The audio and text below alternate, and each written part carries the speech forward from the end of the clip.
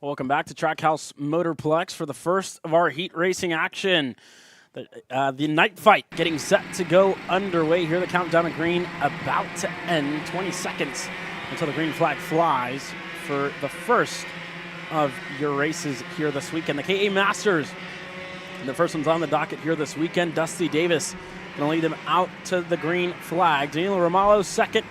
Jacob Neary starting on row number 2, and you have the rest of your field. Here's your starting grid order, and not yet updated, but yeah, the rest of your field getting set to go green. Todd Chambeau starting forward, Scott Carapulati, Josh Ram, Austin Queen, John Bonanno, Brent Estes, Roy Melanoy, Paul Antopoli, Anthony Stifler, and a lot more getting set to take the green flag here in this one. There's your starting lineup, and again, look for your favorite driver. Look where they're going to start, and keep an eye as they're going to get set to go green here in a couple of seconds. We look on at Justin Dittrich, our head flag man here this weekend, and we look to the lights as well of when Dusty Davis is going to punch it, get on the gas, and everybody looking on as Davis is waiting.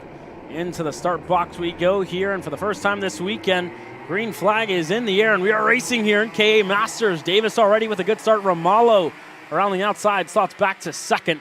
You have Neary slotting into the third spot, and everybody else single file all the way through. A couple of side-by-side action further back in the field. It would look to be Shane Burkett there, and a couple of other drivers going side-by-side, but quite a tame start at the start of this one here, Jerry. Yeah, Dusty Davis going to cover off a little bit there. You tell the competition behind him, you're going to have to wait if you want to go on me there, and, it's going to work in his favor as he has about a kart length gap behind Danilo Romalo. And then that seems like there's a little bit of a gap already forming to that group behind. I believe that is the 255 of Todd Chambeau and the BJR Ellen Kart there behind him. It's Jacob Nair in the AEM entry, and Marinello behind him. I believe that might be Eric Heinig there now in the 5th position. And lap number 1 done. It was a pretty clean start, Caleb, and a solid start to our heat races here at the Stars Championship Series up the hill here. And this second group here is going to have to, get on that horse and start riding if they want to get up to this lead group. Jacob Nairi now into that 3rd position. He's going to get out and into clean air and push up to this lead group. Yeah, Neary in turn number 3 was able to get the move done there and get ahead there of Todd Chambeau. And it looks like Chambeau just didn't have the, 1 lap pace to get up there. And again, he's going to lose another spot as Heinig on the inside there of turn number 8. He's going to get clear and go ahead of Chambeau. And yeah, again, it just seems like early on in this race, it's going to be a long one. 8 minutes, 6.5 minutes, let's just say, still left for this race. 8 minutes total. So for Chambeau, again, still a lot of time for him to kind of get back up to speed and get up to speed to try and close down his gap. As you see there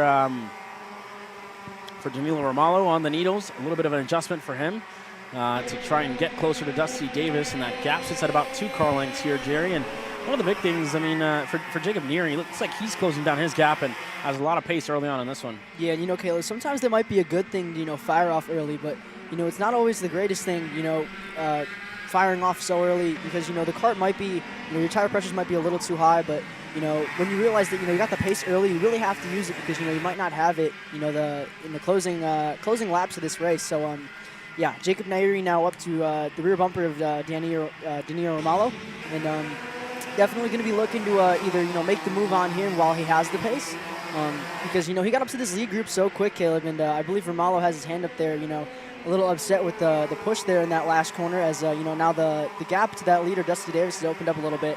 And I would definitely bet Jacob's either going to be looking to either go down the inside here, or stick to that rear bumper, as Danilo has a little bit of a half block there. Yeah, Danilo just moves to the middle of the racetrack there to kind of fend off Jacob Neary's attempt. But again, it seems like Neary at this stage has a little bit more pace than Danilo Romalo.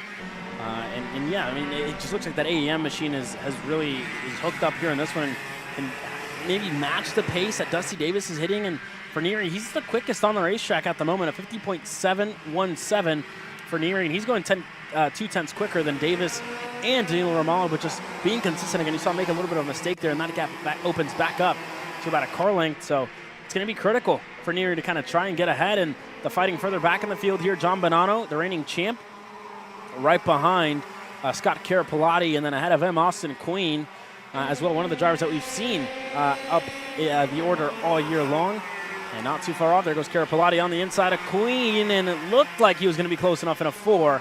Just not close enough for now, and going to have to get back in a line. But for Carapolati, I mean, his story and his brother's story is a cool one, to say the least. Scott and Kim obviously pitting out of their van and out of the trailer here this weekend and just working together, just two brothers, I guess, spending time away from New York, I believe is where they're from, New Jersey area, around there.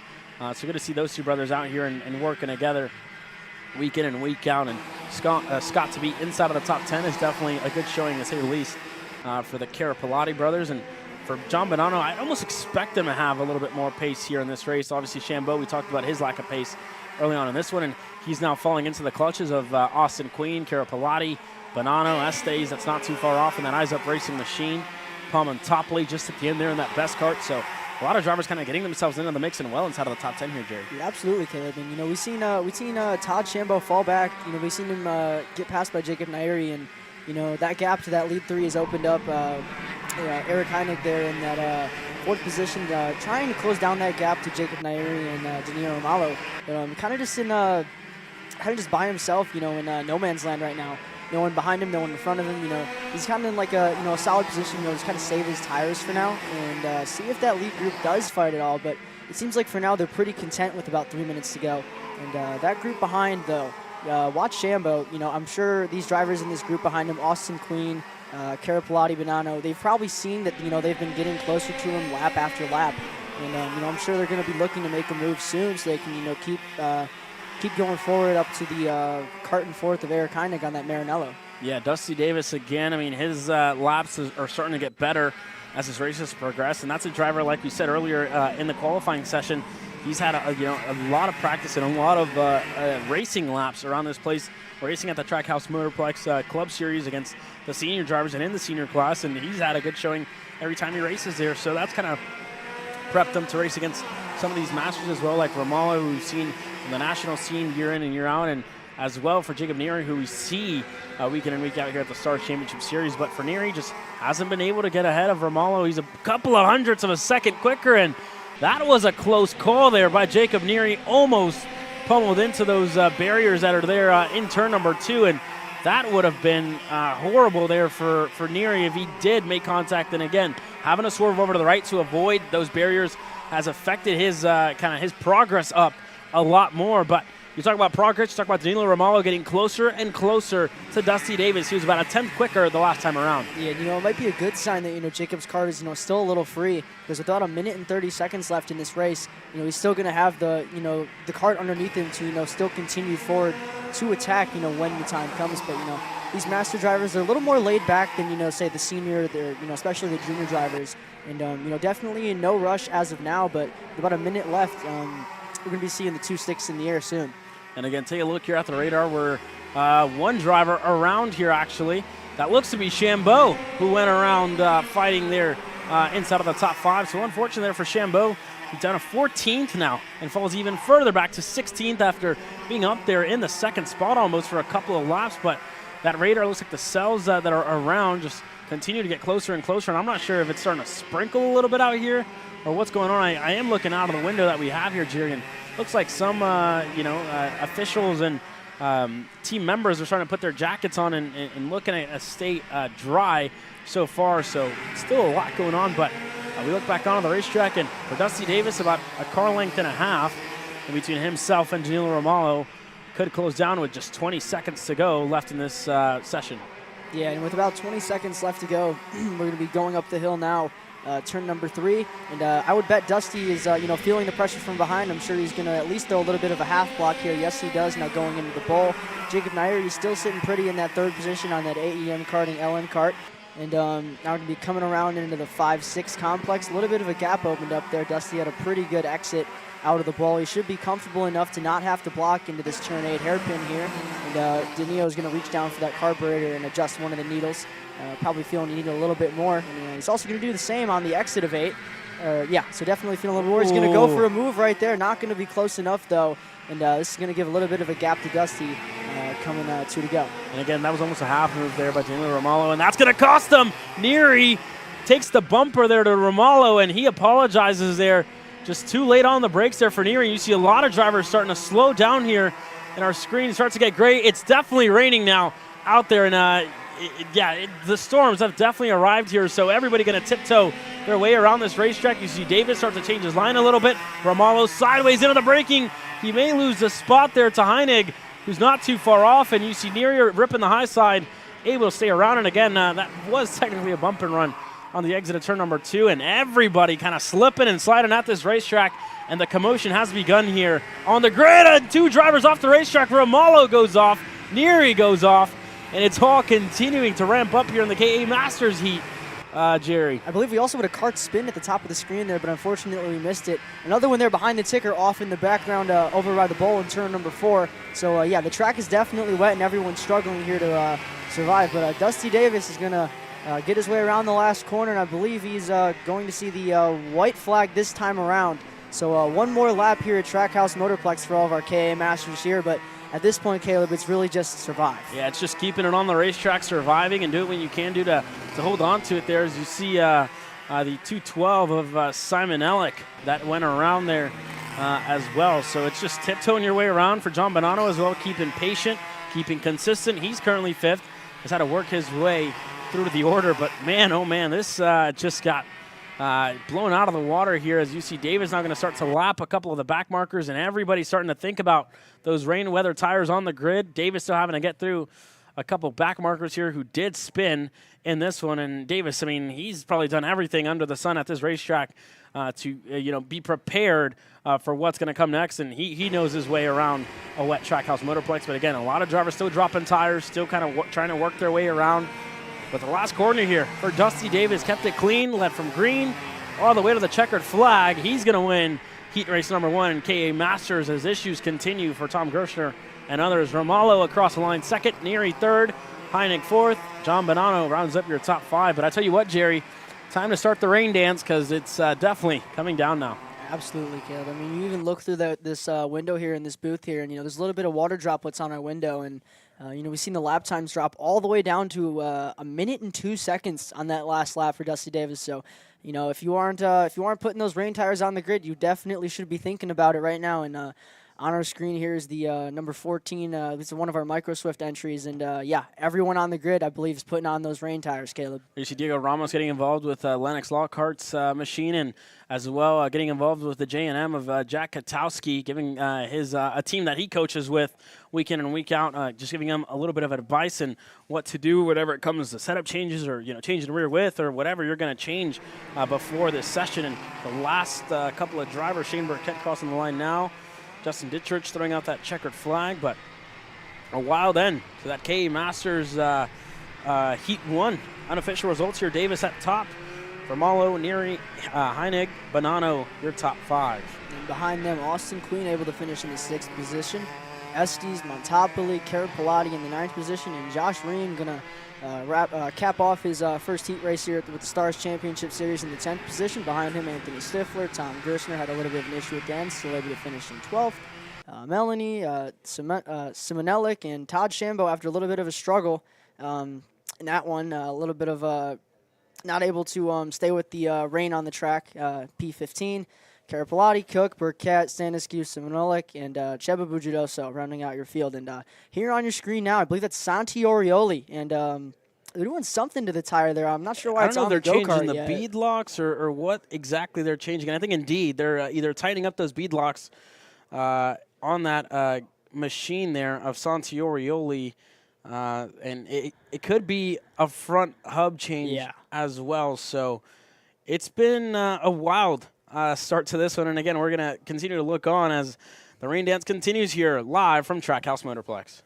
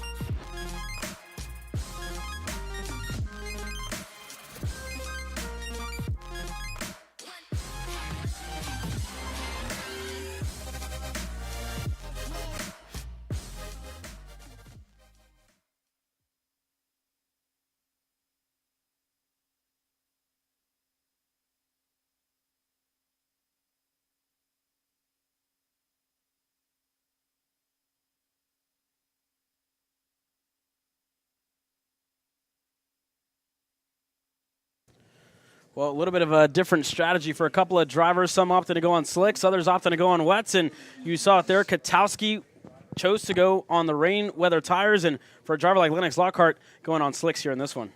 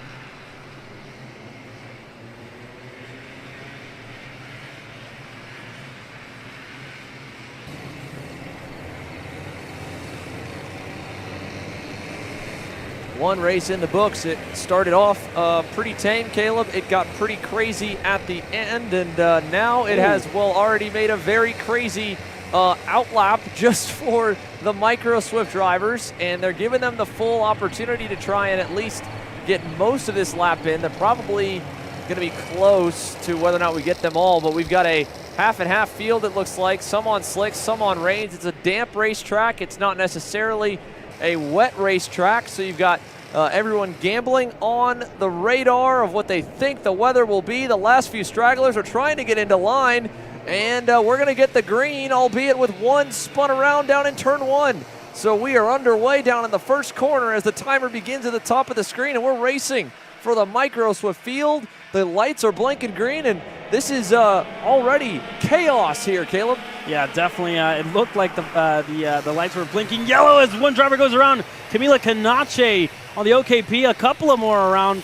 That looks to be Nagel there that went around on the 15 Benek machine, but hectic start. And for the drivers that chose those wet weather tires, Burgess, I believe, is on slicks. And for Jack Katowski, I believe, he's on the wet weather compound. He's at the lead of the race now. How about that? What a start for Jack Katowski. You can see Zane Burgess, the points leader, struggling a bit right now for grip as he hopes that the race will kind of come to him a bit. But it's a short heat, just as we watched in KA Masters. And the wet weather compound is the faster one of the two, at least for the Microslift drivers so far. And a battle for the lead down the front straightaway. Slate Harrell looks to the inside on Jack Katowski down to turn number 1. Yeah, that's a good move there by Slate Harrell. And again, to think it's only sprinkling a bit. It's gotten, sprinkled enough to kind of dampen up this racetrack and, take it to the crossover point where we go into that wet weather tire compound. But again, I'm expecting this kind of track to dry up as this race progresses, and you may see the drivers that did choose to go on that slick weather tire kind of get there in the end. But it's all a gamble here. You have to think about Mother Nature, what that's going to decide to do, and if it's going to dry up in the end or not. That was a great look at the radar. There's pop-up showers all around us, though, Caleb. If we continue to get just enough kind of sprinkles and liquid sunshine coming down, this track will never get dry enough for the slick tires to outpace the wets, at least in this specific session. So that means great news for Slate Harrell, for Jack Katowski. Not so great news for Zane Burgess, who's hanging on. We're going to get a better read at the delta between the two different tires, this time by the timing loop here. Slate Harrell across the line, that time by, ends up clocking in at a 59.0. Behind him, Zane Burgess, a 1:09. So it's close, only a 1 second delta, as we've got issues for the 46. Looks like Franco Chavo has gone around in the last turn. He'll continue as he drops out of the top 20. But again, keeping an eye on the radar, there is rain all around us right now, and it is continuing to put pressure on the mechanics and on the race teams here in Mooresville. Your top 5, Harrell, Katowski, and Ruben Greer. How about that young man as well, into third on the Magic Kart? Yeah, again, at the moment, the wet weather tires are about 2 seconds quicker than the slick weather tires. Burgess currently the quickest on slicks. He's running a 1 minute .987, and for Harrell, a 59 flat is pretty good. I mean, considering that Burgess is 2 seconds back on that slick weather tire in 5 minutes, it's going to be a big gap to kind of close down if this track does dry up. So we'll see if Burgess gets quicker this time around, and if it does start to, I guess, cross over a little bit, Burgess will be there in the end. Now, if you're counting laps or planning on how many laps you were going to go on tire pressure, well, again, that's all out the window at this point. The nice part of the Stars Championship Series structure is the time plus a lap or 2 lap sessions where it's consistent. The exact amount of track time, no matter what the conditions are and what the distance of the track is, you're getting the exact amount of minutes you paid for. Burgess, that time by, a little bit better than Ruben Greer. And maybe you're right, Caleb. He did go 2/10 faster than the race leader. He wasn't even the fastest one on the racetrack. That honor goes to further back. Dutch Westbrook was better on the Benek in 5th, and even better than him, Jaden Francisco back in 7th on the Ryan Perry Motorsport Nitro Kart. Took a little longer to get going. But you saw on the left side of your screen, folks, 16 spots up for Lawrence Perriman, 13 up for Slate Harrell. Lots of big moves here on the field so far. Yeah, Burgess is 3 seconds quicker a lap than Slate Harrell and Jack Katowski. Westbrook as well, another driver on slick tires here in this one. He's currently 5th.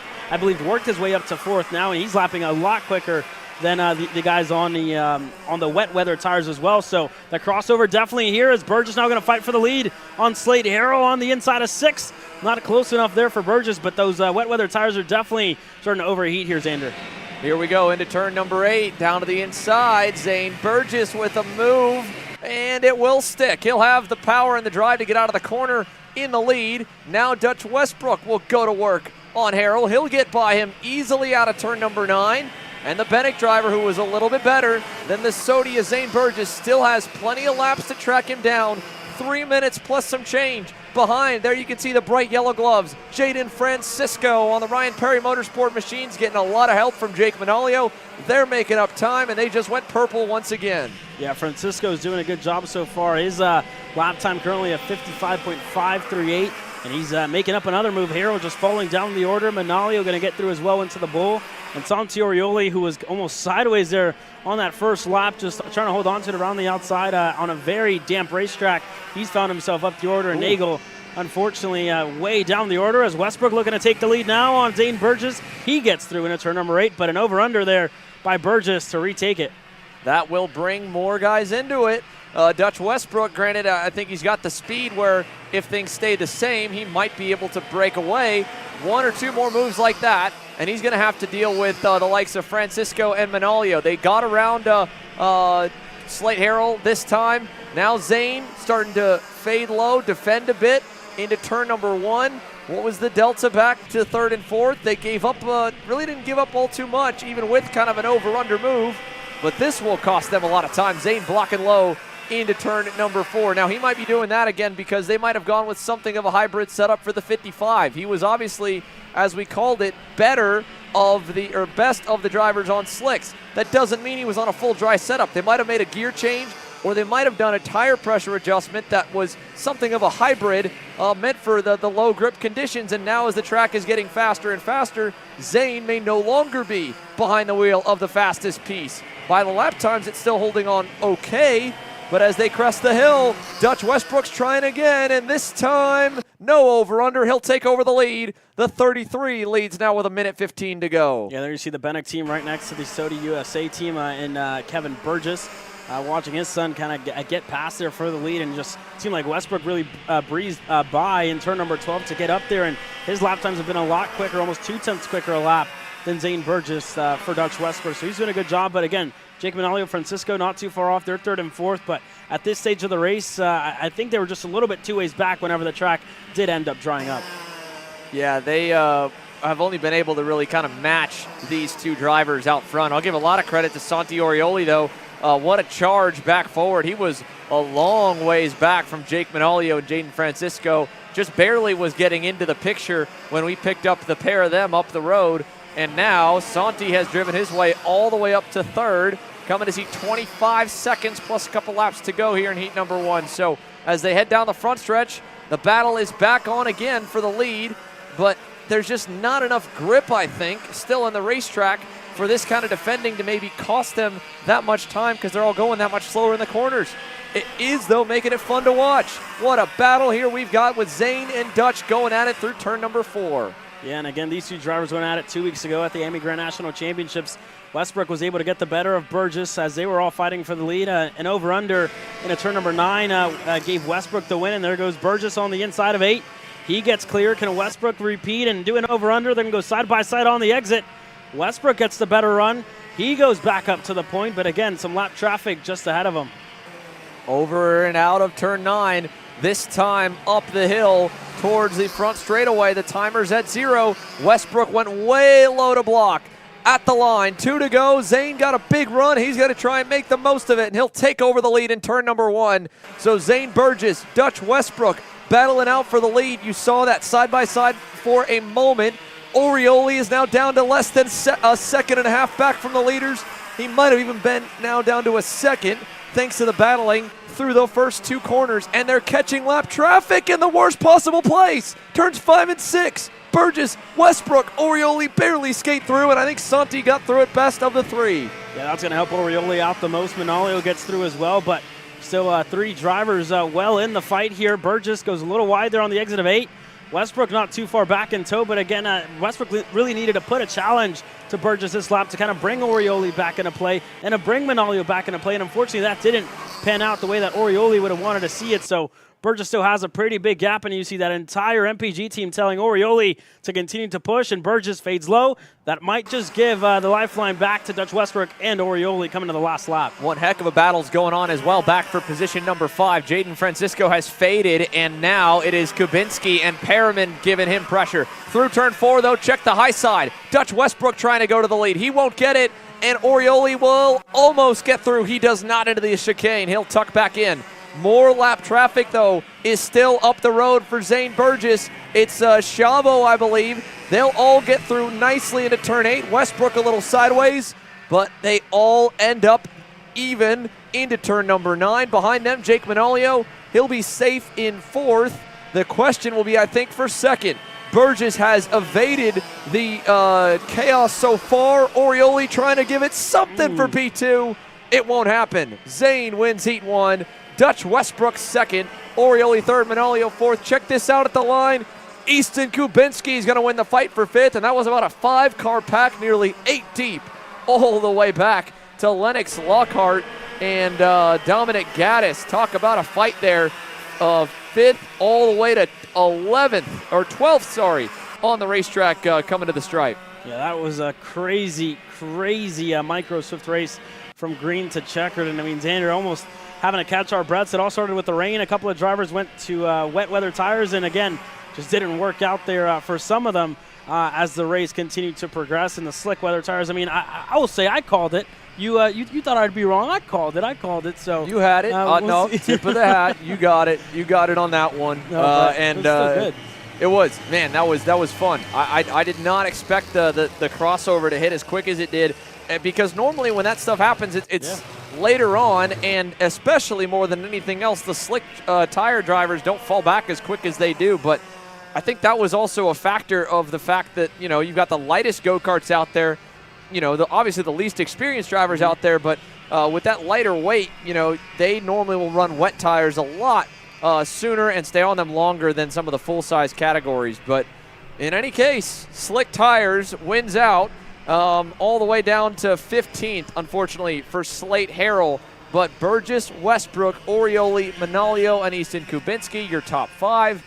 And as you look for your favorite driver, we'll go all the way down to, sadly, Dominic Nagel, Compitiello, Allegreta, Williamson, and Schiavo siblings, Franco and Liani, 20th and 21st. But out of the 19 who finished and the rest in terms of how they placed, well, let's take a look back at our Coastal Link custom printing race recap. And Caleb, you can take it away, because like you said, you had it right. As sketchy as it was on the outlap, even Dutch Westbrook, the eventual second place finisher, along with Camila Canache, spinning just 3 corners into the pace laps. Yeah, and it all started from the beginning of this race. I mean, everybody kind of tiptoeing their way around the racetrack. You see Burgess struggling on the outlap here, and for Orioli as well. Those were the 2 drivers, I guess, starting at the front of the pack on that slick weather tire. And then when that race started, the wet weather kind of just, you know, overtook, and whoever was on that wet weather tire as well was able to get the better start and go up to the lead early. You had a spinner early on from slick weather tires and Camila Canache, and a couple of other drivers as well. Unfortunately for Nagel, he found himself out of contention early on, and then this is when it changed. Katowski, Slate Harrell fighting for the lead of the race here in a turn 1, and they started to pull away a little bit. But again, like we said, it was going to start to dry just midway through this race as you know, the wet tires pushed the dampness and the water off the racetrack, and that's when Burgess started to come to life midway through this race. Yeah, the moment we hit about really lap 3, the 55 started to roll. First getting by Ruben Greer, then Dutch Westbrook followed him forward on Ruben, and then they were both able to quickly make work of Slate Harrell, passing on the Parolin driver who led the opening couple of laps. But the battling didn't stop there. I don't think we made it through more than maybe 2 laps without a lead change or an attempt at it. Back and forth moves from both Dutch Westbrook and Zane Burgess. And that allowed, while they had a big gap, the groups behind to kind of keep them within reach and almost end up stealing the win away. Here you could see one of the last couple moves Zane made on Dutch. Santi Orioli getting closer and closer in the background there on that MPG OKP Kart Republic. And on this final lap, he really almost had a shot. 1 or 2 more laps, and Orioli might have been able to really make some noise. He gave it a shot there in the last turn. It didn't quite pay off. And ultimately, Zane ended up clearing the way with a heat race victory. So on paper, it looks like some familiar names at the top. That was a far from familiar race for even the micro swift drivers, to be fair. Let's take a look really quickly here at your starting grid. As you can see, the shifter master drivers are beginning to form into the boxes. Heat number 1 for Pro and Rock Masters. Really quickly, Scott Presti, Jordan Musser, Matt Machiko, Jake Fetter, and all the way down to Osley Cheek and Ryan Estep, 19 deep here in this first of our 2 gearbox categories. A standing start as Christian Marsh of the Stars Championship Series signals to them to look to the lights. Presti on the inside, Musser on the right side. Here we go for the first time in shifter master action, and give the whole shot to Scott Presti by a nose. He'll lead the way down to turn 1 and kind of force his way through and clear on Jordan Musser he kind of faded, or really I shouldn't say faded, slipped up a bit as he had to, kind of drag race and, play a game of chicken on the brake pedal into turn 1. It took him a little wide, but it was clean. And the RS VTM driver has the lead through turns 5 and 6. Yeah, Musser still has a lot of pace here early on in this race as well for Jake Fetter, who sits in third spot, and Joe Ruck as well. He's already up to the fourth spot, looking to go up to third now in an 8. He gets clear on Jake Fetter, so move Joe Ruck up a spot. DeAndrea sits in the 5th spot. Then you go back to Machiko there, who fell all the way back and down the order here to 6th, if I'm not mistaken. So not the best start for Machiko. Didn't get off the line like he would have wanted, but for Presti, he's already getting pressure from behind with Jordan Musser, and same goes for Nick DeAndrea, who's getting pressure from Matt Machiko right behind him. Couple of good battles to kick things off in Pro and Rock Masters as the track is getting back to dry conditions. Not fully dry, but definitely not wet, and not wet enough for wet tires either. Let's hear from the driver who made the gamble on the slicks and made it work. Zane Burgess is standing by down on pit lane with Jerry.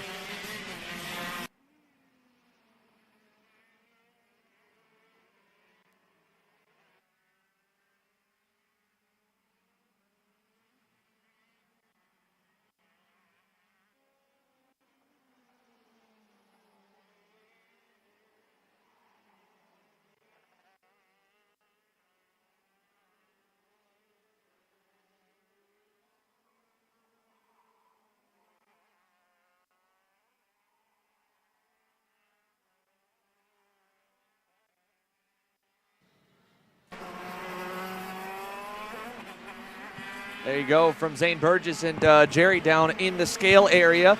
Through the infield here, we've still got quite a bit of pressure up at the front of the field. Scott Presti has not gotten away from Jordan Musser at all in the opening couple of laps in this session. So now as they make their way out of turn number 9 and up the hill to turn number 11, you'll see maybe a move in turn 1, I think. The sun's shining and Jordan Musser looks good on that barrel art here, Caleb. Yeah, Jordan Musser on his first national start of the year looks really good there in the 2nd spot and closing down his gap there to Scott Presti. So we're looking at turn number 4. Is Musser, does he have a good enough run to make a dive? And he goes in, but just not close enough to kind of send it all the way through on Scott Presti, and still keeping it clean here for Jordan Musser. But again, expect that driver to try and get ahead of Scott Presti here in a couple of moments' time. Down into the infield hairpin we go. Scott Presti, Jordan Musser, and again, Joe Ruck, 7/10 back as of last time. 10th and a half better last time by the loop, but this track is changing by the minute right now, and well, we're going to change the lead as well. Musser, Presti swapped the spot there for about 50 feet through the last turn. Yeah, that was a huge send there by Jordan Musser to kind of get through in turn number 12, and Presti just able to set up that over-under move to get clear again. So going to have to go back to the drawing board here for Jordan Musser and try and get creative with Presti, but again, the more that these two drivers fight, Joe Ruck is starting to close down his gap. He's within a second now of the first and second place drivers here. Out of turn number 6 and 7. Now back to the hairpin once again. Musser's tried it once. He'll try this time in turn 8, and it will not quite get through. Scott Presti slamming the door shut, and Jordan Musser had to really get onto the binders hard to not clean them both out in that infield 180. So kudos to Jordan for not making it too big of a moment there, but behind him, Joe Ruck still trails, and for the first, even with 2 pass attempts now, he has still lost some time. So that's good news, at least for the 2 red machines up front. For the 3rd red branded go-kart, Joe Ruck, I don't know if he's got quite enough to contend with them right now, but he might be okay with that, Caleb, because he's got 2 seconds back to Jake Fetter on the Timmy Tech Comp Kart. That's more than enough if I'm in Joe's place, that with just 3 minutes to go, you know what? Let me take care of the tires. I'll wait a little bit and save myself some rubber for the pre-final tomorrow. Yeah, and you took the words right out of my mouth there for Joe Ruck. I mean, he's in a prime spot to kind of save and save his equipment here a little bit. His lap time currently at 46.7, and for Presti and Musser, they're running 46.4s as they continue to fight. There goes Musser on the inside of one, finally able to get clear, and both of them went 0.3 of a second quicker than they did their prior lap, so they continue to fight. But for Joe Ruck, he ran almost a second slower than these drivers here on your screen. So for Ruck, again, Xander, you brought it up. It's just a matter of saving your equipment here for Joe Ruck and looking at the bigger picture because there's still a lot more races set to come. Obviously, you don't get any hardware for winning heat races. The hardware comes tomorrow at night.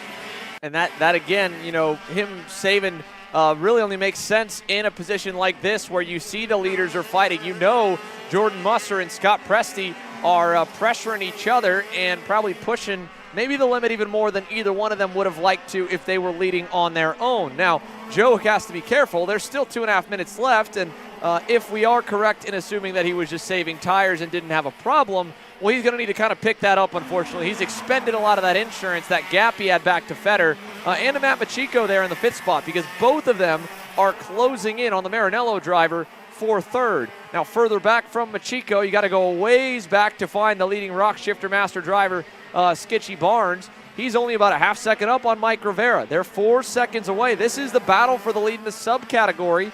The 500-digit numbers and the number 1 plate for Mike Rivera, granted the alternate number 1 plate, or 501 for him. He's running the 522 actually here this week, even though he is the reigning series champ in the Rock Shifter Master class. The two of them aboard the alternate engine option, the subdivision of the overall class.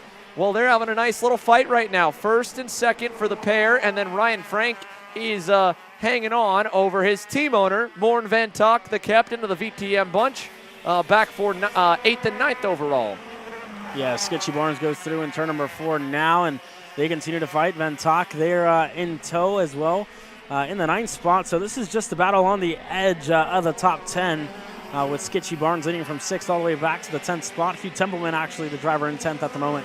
He's a couple of ways back from this group on your screen, but the battle up at the front again has opened up just a little bit. Half a second in between Musser and Presti, which closed down about 0.3 of a second now. And then for Joe Ruck, we said that he was starting to lose a little bit of time to Jake Fetter in that Timmy Tech comp card right behind, and that's definitely starting to show now as Fetter gets closer and closer to Joe Ruck here down the back straightaway.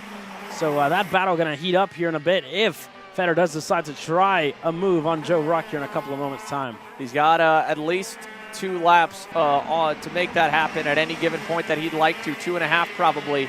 Fetter about a car length away from Joe right now through the infield hairpin. Now, I also would say it's probably not over, or at least you definitely don't want to stay looking away too far from the fight for the lead as well. The KA Juniors on deck right there are already locked, loaded, and ready for their first heat race. The first of 2 KA Junior heats coming up. But for the race lead, Jordan Musser, that time the advantage went back the way of the Beryl Art driver, but Presti had gained on him the lap before, and then behind, I mean, kind of similar story with Joe Ruck and Jake Fetter. Fetter had closed and closed and closed, and now for 3rd, well, the delta has kind of evened out a little bit. Here's that, here's back to 3rd and 4th, and then further back you saw still that fight in the Rock Shifter Master class, that kind of train of 4 carts, 6th through 9th overall, having a good, just run of, I shouldn't say battle. It's really more running together right now, Caleb, because they've been, in this case here, 3rd and 4th, haven't seen a position change. The only real passing we've seen so far has been for the lead, but there are packs around the racetrack in this Rock Shifter Master and Pro Master division. Yeah, 2.6 in the air now. 2 laps to go left in this heat race for your Masters drivers as here comes Joe Ruck and Jake Fetter. Matt Machiko coming across the line now in the 5th spot. Everybody else cycling their way through. Here's the battle for the Rock. There you have Mike Rivera leading them away now. Skitchy Barnes second in tow as one driver way off the racetrack.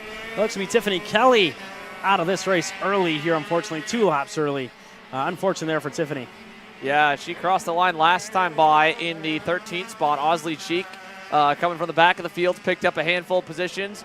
Now check it out here. Barnes, Rivera side by side. They have traded that lead in Rock Shifter Masters, and Skitchy's trying to get around Mike. It won't happen there, and now Ryan Frank is going to get into the mix of it. Morn Van Tok will as well. Mike Rivera on the GFC here on this final lap as they head for the white flag.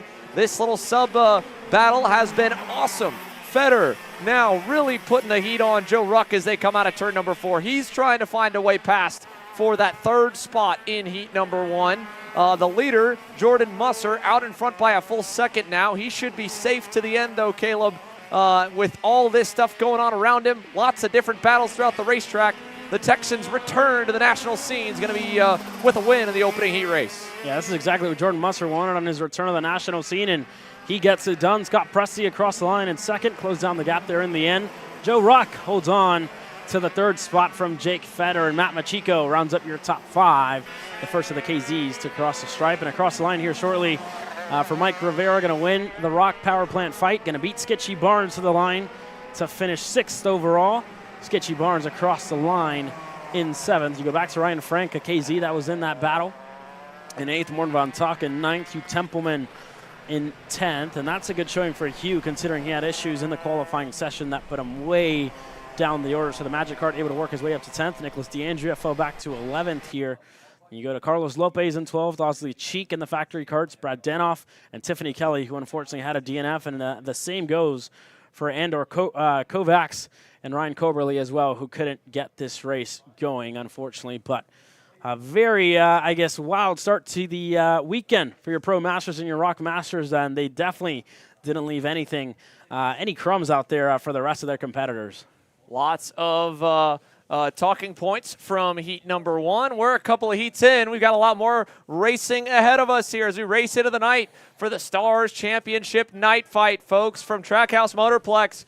250 more or less drivers, and KA Jr. is the next one up. You won't want to miss this when we return.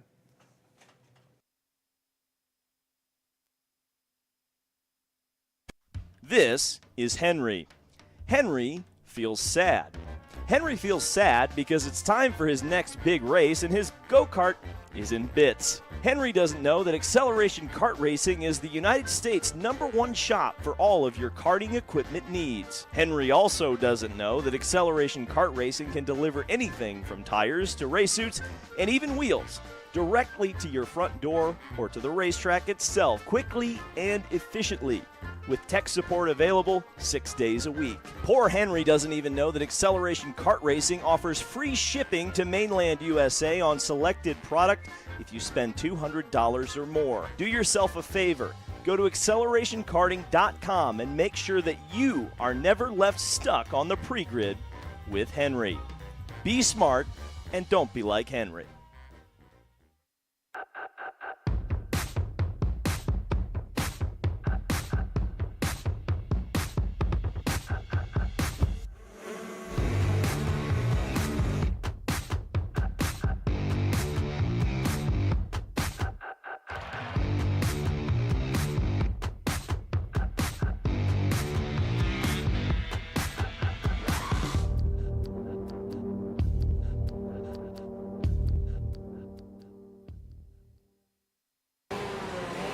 Brandon, why are there all these charges for just over $200 from Acceleration Kart Racing's website? That's because AKR gives you free shipping on orders of $200 or more within the continental US. Okay, but I thought you were just getting a pair of gloves. That's what, 70 bucks? But if I'm getting a new pair of gloves, I might as well get a new pair of shoes to match.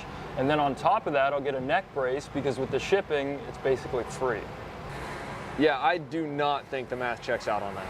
Everything you need, all in one place and shipped to your door for free for orders of $200 or more. Exclusions apply. Spend responsibly. Shop AKR.com. Welcome back to Trackhouse Motorplex. KA Jr. onto the racetrack for their first of 2 groups. This is Group B, getting ready to go green here for heat number 1. Well, let's take a look at how they'll stack up as they begin to form up towards the last turn. Mad Max Weiland on the inside over Isaac Malkewitt's PSL Beryl Art for row number 1. Alexander Young and Davin Roberts and all Ryan Perry Motorsport row 2. Kai Mars, Max Christia for a Trinity karting lockout of row 3. Find your favorite driver. Keep your eye on where they are overall from the Skycam because they're hitting the gas now, and we are green as they go to the start box. Max Weiland on the inside will get the lead away through turn number 1, but a great start here, Jerry, from the outside for Isaac Malkewitt, as there's a couple that had to go way wide there through turn 2 on the first time up. Yeah, and it also seemed like Dupuis was able to pick up a couple of positions there as well. Luca Brancati now into that 4th position in behind there. Davin Roberts in front of him on that RPM Kart RPM OTK in front of him. Max Weiland was able to slot in the first position, and Isaac Malquit behind him on that PSL kart. Luca Brancati defending from Max Christia behind. Vidmontien's going to take advantage of that and go down the inside of his teammate. Going to get that move done there into turn 8, and now into the turn 9-10 complex. Seemed pretty clean on the start, besides a couple of karts having to take that access road there, and lap 1 done in K100 Junior.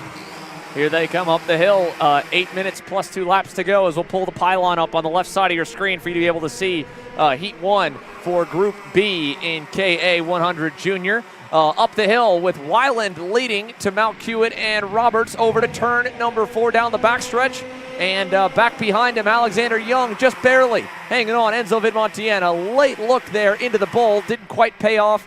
He'll be keeping a tab on them as they go through the infield at turns 5 and 6. And let's see if anyone bails out of line into the hairpin this time. They were all pretty nice the first time through. A lot of them are going to look low. Mount Hewitt will be the one to make the move stick, though. Isaac to the lead into turn number 9. Yeah, Vidmontien's going to get down the inside of Alexander Young. He's going to bring his Trinity teammate with him now into that 4th and 5th position there. And now Max Weiland on the rear bumper of Isaac Malquit. Malquit going to block into the last corner. But he's going to get over-under there by Max Weiland on that Magic Kart there. Now down the inside of him into the first corner. Davin Roberts going to push him through. Enzo Vidmontien trying to follow through, but not really going to get clear there into the first corner. Enzo still into that 4th position and now going down into the bowl here in turn number 4. Behind them, check out that yellow suit. Nathan Dupuy's on the way as Davin goes to the lead. And this 6-car group is going to have a lot more in it in just about probably 3 corners. So Davin Roberts now commands the pack. Weiland, Vidmontien, Christia, the 2 TKG machines are marching forward. Let's see if they can pick up the pieces from some more battling up front. And they will, but they're going to be stuck on the high side into turn 9. So a big over-under, 3 wide and to the lead, Max Christia. What a heads-up move there. He'll go 4th to 1st in turn 9, and he'll leave the door open, and in the last turn, Max Weiland goes back on by. But what a moment that was right there, Jerry. Yeah, absolutely, Xander. I mean, if you told me this was the 2 to go, I'd absolutely believe you. Now Christia is going to go to the point of this field for, I believe, the first time probably in his career at the Stars Championship Series. He's having a pretty solid weekend, and as I say that, everyone's going to freight train him down the inside into the ball. Enzo's going to leave just enough room for him to hold it around the outside there and slide into that 3rd position. Robert's going to be looking on to Max Christia now going into, I bet the turn 8 hairpin. He's going to be taking a look, but he's got his teammate behind him with Alexander Young. He's not going to feel too much pressure. Enzo Vidmontien now down the inside. His teammate's going to try to follow through. And at the same time, Roberts is going to go down the inside here. And now heading into the turn 9 complex, everyone's going to sit back in the line. Looks like that was Malquit there getting stuck onto the outside from, I believe, Kai Mars. And now it's going to put Mars up into the 6th position. At the same time, Nathan Dupuy trying to make a move in the last corner on Luca Brancati. Not going to get it there. Now down the front stretch, Brancati was already alongside Mount Hewitt. I don't think Ike saw him. And Ike to the runoff lane in turn 2. He'll lose about probably 10 spots or so and get dirt all over those MG tires. So he'll fall out of contention, at least for the moment. But if they fight like this, well, anyone's got a shot. 3 seconds covers the top 15. Enzo Vidmontien commands the group, and now he's got help with the form of a teammate lined up behind him, and that might be just enough to calm this group down and allow some of their speed to show, because when you're in a battle like that, Jerry, it doesn't matter if you're a half second off or the quickest kart on the racetrack. Everyone's just dive bombing to the inside, to the outside, and getting all kinds of dirt and crud all over your tires. Absolutely, Sandy. I mean, we see it time and time again when, these fields gets packed up, 5, 10 karts deep, when, it really doesn't matter if you have the pace, to belong there. With all that fighting, it really just brings more and more drivers into the equation. And, we see time and time again when, it gets too big, and, then it folds over. Right now, at least, it seems to be waning down before that inevitable explosion happens, Jerry. I will say, credit to Max Weiland. He's shown a lot of patience, even though if that 3-car grouping at the front becomes a breakaway, he'll be outnumbered. As further back, Indy Anderson, Hamza Anbar having a bit of a moment there in turn 8. That was all the way back for 9th and 10th.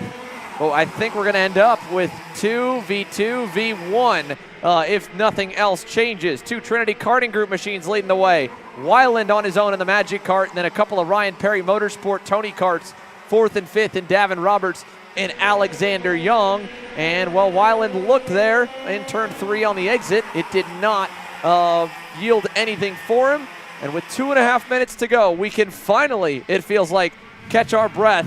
Enzo Vidmontien dropping the pace down, picking up the lap times, and that is allowing us to kind of spread our field apart. But ultimately, it's not going to stay all the way to the end like that. Max Weiland through on Max Christia in turn number 8. Yeah, Max was able to get down the inside of Christia there and split up the Trinity boys, which, if I was in his position, that would probably be the same thing I would have done, put a cart in between, the two teammates.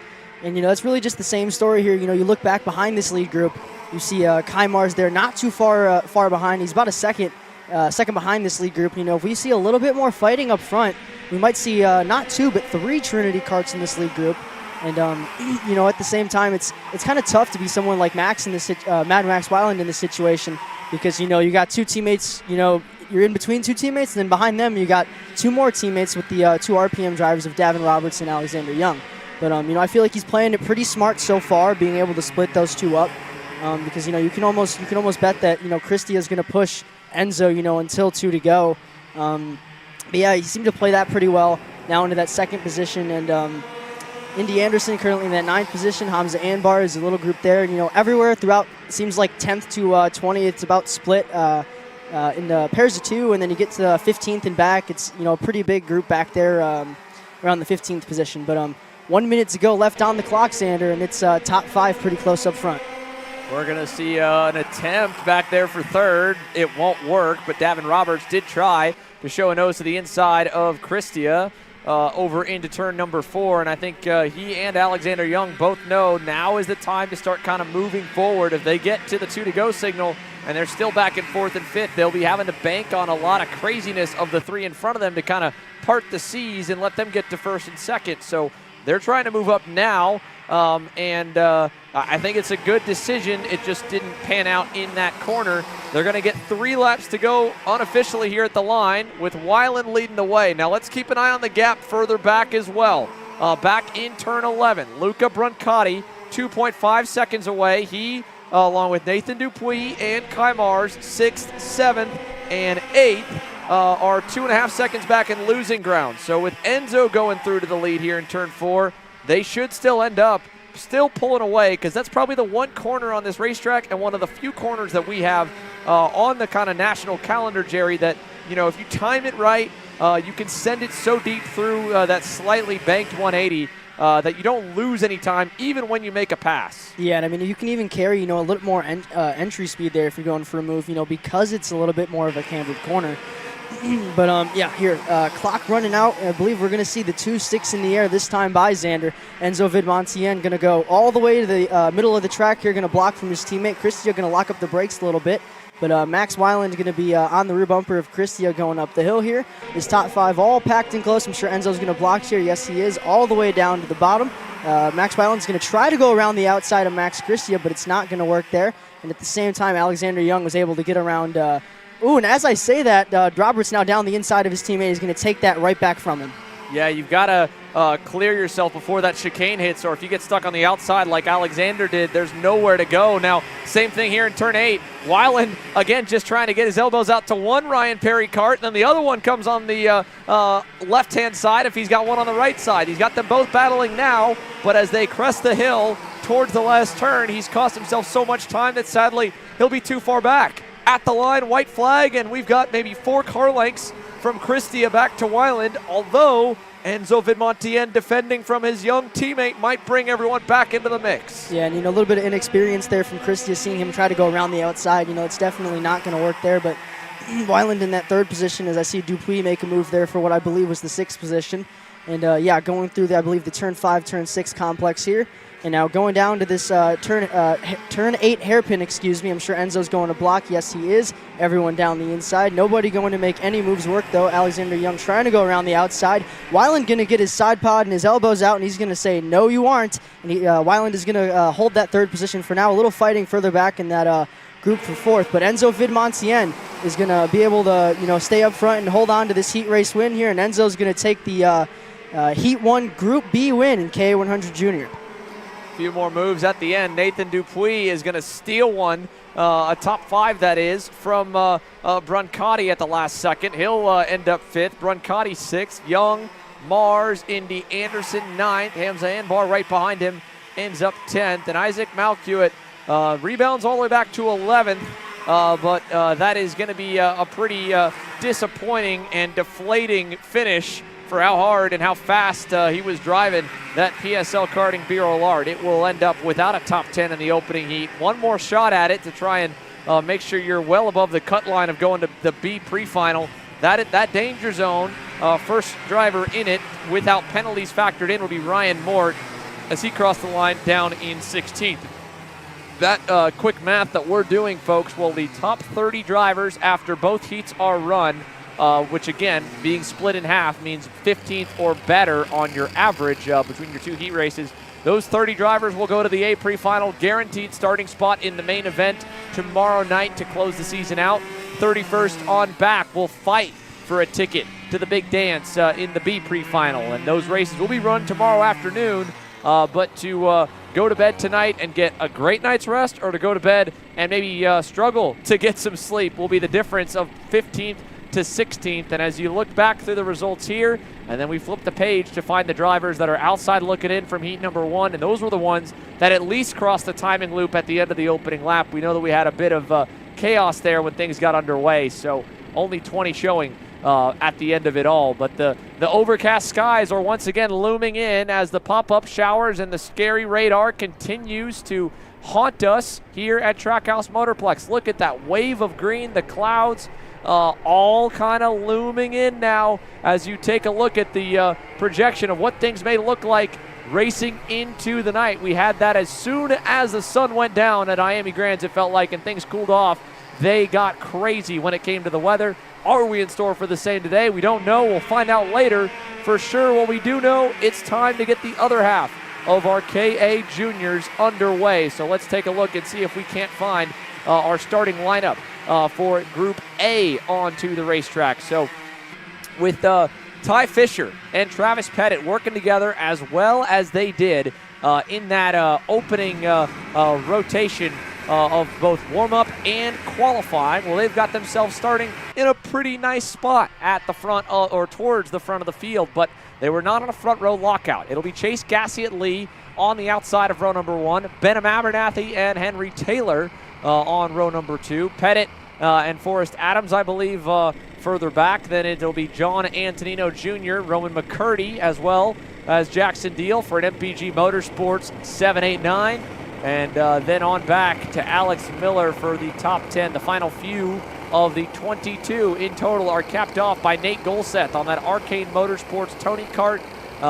They are all on the circuit, so we'll have a full grid of 11 rows for KA Junior. The second half ready to go green. Heat 1, Group A onto the racetrack and ready for action. On the inside in the lime green machine, Ty Fisher on the right-hand side in that blue, yellow, and black Coastal Ink custom printing Nash Motorsports machine, Chase Gassiet-Lee. Here we go for the first heat race with the second half of KA Junior, and this time the inside lane gets a bit of a better jump, Jerry. It'll be Benham Abernathy up the hill to P2. Yeah, and Ty was able to get, a good enough jump to clear himself going into that first corner. That's Forrest Adams out there on the outside of turn number 3, so he's going to have a lot of work to make up some positions and get himself back into that top 15.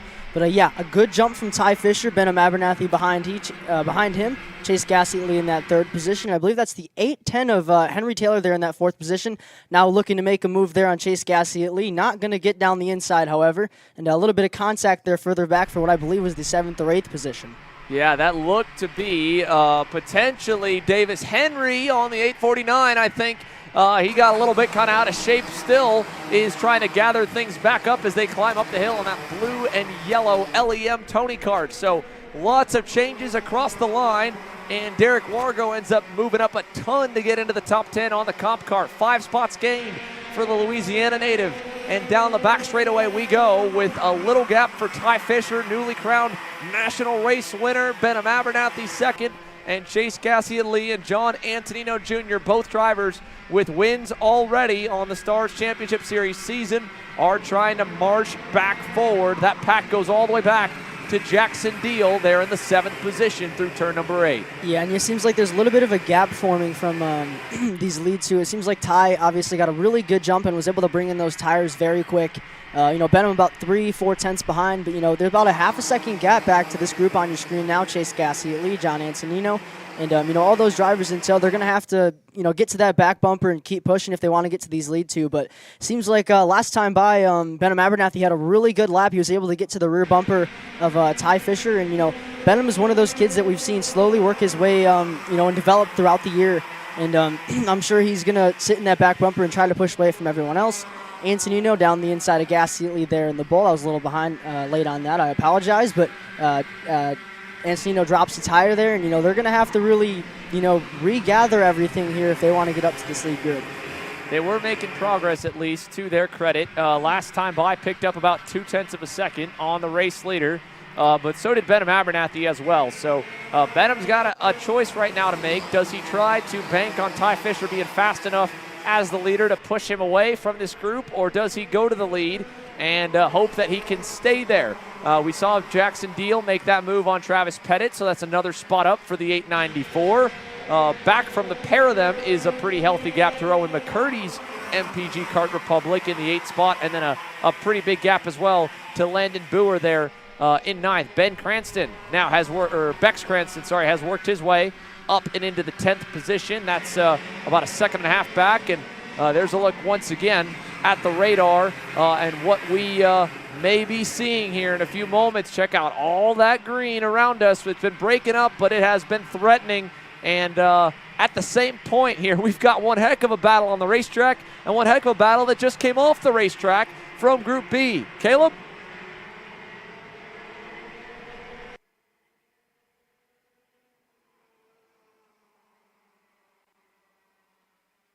What was planned? Just walk me through that first. Yeah, we started the weekend not great. We forgot our engine, let's say. Me and my team had a miscommunication. The qualifying, just struggled with the engine. Just not great. Bad track position, but yeah. And then, it didn't seem like it affected you too much in that heat race. You were able to get yourself up there in Enzo Vidmontien fashion and, win that heat race. So walk me through what it was like from the driver's seat. I know it was hectic from green to checkered. Yeah, first lap, I just knew I had to just work my way up because my engine was not great. But yeah, I got to the lead. Max was pushing me for probably most of the race. I saw 2 laps to go, and I just had to defend. And yeah. Sounds good. Well, there you guys have from Enzo Vidmontien, fresh off the racetrack after a hectic first heat in his group.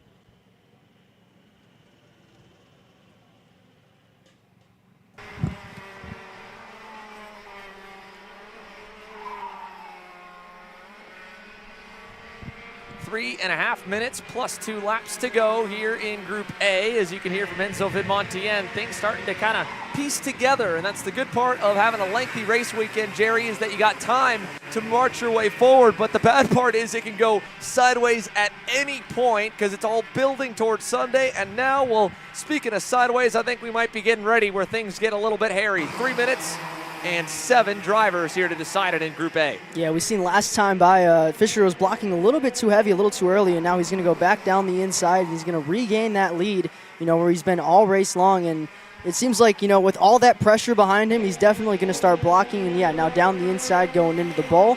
I believe that was the Team Tech Comp Kart of Henry Taylor trying to go around the outside there. He's going to slide into that 4th position. And Chase Gassie now down into that 5th position. But it seems like while we were side by side, John Antonino really really started getting going. He's now into that 2nd position. Down into turn number 8. Really low there for Ty Fisher, and that's going to send them all wide. Benham Abernathy's now going to be trapped on the high side. Here goes Henry Taylor through. Gassie Lee is going to be nice to Benham there. He'll give him the opportunity to kind of get back into line. And now Chase is going to pay for that bit of generosity as Travis Pettit runs him wide in the last turn. Jackson Deal still side by side with Chase back for position number 6. He'll take that spot away. 2 minutes plus 2 laps to go here as they head down the backstretch. John Antonino at the helm now for MPG Motorsports over TB Kart and then the Timmy Tech Comp Kart of Henry Taylor. And again, this is just the lead pack. Roman McCurdy trying to get there in the 8th spot, half a second away from the back of that group right there on that black and white Kart Republic. Into the infield hairpin we go, and Well, this is going to bring Roman a little closer. Another lead change. Ty Fisher back to the point in turn 8. And John Antonino's now down the inside into this double right here. He's going to try to clear himself on the exit, and he's going to do just that. But, contact. Henry Taylor now off the track there on that Timmy Tech Com card. He's going to rejoin behind, I believe that was Jackson Deal and Chase Gassiet-Lee. But, yeah, a little bit of contact there, and we'll see what the Stewards have to say about that after the race. But now Travis Pettit down the inside for second. He's going to take that from Benham Abernathy. And now we have a pair of Race Lab TVs that, we've seen work together all year long here. And now you see the leader's a little too far, so, Pettit's going to block for his teammate here and pretty much hand that win to him with about a minute to go. Side by side still for second, though, and Antonino going to fall back all the way into fourth very quickly. That was a smooth transition, even though it probably wasn't too fun. Although, like you said, Jerry, Travis Pettit fighting hard is going to give the opportunity for Ty Fisher to get away as they all bottle up again out of turn number 8. This time, Pettit's going to fall back a few spots, so Antonino back into second, Gassiet-Lee into third, Pettit's back to sixth, and how about that for Henry Taylor, who crashed basically going through the dirt a few moments ago. He's back in this main group, could get as high as maybe second or third, and Roman McCurdy was not happy to see Henry back in his sights again. Yeah, a little bit of a swerve there going into the first corner. It's something else we're going to have to see what the Stewards say about that, but now Abernathy down the inside of, I believe, Jackson Deal going to get that move done there, and that's going to put Benham back into the fourth position, I believe, and it's going to give Gassiet-Lee and Antonino a little bit of a gap, but I believe this time by we're going to see the two sticks in the air from our flagman here at Stars, Justin Dittrich, and it seems like Fisher's just about two seconds out clear on the field with all that fighting there, and a little bit of contact there with Henry Taylor and I believe that was Travis Pettit, and just really opened the floodgates and gave it really all to Ty Fisher, and move there for Jackson Deal down the inside of Travis Pettit. Benham Abernathy's also going to get that move done. Henry Taylor going even lower there into the first corner than Travis Pettit. It's going to put Henry Taylor into the fifth position. Up the hill to turn number 3 and down the back straightaway. Big low run here from Jackson Deal to defend from Benham Abernathy. He'll have to send it deep on the brakes. Benham nearly got clear into the bowl with a big head of steam. And back up front, Antonino and Gassiet-Lee, they're 2 seconds away from Ty. They're not going to get there by the end. I think the best battle we might have is probably the one that we were watching a moment ago for fourth, or maybe even better for back for the sixth spot. Henry Taylor, Travis Pettit, Roman McCurdy are really getting after it. Landon Boer's going to get on the scene there in a moment if they're not careful, and there's more where that came from. How about Alex Miller? How about Davis Henry back there? Pettit inside, not clear. McCurdy with an over-under, and with 1 lap to go now, they are finally going to fight a bit here for P3. Antonino, Gassiet-Lee side by side for the first time in a minute. Yeah, good catch there from our camera guy in that first corner, but now we have Jackson Deal blocking there from Chase Gassiet-Lee. Gassiet-Lee's going to try to go around the outside, but not exactly enough grip out there to really do that there in turn number 4 in the bowl. Now coming around the turn 5, turn 6 complex, that is Antonino in front of Gassiet-Lee, behind them Jackson Deal, Benham Abernathy, and Gassiet-Lee's going to try to get a move done here. Now he's going to try to late break around the outside. Not going to happen, though. And that's just going to bring everyone here closer coming around the turn 9 complex. Gassiet-Lee now blocking from behind, feeling the pressure. And that's going to leave Ty Fisher going to be rounding the final corner here. And I believe Ty Fisher's going to take the heat win. Jackson Deal now down the inside of Gassiet-Lee for the 3rd position. I believe Benham Abernathy is going to over-under both of them and pick up that 3rd position.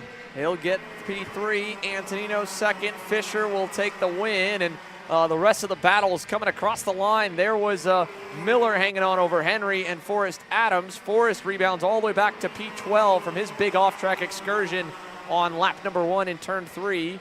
And surprisingly enough, the entire field looks like it's going to cross the line to finish heat number 1, albeit without a good amount of chaos and attrition. But Ty Fisher ends up as the winner here of Group A in KA 100 Junior. So a little bit of help maybe from his teammate in Travis Pettit, kind of beginning to fight for second, maybe a bit early, but however way you get it, you take it. And Ty Fisher did, 3.3 seconds at the end over Antonino, Abernathy, Gassiet-Lee, and Jackson Deal, the final top 5, all the way down to 15th there with Homer Heyman. And looking back, here is the remainder of the 22. All that started, all will finish through the chaos in Group A for the KA 100 Juniors. So more action to go. We're about halfway through the rotation. for our opening round of heat races here from Trackhouse Motorplex. And well, the weather, just like the racing, anything but predictable. You won't want to go anywhere. We've got more on the other side of the break. Are you looking for an advantage in your competition? Well, Kart Class has done the hard work for you. We've traveled to your racetracks to give you the inside knowledge. So what does Kart Class offer? We've got drone footage that captures the racing lines, visual markers for your braking points, acceleration zones, and the best overtake opportunities on your racetrack. Pedal cam to show you where to brake and when to accelerate, and 360-degree footage to make sure you don't miss any parts on the racetrack. We've covered 13 racetracks in the United States, and Australia, you're up next. So visit kartclass.com to get your track information. So you finally want to get behind the wheel, huh? Yeah, I've been shooting for 3 years and I've never got to drive. Well, you're gonna need some more gear than just your helmet. Why don't you go to shopakr.com. They got their inventory online and they'll ship it the same day if you order before 5:30 p.m. Eastern. They got shoes, Yep, gloves, yep, rip protectors. got those too. Can they make me go fast? No. Here at Acceleration Kart Racing, we've got everything you need to get on track. What happens next? Well, that's on you. Check us out online at shopakr.com. Are you a racing enthusiast? Drive Your Line is the Mid-South's only full-service kart shop. We make dreams a reality for those 5 years old and up. All racers start in karting, and we're the purveyors of fun for the whole family. Karting the Coast is presented by Drive Your Line Kart Shop and is the premier race series on the Gulf Coast and brings racing to Biloxi at Finish Line Performance Karting and at the world-renowned NOLA Motorsports Park. Call us at 601-667-0770 or find us at driveyourline.com. Also on Facebook or Instagram.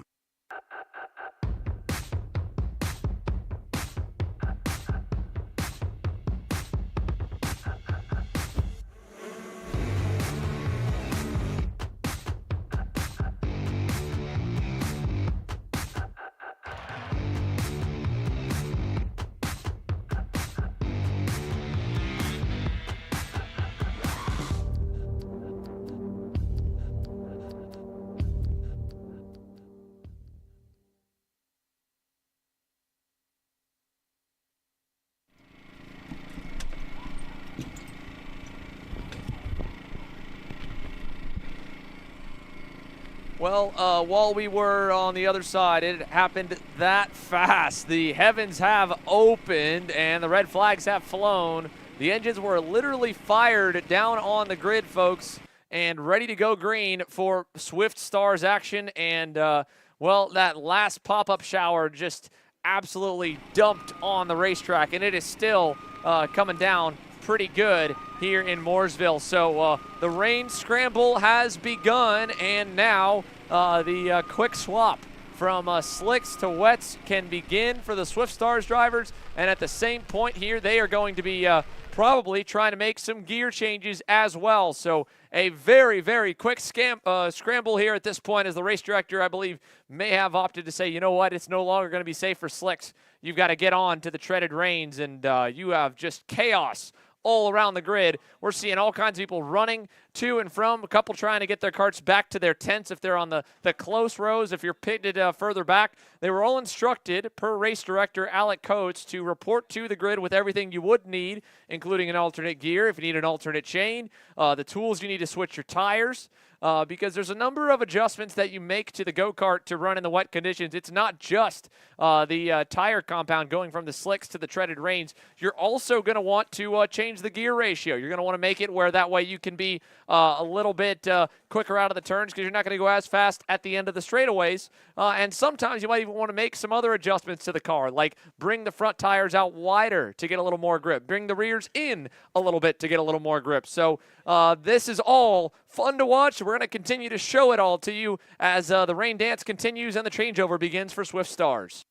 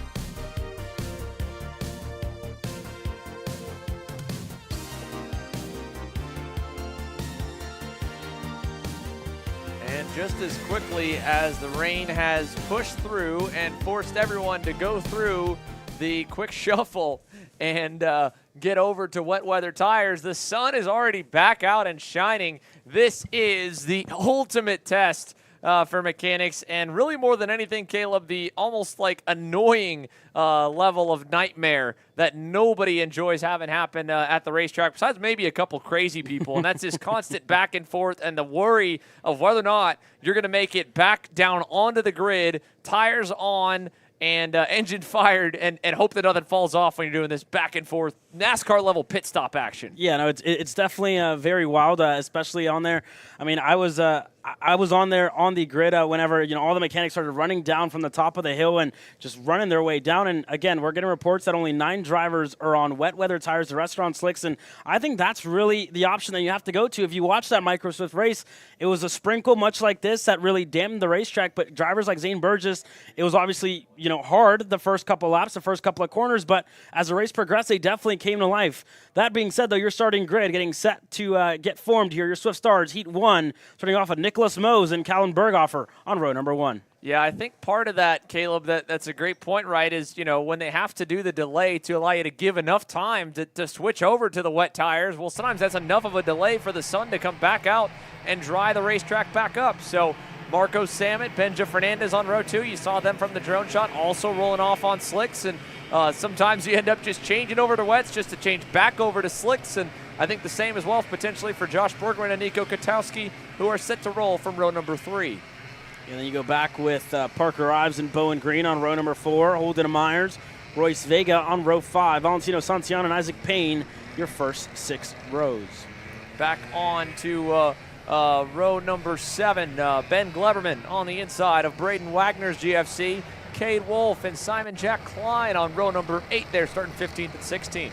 Anthony Mazzucchello, Cameron Johnson, Bryson Scales, Vitor Jimenez, Dobelier, Carney, Parker Stewart, your first 12 rows, and then the rest of your starters, look out for your favorite drivers here. Robert Lash, Alyssa Eddy, Silas Root, Asher Ferris, and Emma Schumann, your 29 drivers set to take the green flag here this afternoon in Swift Stars. And you see all the curbing, very, very wet. You don't want to find yourself anywhere out there because you will find yourself facing the wrong way.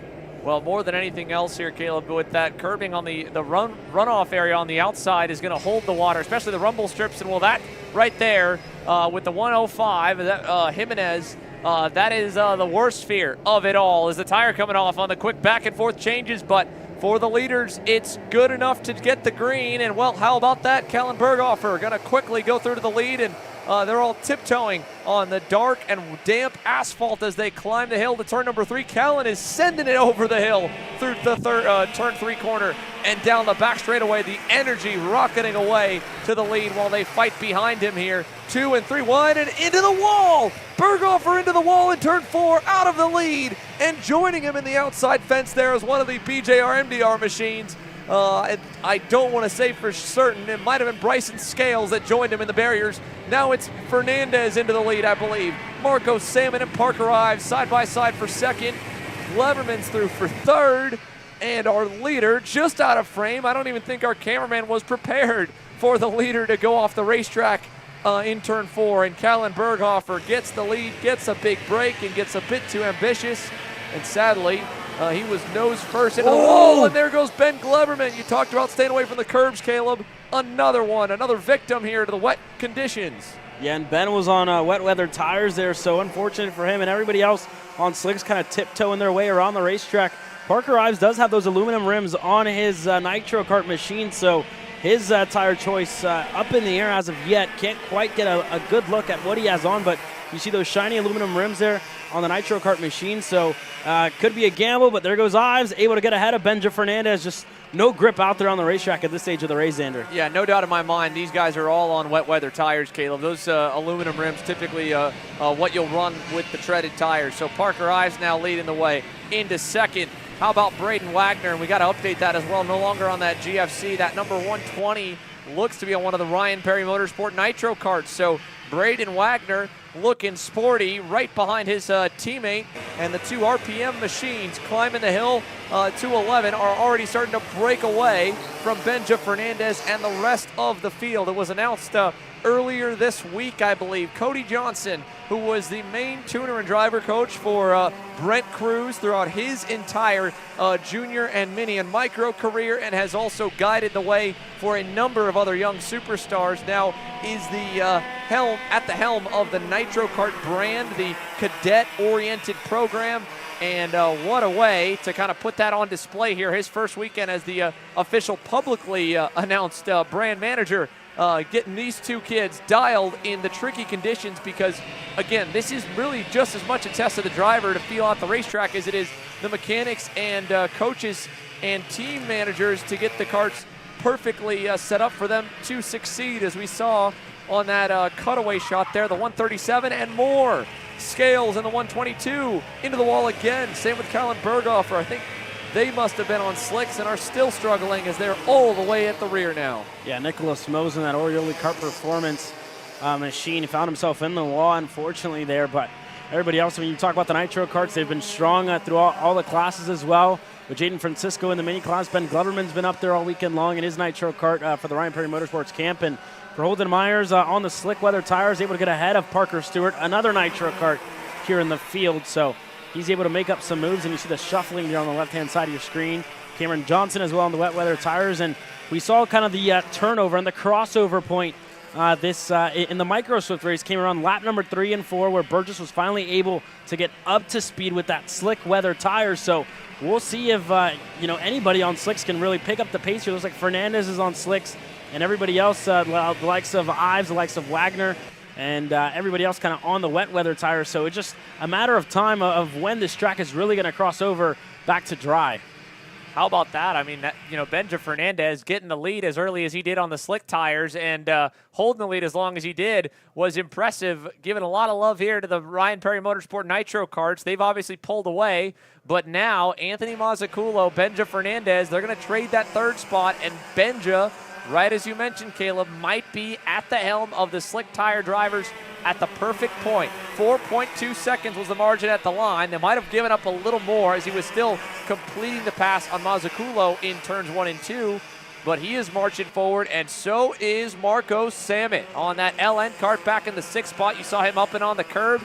He's now gone around Cameron Johnson. Check out the 175 and how much quicker the slick tires are now. He's going to blow the doors off of Mazzucchello, and well, I think probably not as fast as he thought he was going to get clear. Mazzucchello did a great job hanging on to that thing. Yeah, that was a very, very close call there in between Cameron Johnson and Mazzucchello there. It seems like the front bumper of Mazzucchello just got clipped with the rear bumper there of Marco Samet, but they were both able to make it through. We'll look at the lap times this time by for Parker Ives, a 59.2. For Benja Fernandez, the first driver, I should say, on the slick weather tire, he's running a little bit better. A second off at the moment. He ran a minute flat, 0.816, I should say, a minute 0.816 that time by for Benja Fernandez. So that time's we'll see if it dwindles down. And again, keep an eye on the gaps there on the left-hand side of your screen. It's about 4 seconds back for the Team Ferris Racing machine of Mazzucchello up to Wagner. And I'm actually corrected here as our ticker updates. Benja Fernandez up 57.939 compared to the 59 of Wagner and Parker Ives. So that slick weather tire is definitely starting to come to life here, Xander.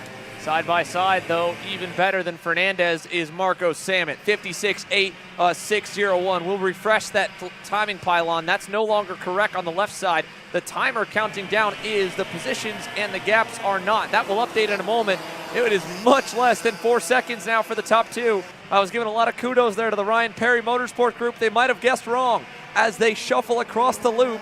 Marco Samet now into third, 7/10 back. He just made up nearly 3 seconds that lap alone. Big time gains. He'll take over second. Here he goes. Big run towards the lead. And at turn 4, He doesn't have the guts yet, but he got the time on his side, so he'll wait and hug the curb and take over the lead into turn number 5. Marco Sammet now showing the way with Fernandez in tow. Yeah, good move there by Marco Sammet to get ahead. It's going to be key for him to kind of try and get away. Benja Fernandez as well, but for Parker Ives and Braden Wagner, they're going to fall under fire to Royce Vega, who's also on slicks. And there you see Parker Ives going way wide. Those wet weather tires starting to overheat at this point. Myers going to get through as well. Holden Myers into 4th, or into 5th now. It'll be 4th soon as he goes up to give pressure to Braden Wagner there. He'll get by. Vega into 3rd already. Behind, there's more. Here comes as well the 111 Paralin of, I believe, Valentino Santillan. He'll get by down in turn number 1. Valentino off of an injury that sidelined him for most of the summer. Back behind the wheel and doing great in the mixed conditions.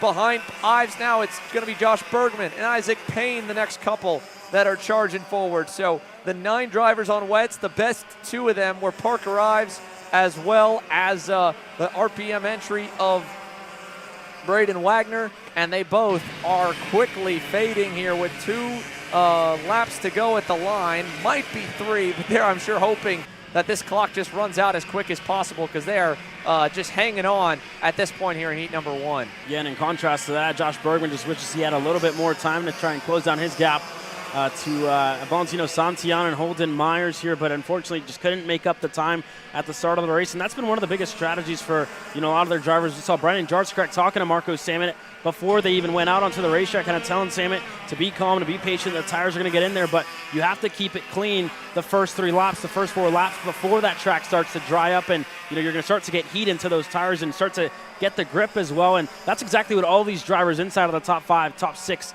really did. They kind of bided their time, were patient with the tire, and whenever it came down to it, they gained a lot of time as they're starting to catch up to some of the back markers here. And there goes Royce Vega on the inside of Fernandez. It is, oh wow, big moment there in the infield hairpin for one driver way wide, and it was one of the comp carts I think they were catching. They got through on that driver without getting into really too much trouble.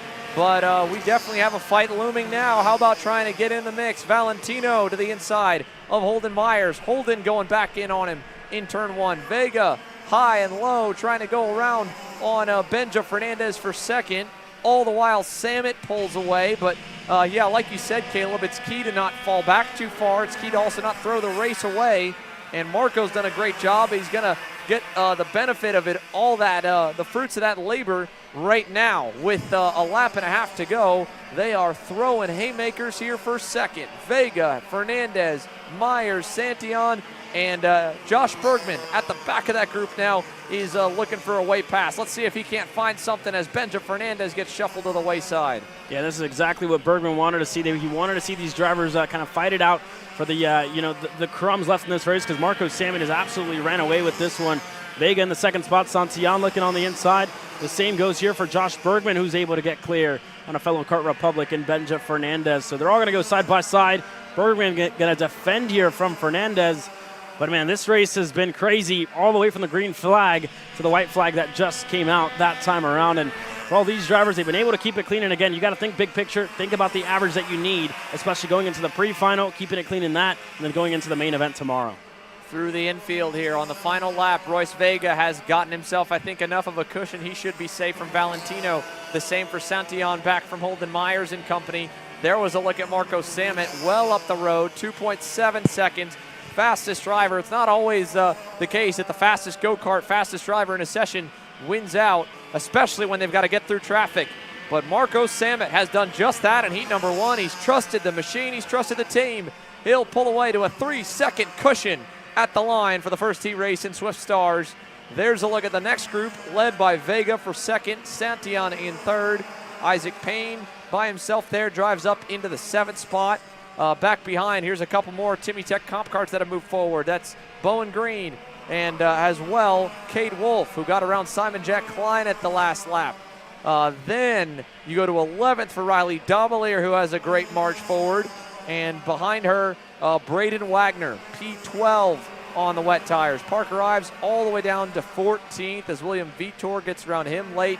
They end up nearly 5 seconds off the pace, and a torn up, shredded, probably set of MG tires to give them or to go along with it. So insult to injury for sure for those two drivers. The good news is they got a lot of time left as the leaders begin to head their way into pit lane. We'll take one last look at how they stacked up. All result provisional. Callan Berghofer, kudos to the Energy Kart driver, not giving up. He was in the wall in turn 4 twice over the course of that heat race. Drives back forward into the top 15. Bryson Scales the same. Gets back up to P16 by the drop of the checkers. So a couple of DNFs and another crazy race. And sadly, it's happened in both cases to the youngest superstars at the Stars Championship Series. The micro and now the mini divisions have had the dynamic conditions. And we're going to see exactly how, again, this one all ended up in the order that they did across the line. Let's take a look at that Coastal Link custom printing race recap here. How Marco Samet got the job done, and it did not look like it was going to be a BJR MDR driver, in his case, leading the way to the checkered flag. He started pretty far back, and, well, right off the bat, the 9 drivers on wets against about 18 on slicks. It looked like, well, maybe Callan Berghofer on the slicks was going to do good, but he and Bryson Scales off the rip, turn 4, lap 1, into the wall, and then had to get back going at the tail end of the field. Then here, Ben Gleberman, right with his Nitro teammates. They were on the wet tires, and it would have been a Nitro 1, 2, 3 for the RPM camp, but he goes around, and ultimately, Parker Ives and Braden Wagner were starting to pull away as the chaos ensued for the drivers that gambled on the slicks behind them. Benja Fernandez, best of that kind of contingent on the SL8 kart racing machine, and this was a scary moment there for the 137 going into the wall early and then seeing Bryson and Callan join him. But the leaders on wets for a minute looked pretty good, like they were going to be able to get away, and then the track changed. Yeah, the track definitely changed. That was your pole sitter there, Nicholas Mose, finding himself in the wall there in that incident that involved Callan Berghofer, who was able to get back up into the top 15. But that race continued to get crazier and crazier as it progressed, as Holden Myers and a couple of other drivers were looking to work their way through traffic. And then as Marco Samet was kind of, having a leisurely Friday night drive, Benja Fernandez, Royce Vega, and company continued to fight for the second spot. There you see all the battling with Valentino Santillan, Josh Bergman there as well, and a lot of the moves that continue to shuffle them way back in the order and lose a little bit of time there to Marco Samet, who was just running away with this one from the start. With the groups battling further back on the slick tires, still they were not quite up to pace of Marco Samet. He was anywhere from a couple tenths to half a second better than them all at the end, and ends up with a 3-second margin of victory to Royce Vega. Valentino Santillan, one heck of a hard charge up the board there from his original starting spot at 10th, and he faded way further back on the slick tires. But now, even though the track is a bit damp, even though it might be a little treacherous offline, we've at least stayed it clean enough to let the KA Stars go full slicks and full action for their first of 2 heat races. So we are ready for Group B as the engines come to life, and at the same point, we're headed down to pit lane to hear from Jerry. Pretty similar to what we had seen in the Micro Swift heat, mixed conditions, and it seemed like more of the field this time around was on the slicks. So how did you feel about the start in that one? I was pretty scared because during turn 4, the whole turn, I almost pushed it to the wall 5 times, and then wasn't really trusting the decision, but then it was just like, okay, too late now, and we went, and then I guess. And once I passed Benja, I was trying to pull away and then get pulled away, and guess I got the one. Yeah, so to talk a little bit about the crossover point, when, the slicks started to pick up the pace, when you got to those 2 RPM cars, did you feel like you needed to go, or did you feel like you could wait a little bit because you knew that, the tires you were on were so much better than the wet tires? I feel like I kind of needed to go because the rains are so much slower than the dries, so I just decided to let's go because I'm pretty sure I passed Benja by the time, so I was like, want to try to pass them so I can try to get rid of Benja, and did that, got rid of Benja, and kind of chilled the whole way. All right, Marco Samet is your Mini Swift winner here, and I believe the first heat race. Back to you guys in the booth. Thank you.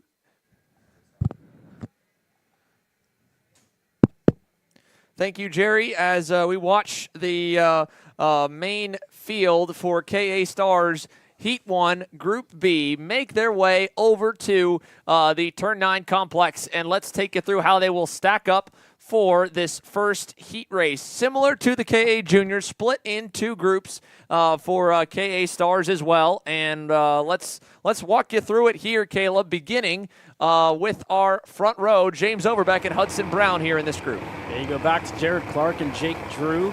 Drew James, Raheem Alibi, Finnegan Bailiff, and Brandon Lemke, your top 4 rows, and then your top 10 starters, Alan Isambard and Noah Jackson. Look down the order to find your favorite driver, but we're into the tram lines now, and this race is set to get started here. And again, it all goes back to Luke Fedowitz and Eli Warren, who I don't think is here this weekend, but James Overbeck getting set to lead us to the green flag alongside Hudson Brown, who raced his way up into the front row from the slow group. Green flag is out, and we are racing here in KA Stars. James Overbeck already with a good start. Everybody able to make it through in turn number 1. Good run through the turn 3 complex here. The BJR MDR duo gets away with a little bit of a gap through turn 4 of Jared Clark and James Overbeck. Hudson Brown trying to fend off Jake Drew there for 3rd. He does. And we've got a dry racetrack once again with definitely a narrow line, but it is for sure back to the typical racing we're used to here at Trackhouse. 2x2, a couple spinners further back. Around in front of the field goes Ben Gaughan in the 995. And up front, Hudson Brown sends it on Jared Clark, and Jake Drew gets by both of the young guns up the hill. Yeah, good move there by Jake, and it looked like Jared was just defending here on the first lap just to keep the field at bay from his teammate and James Overbeck, and then a couple of moves further back. Autumn Fisher on the inside there of Brandon Lemke, and that got closer, a little bit of contact, but Autumn Fisher definitely didn't back out, and she sent it into turn number 1. That was one heck of a send indeed for Autumn, as there's another move backwards for Jared Clark. Going through was Drew James on the TKG KR, and right behind now the next one to try and go on the 961 is going to be Raheem Alibi. Let's see if he goes. Jared's going to fade low. He'll cover that spot off to try and stop the bleeding at this point in turn number 8, and that should do it. That'll buy him a little bit of real estate, and now he's got to hit his marks for about 2 corners to kind of clean the tires back off and kind of buy himself back the confidence of the drivers around him, or he'll continue to get past. So good run through turn 11 will get him back to neutral, and we are still single file ahead of him, while behind Autumn Fisher and Noah Jackson are going at it.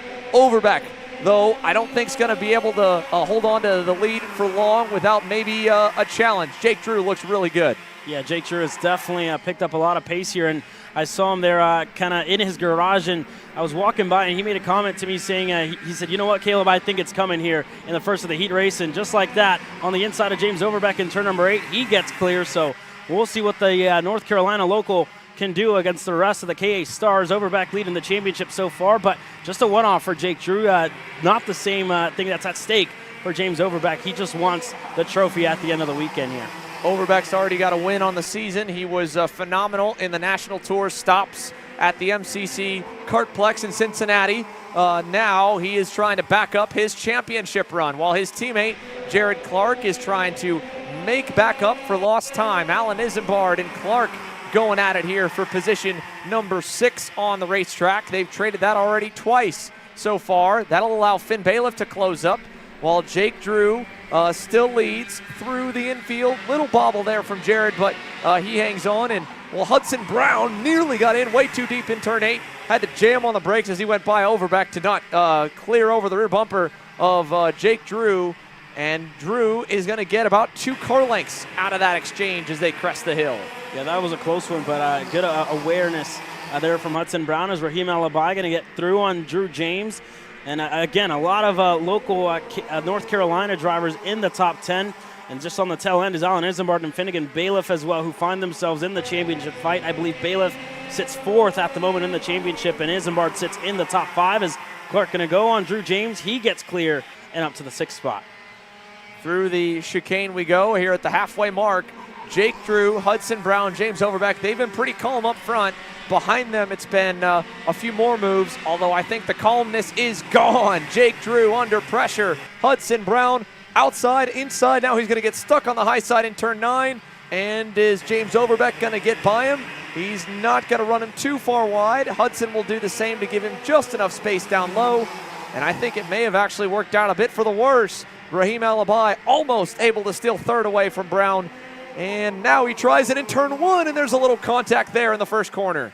Yeah, it's getting close here, and it just seems like everybody was trying to get ahead of Jake Drew, not let him get away, but the desperation moves at this stage of the race are definitely not helping out for Clark, though. He was the big benefactor from all that battling and was able to get back up to P4, and he's battling with Raheem Alibi here, still fourth for Jared Clark, and for Alibi, who's trying to make that move in turn 1, just a little bit too late to kind of attempt the move in there. It's such a fast-paced corner, and everybody else still making moves, the likes of Bailiff and Isambard as well, from all the battling that was going on throughout the field.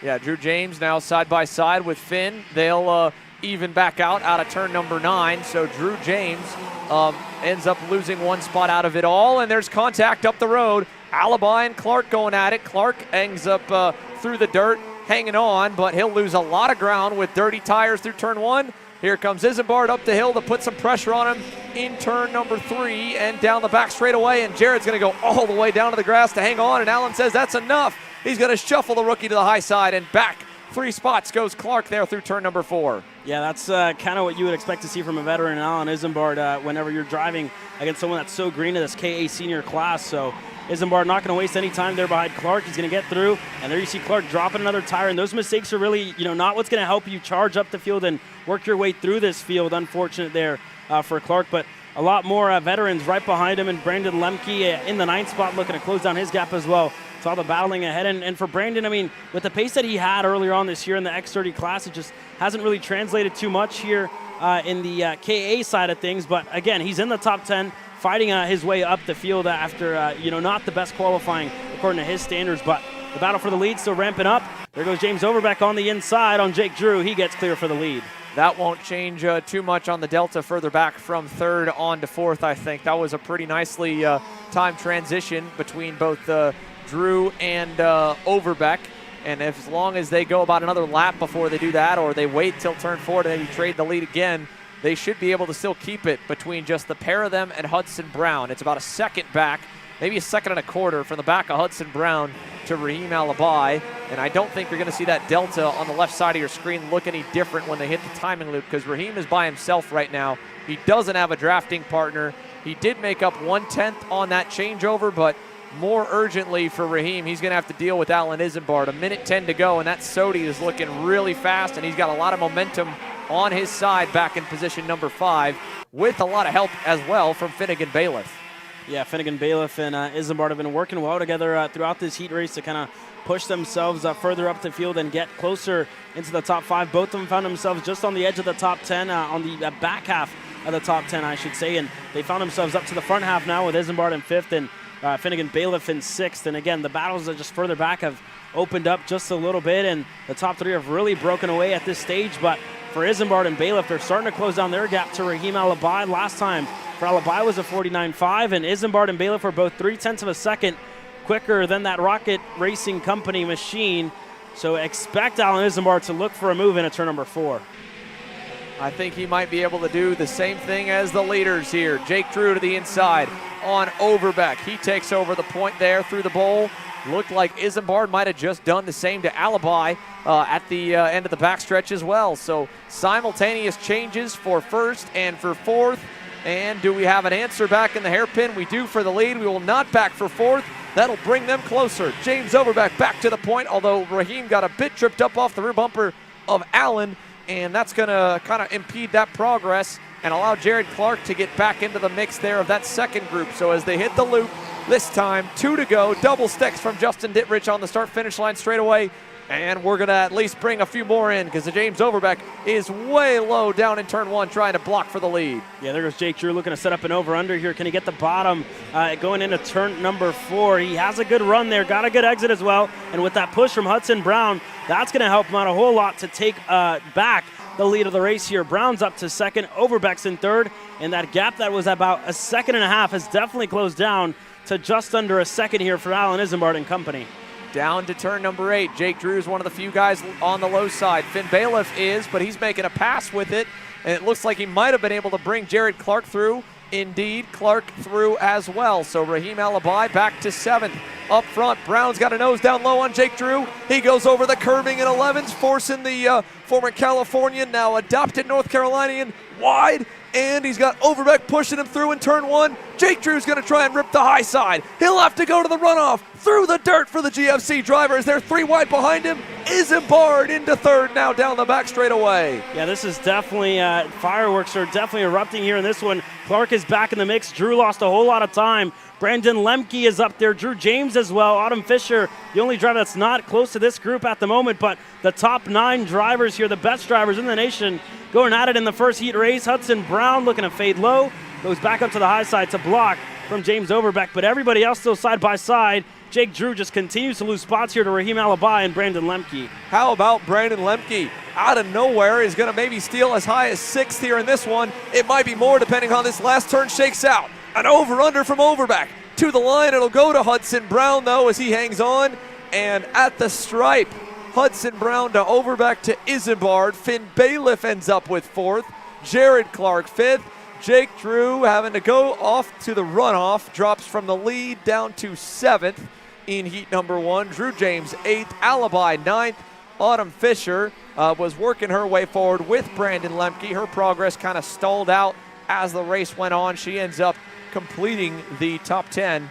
But one heck of an entertaining battle at the front of this KA Stars field here. Hudson Brown ends up as the winner for the first of the 2 groups over Overbeck and Isambard. And beyond them, here's a look through the top 15 and back to the last couple of drivers that are going to be in the danger zone of going to that B pre-final tomorrow afternoon to race their way into the night show and the main event, the final session of the Stars Championship Series season for the KA Stars drivers. Zach Frank, first driver on the outside, he'll be looking for some potential penalties to bump him up and hope for a better average with maybe a better result in Heat 2 that would put him in the top 30 overall. Ben Gaunt, Shimbashi, Menezes, Klein, Valverde, and then Evan Santiello, the 22 that finished 23rd for Chase Adams, who barely got a few laps in. But to figure out exactly how they ended up in those spots, well, let's go to the Coastal Link recap here from Group B in KA Stars. And a lot to recap. I don't know how long this one will be, Caleb, because if you wanted to, well, you might as well just watch the whole race from green to checker. There was action, it felt like, from the moment we got the field underway, with James Overbeck and Hudson Brown leading a pretty good start. I mean, the first few probably rows were a little bit tight, but down into turn number 8, we made it through with the top 15, and it was just Ben Gaunt on the low side, kind of maybe caught a wet patch as he locked the tires up and went wide. And then here, Hudson Brown, Jared Clark, Jake Drew, that kind of set the tone for them, that on the first lap we were going to have over-unders defending, and well, even further back with Autumn Fisher, a little bit of a botch there as she went by on Brandon Lemke, kind of cost them this group. They ended up getting back to it at the very end, and due in part to battling like this that really characterized this entire heat race. Yeah, no, for sure. It definitely blew a hole through the heat race, and with all the battling further up in the field with Jake Drew, Hudson Brown, Raheem Alibi, everybody just looking for passes and looking for haymakers into turn number 1. That seemed to be one of the biggest passing zones on the racetrack that pretty much defined the race throughout and as it progressed. And you see Alan Isambard moving Clark out of the way into turn number 4 to get clear, and along with him went Finnegan Bailiff and Drew James, and then the battle for the lead continued to ramp up. It was Overbeck for a lap, it was Drew for another one, and then Hudson Brown in the end was the one to finish it off there. But all these guys, with all the battling that they did whenever they got to the end of this race, allowed that second group to really close down their gap, and they were battling a good amount, but all this side-by-side action and, low lining and whatnot really slowed them down a lot more, and that's what allowed Alan Isambard and company to really close down their gap. And then you have this move here by Jake Drew around the outside, looked to hold on to it, unfortunately just ran out of room, had to go through the grass, a little bit of off-roading for that GFC machine, and then everybody else joined the party here. Bailiff, Clark, Alibi, and a lot more. Lemke as well got himself well inside of the top 10, and Hudson Brown, for a driver who just recently got his first 2-stroke win, he drove it like he's been doing it for years all the way to the end. Yeah, it was a close call, to be fair. James Overbeck gave it everything he had to pressure him to the line, but ultimately Hudson Brown won out by about a bumper length. So there's one half of the KA Stars drivers. Let's go ahead and get ready to meet the other half of the field. Group A onto the racetrack now here for KA Stars for their first heat race on the weekend. let's take a look at their starting lineup here with the field beginning to form on in. Row number 1, Hayden Jones, representing Ralston Performance Group, but here this weekend on his own. Although it looks like the 966, is that TJ Coyne on the, no, that is Byron Daly on the best cart for Prodigy Motorsports. That has gone off to the wayside here. They were starting on the same row, both the best carts, 15th and 16th back there. But Hayden Jones and Carter McMurray, 2 drivers that are very fast and called Trackhouse Motorplex home, will lead us to green, along with Aiden Hatcher and Mick Gabriel back on row 2. Yeah, Gabriel out of the slow group, able to put it on the second row here in this heat race. We go back to Oliver Piatek and Andrew Hamill on row 3. Daniel Perez, McKendry, Jackson Warney, and Mateo Pappas, your top 10 starters. Lucas Zabo and Luke Welcome on the outside of the top 10 looking in on row 6. Kellen Spears and Brooke Nachtman on row 7. And with the field already headed down the front straightaway, we'll cycle this grid just for you guys to see the last couple of starters. Back to Mason Walters, who I believe also may be a scratch, slated for 27th.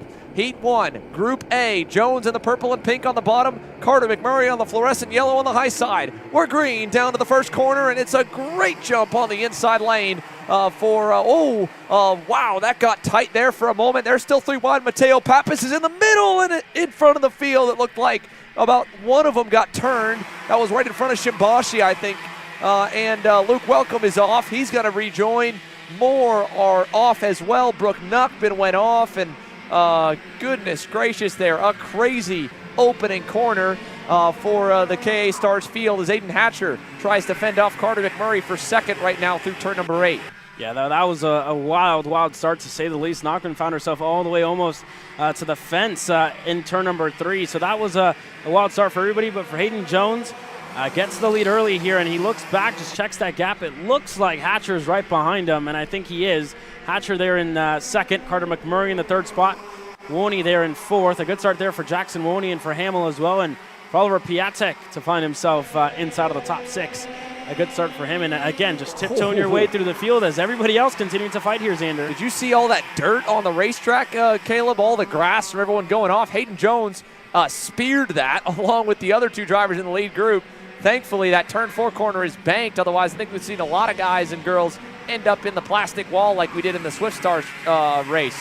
Mateo Pappas, only driver kind of going out of line there. That was to just hang on to his spot. He's the last man inside the top 10 right now, as we've got 6.5 minutes plus 2 laps to go and a 3-cart break up front that might hold, because Hayden Jones, Aiden Hatcher, and Carter McMurray are showing a lot of patience right now as they check the gaps back to Jackson Wolney and company. Still no movement from the moment that they left turn number 2 on lap 1 for anyone in the top 3. Is there going to be anything into turn 4? There will not. So that gap is going to open as Jackson Wolney and Andrew Hamill try to play chase back and forth in 5th. Let's go side by side while we keep a tab on them if anything does change. But take this moment here to head down to pit lane with Jerry and try to catch up from a wild opening heat race there for Group B. Heat race win, and you walking through those last 2 laps there with JJ and James. Yeah, they really went defensive very early when it was only the 3 of us. So I knew I'd just be patient, keep my tires clean, and I found the right moment, and I went through. Got a little hairy in there. Jake tried to kind of run the outside, but I was being pushed from behind, and the bottom of the track really wasn't very clean. So unfortunately, he went off. I didn't mean to get into him, but other than that, we got the win. It's pretty good. And then can you talk me through this move with AEM karting this week? Can you just talk me through that and tell me how that's been for you? Yeah, I'm still on, my gold cart, my snappy neck engine, but we're pitting with AEM, and, great help. It's amazing to have a teammate at one of these races. Mick, Mike, and all the AEM people, they're great people to be around. I love tenting with them, and it's been a great experience so far. Yeah. And I guess my last question for you, Hudson, is can you tell us a little bit about the gold cart? It's not a chassis we see too much in the States, so just give me a little bit of intel on that. Yeah. So I'm very gracious to the people at Spa Speed Gold Cart who've given me the opportunity to run it. I really like it. It's been great to me, easy to tune, easy to drive, and I've gotten it to work same cart in both this K100 and 206 racing, and it's been up front. Yeah, and then just real quick, anyone you want to thank? I want to thank my mom, my dad, Chris Cirillo, Snap Your Neck, Spa Speed, George, Keith, my girlfriend, and everyone who supports me. All right, that's Hudson Brown, everyone. That's your K100 Senior Group 1 winner. And congrats, buddy. And back to you guys in the booth. Thanks, Jerry. Back to the on-track action. That was almost perfectly timed there to conclude that interview because it's just starting to really open up. A first move from the top 3 that were holding even and locking down the top 3 spots from Carter McMurray to send Aiden Hatcher back. And as Aiden tried to kind of tuck down into line, well, he caught the rear bumper of the comp cart and lost an additional spot. So now the LN cart's back to 4th, and I think Andrew Hamill wants that spot from him. Let's see if he goes turn 8 inside. That's another one. So moving forward for Andrew Hamill. There was a big off further back. You saw that dust cloud there in turn number 6. We'll see if we can't figure out who was the driver that just went wide. I don't know for certain. It might have been maybe Mick Gabriel or Mateo Pappas. They were close to each other. Lucas Zabo was kind of around them as well. I think we'll see the update. It looks like Zabo's good. It might have been Mateo. So across the line, indeed, Mateo Pappas, a big moment there in the infield. And along with him, looked like Brandon Comerford fell back as well as Mick Gabriel. So Gabriel and Pappas, I don't know if they were side by side in turn 6 or 5, but going right through this section, there is going to be a lot of dirt when the leaders get into the hairpin here. So let's see if anything happens in turn 8. Hayden Jones, Carter McMurray, any bobbles? Looks maybe a little bit sideways, but nothing crazy. We're still good, still clean, and still with the 916 leading the way out of turn 9.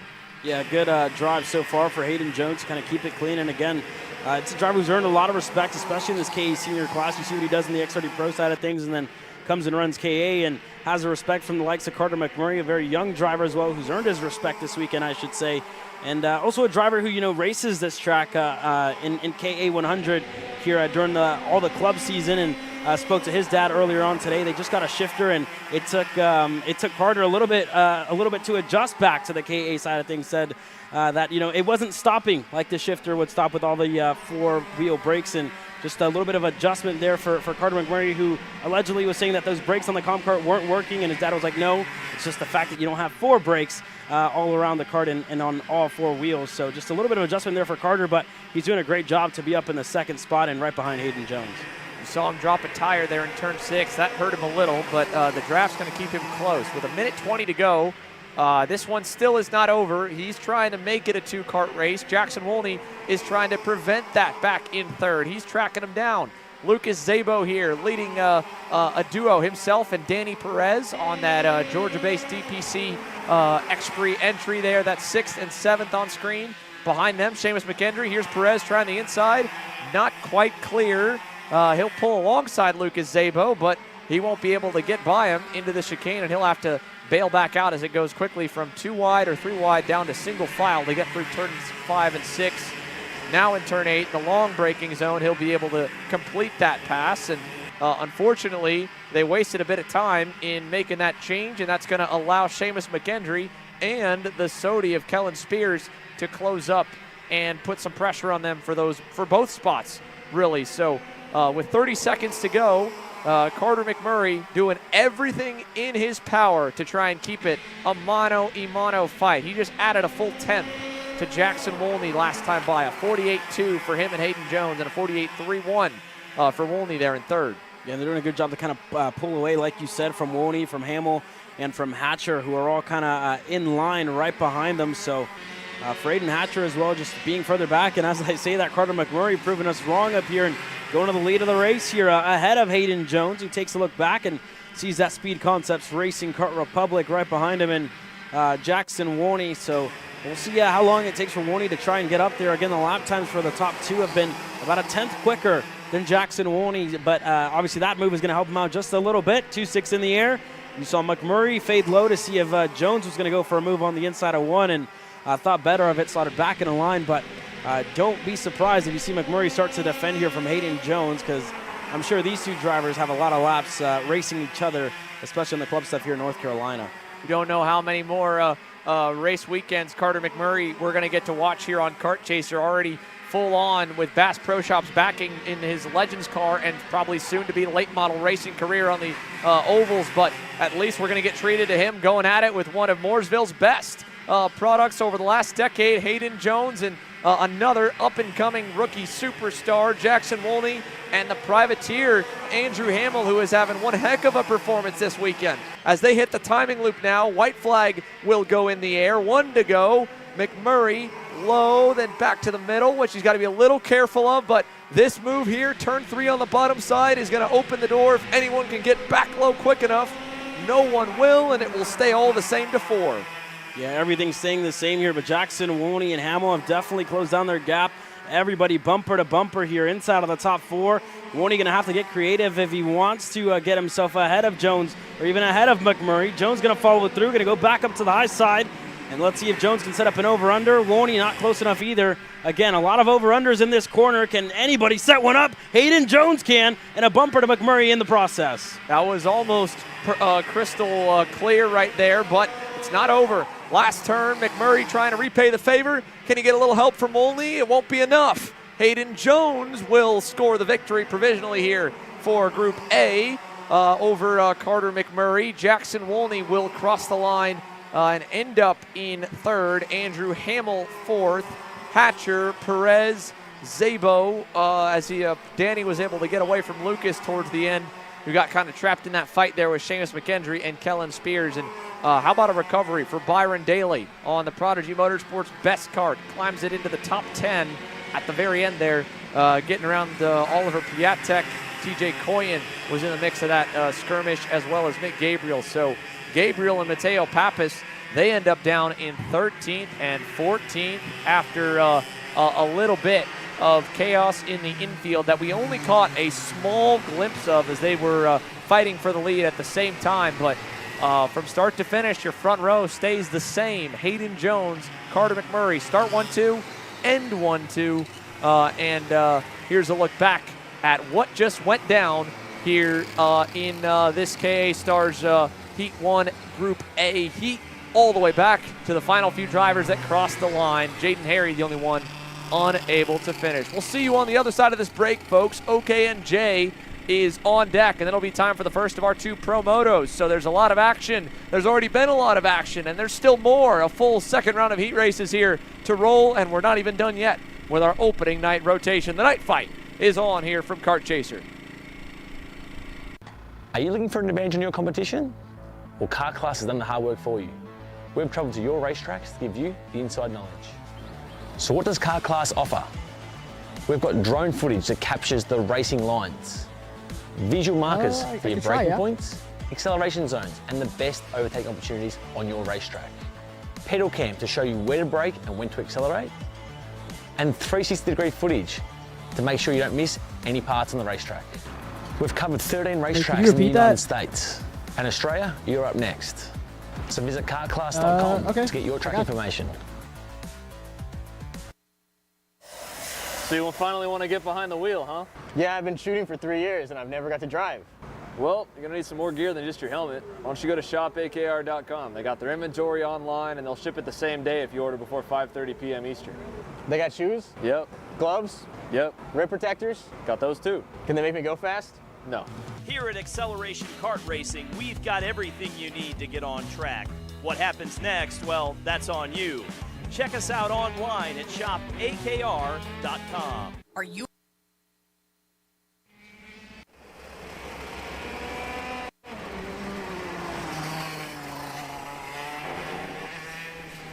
I got both Carter. Looking at the tram lines, OKNJ ready to go here for heat number 1. A quick roll, a quick start as we are back racing already. Chase Gassiet Lee with a nice jump there over Davin Roberts and company will take us up the hill. And the 7 OKNJs are clean and green through turn number 3, and we'll hit the back straightaway with Nate Golseth having John Antonino send it around the outside and steal that 5th spot away. Yeah, good move there by John Antonino around the outside, and Golseth just felt like he didn't have the pace early on in this heat race, so unfortunate there for John Antonino, but we continue to progress forward, and Isaac Malquit just got passed by Davin Roberts for that 2nd spot. Roberts is up to 2nd. Weiland now going to be the next up to look to go on Isaac Malquit, who had a good qualifying session, but obviously couldn't get the better of Chase Gassiet-Lee, who has had a pretty good start to this race, to say the least. The gaps at the moment are going to come in this time by, and a rolled up black flag early on in this one, Xander. Yeah, rolled black flag. It looked like it might have been for Davin Roberts, but it was either him or Isaac Malquit there that got that warning. So also a big off there for Antonino through the dirt in turn number 3 on his own. That was a bit unexpected for sure. So now the 7 are kind of split in 2, a group of 4 up front and 3 behind. And well, we're going to pass for position number 3. Weiland going by on Davin there in the infield. This class, albeit small, again, has been pretty evenly matched, Caleb. They were all within about 0.4 of a second on the best lap time in warm-up. So they've been kind of gridlocked here throughout the course of the weekend, looking for a 1/4 or 1/2 advantage on another. That time by, it was nearly a 2/10 advantage for Isaac Malquit on Chase Gassiet-Lee. So even though it looked like they were all pretty even, that Bureau Art is moving right now. 47.49 on lap number 2. Yeah, and Davin Roberts, one thing that I'm noticing here, he looks really busy on that motor. I don't know if he's choking it or what he's doing to it whenever he gets to the straightaways here, but he looks very busy behind the wheel at the moment. But Isaac Malquit as well has closed down his gap to Chase Gassiet-Lee. He's about a half a car length behind Gassiet-Lee, and Weiland as well is right behind them. So they're working really nicely together. So we'll see if Malquit can close down his gap even more to Gassiet-Lee going into turn number 1, and it opens up again. So again, the way that these drivers are geared could be different. So for Malquit, I mean, we heard from Stainfield earlier on in the day that the lowest gear was pretty much going to win the race here as long as you could keep the momentum up. Yeah, trying to stay off the limiter, I think, is going to be the key, right? You know, you heard it again, like you said, Alex Stainfield mentioned it in the KA class. That one doesn't even have a rev limiter, but it's about staying in that prime power band, and that has a much wider range for power than the OKN Junior and the OKN Senior division. So benefiting of that there is what we're seeing maybe in turn 8 and getting the exit out of it as well, as we have a good battle for the lead forming. Malquit now to the point. Gassiet-Lee's going to at least hang on to second, but that will bunch them all up as they head for 11. And we're back up to 7 in one long line of go-karts chasing Little Sizzle as we go side by side down to Jerry on pit lane. All right, I'm down here with Carter McMurray, your second place finisher here in that second KA100 senior group. Carter, tell me a little bit about that race and what your thoughts were going into to go. So starting second, so back to third, I just wanted to push Eden, try to get away from everybody else. And then I just wanted to be in the second position because that's where I felt most comfortable. Past Aiden, I don't know if our bumpers got hooked or something, and then just pushed Hayden, and I knew that I wanted to pass him just before 2 to go so I could be in the lead when I was blocking. Passed him in the 8, and then defended those last 2 laps, and then he crossed me over out 9, which sucked. But the heat races for me are just about accumulating like the best finishes possible. Yeah, I mean, consistency is really all it's about here. You know, obviously we have all the heat races today, and you know, what are your thoughts going into the rest of today? I feel like I have a pretty good kart. Just being able to have consistent finishes is probably key for me. All right, that's Carter McMurray. P2 finish there for Carter. Now we're going to move over here with Andrew. Andrew, same first question for you. Just tell me a little bit about that start and what your thoughts were going in with 2 to go. I first want to say thank you to my family for always watching, DPC Motorsport and Daniel Perez for helping me and coaching me, and God for letting, and the competitors, and just having an awesome race. But yeah, I was trying the entire race to keep my head down and putting in consistent laps to stick with the guys up front. And I was waiting for them to start battling into the last 2 laps, and I was hoping they were, and they did, and it helped us catch up a little bit, but I couldn't make it happen in the end. Yeah, so I mean, you said you weren't able to make it happen. What is it that you think you need moving forward? I think everything was good. I just think it was me. I just think I needed to make some different moves than I did and play it differently. All right, well, everyone, that is Carter McMurray, our P2 finisher, and Andrew Hamill, our P4 finisher. And we're going to send it back over to the booth, and thank you guys for joining me here. Thank you, Jerry. Great intel there, and good to chat with Andrew Hamill for the first time. So the DPC Motorsport group with a 4th and I believe a 6th for Andrew, and then for Danny Perez. And well, it was a perfect time to get back again from the interviews, as this has really become a battle once again. Isaac Malquit and Chase Gassiet-Lee have traded the lead now 3 times over, and it's back to the way a Little Sizzle and the PSL karting group to turn number 1 here with 2 minutes and some change to go. Yeah, and all the drivers, only 7 in this class, but everybody in the lead pack and kind of fighting here inside of the top 5 as Roberts now looking on the inside of Max Weiland, who couldn't make it through with Davin Roberts right alongside him. Roberts going to muscle his way up to the 3rd spot. Gassi Lee holding on to 2nd for now, and Malquit, it took him some time, but finally got back up to the lead of this race. But as you see, everybody else in line, Antonino there in tow for Max Weiland, and Golseth right behind Antonino, and Sebastian Riss not too far off in the 7th spot as well. Everybody in between a second on the racetrack here, within the same second on the racetrack, I should say here, Xander. Yeah, they are all, right in one line. All 7 OKNJ drivers here evenly matched as they go down to turn number 1, all the way back to Sebastian Riss there on the 122. What a great race here for this light grid. And now, they're going to race again for P5. Nate Golseth clearing through on Antonino into the bowl, so that'll change hands the 5th position, and that will come the closest we've gone since really the drop of the green to splitting up our 7-car pack. So Nate a little low into 8 there, just trying to hang on, keep Buddy Jr. at bay.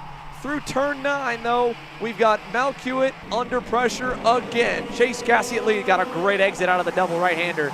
Keep an eye on the Nash Motorsports machine. He's half a car back as they hit 50 seconds to go. Again, there an adjustment on the radiator there for Chase Gassi, moving that flap just a little lower to allow more air to kind of get into that radiator to cool that motor down. And Gassi continuing to close down his gap. It's been an accordion effect all race long. It seems like Malquit pulls away in some corners, and Gassi really reels him in that last sector of the racetrack that doesn't have as many hairpin corners. And here's one of the spots where it just looks like Gassi is just that little bit better on the brakes, where he can close down his gap to Malquit. And then further back, it's a whole different story with Golseth and Antonino. Those 2 drivers continue to fight and going side by side all the way here into turn number 9. But everybody else still battling it out. And again, this is where Chase Gassi seems to catch, but that first sector to the 2nd sector is where, in my eyes, it looks like Malquit's just a little bit stronger. Yeah, Isaac Malquit, he's just been able to kind of keep it, at that perfect buffer zone when he's been in the lead. It's only been 1 or 2 moments where Chase has had the opportunity to go by him, and Chase has taken advantage anytime it's, landed at his feet to make a move for the lead. But, yeah, great point there. Out of turn 4, Ike does look pretty good. Davin Roberts, Max Weiland, they've started to fade and taper off a little bit there in 3rd and 4th, and we're back for 5th. That fight's not done yet at all. John Antonino and Nate Golseth, they are back and forth again. A big over-under, a nice move there from Nate. He'll hang on to that 5th spot for now, and Sebastian Riss continues to just kind of watch on there in the 7th spot as they hit the line to see 2 laps to go. 2-6 in the air here for Isaac Malquit and Chase Gassi. And again, we've seen Gassi catch a couple of drivers off guard. He did it to, I believe it was Antonino at Newcastle Motorsports Park in that main event. So look for Chase Gassi to bide his time and to see where Isaac Malquit's going to leave that door open so he can dive on the inside and try and retake the lead of the race. But again, here you see on the exit of 4, Malquit's just that much stronger, and this is where Gassi starts to close back down again on this straightaway. So we'll see if he's close enough to make a move into 8. Not as of yet. And for Nate Golseth and John Antonino, just seems like they're shooting themselves in the foot a little bit as they continue to fight, and we have a change for the lead. Chase Gassi found the gap. He gets to the point of the field here in turn number 9. Yeah, but right back to the inside. Isaac Malquit not letting Chase get away for long. Chase going to answer the call as well. And in 3 corners, we've traded the lead 3 times, but Davin Roberts is going to get around both of them, ripping the high side. That was insane by Davin Roberts to hold on to it around the outside in turn number 1. Got that move done, and Gassi has been forced to defend now from Isaac Malquit and Mad Max Weiland. So if Roberts can continue to pull away from this gap, and if Gassi continues to defend, this will go the way of the Ryan Perry Motorsports driver. One more real shot here for Chase Gassi, and this isn't going to help him out at all. As Weiland on the inside of Gassi. He's going to go wide on exit. Malquit looking to set up the over-under. Hand it over to Davin Roberts here in the last couple of corners. That battling really put him on the back foot coming to the last 2 corners. Yeah, up the hill. It's going to go down to the wire for P3 as Weiland covers a little bit too much. Malquit will get by. Roberts will get the win. No, Weiland ends up hanging on by just about a half-tenth. I thought Isaac was going to get there. He did not, although, again, Davin Roberts hung in there, didn't give up, didn't quite have the speed, it looked like, of the front 2, but he plays his cards right with one heck of a Superman pass around the outside in turn 1, and he ends up with the OKNJ heat race victory. So all the semi-pro divisions are now officially in the books. It's time for Pro Moto action now as we take one last look through the official results here for OKN Junior Heat number 1. Davin Roberts ends up as the heat winner by just a couple tenths over Chase Gassiet Lee. Max Weiland, Isaac Malcuit, John Antonino, Nate Golseth, and Sebastian Rist as we hit the dinner break here and get ready for Pro Moto action. OKN Stars and Pro Stars, and we return with more. And the sun is beginning to head down behind the tree line. That means it's time to officially live up to the event name for the Stars Championship Series. The Night Fight is about to hit the nighttime, and the lights are already gearing up to turn on here at Trackhouse Motorplex with a full round of semi-pro heat still remaining and 2 full rounds of Pro Motos with OKN Stars and Pro Stars ready to bring the action for one final time in 2024. It's a packed house at Trackhouse, and we can't wait to get back to it here on the other side of this break.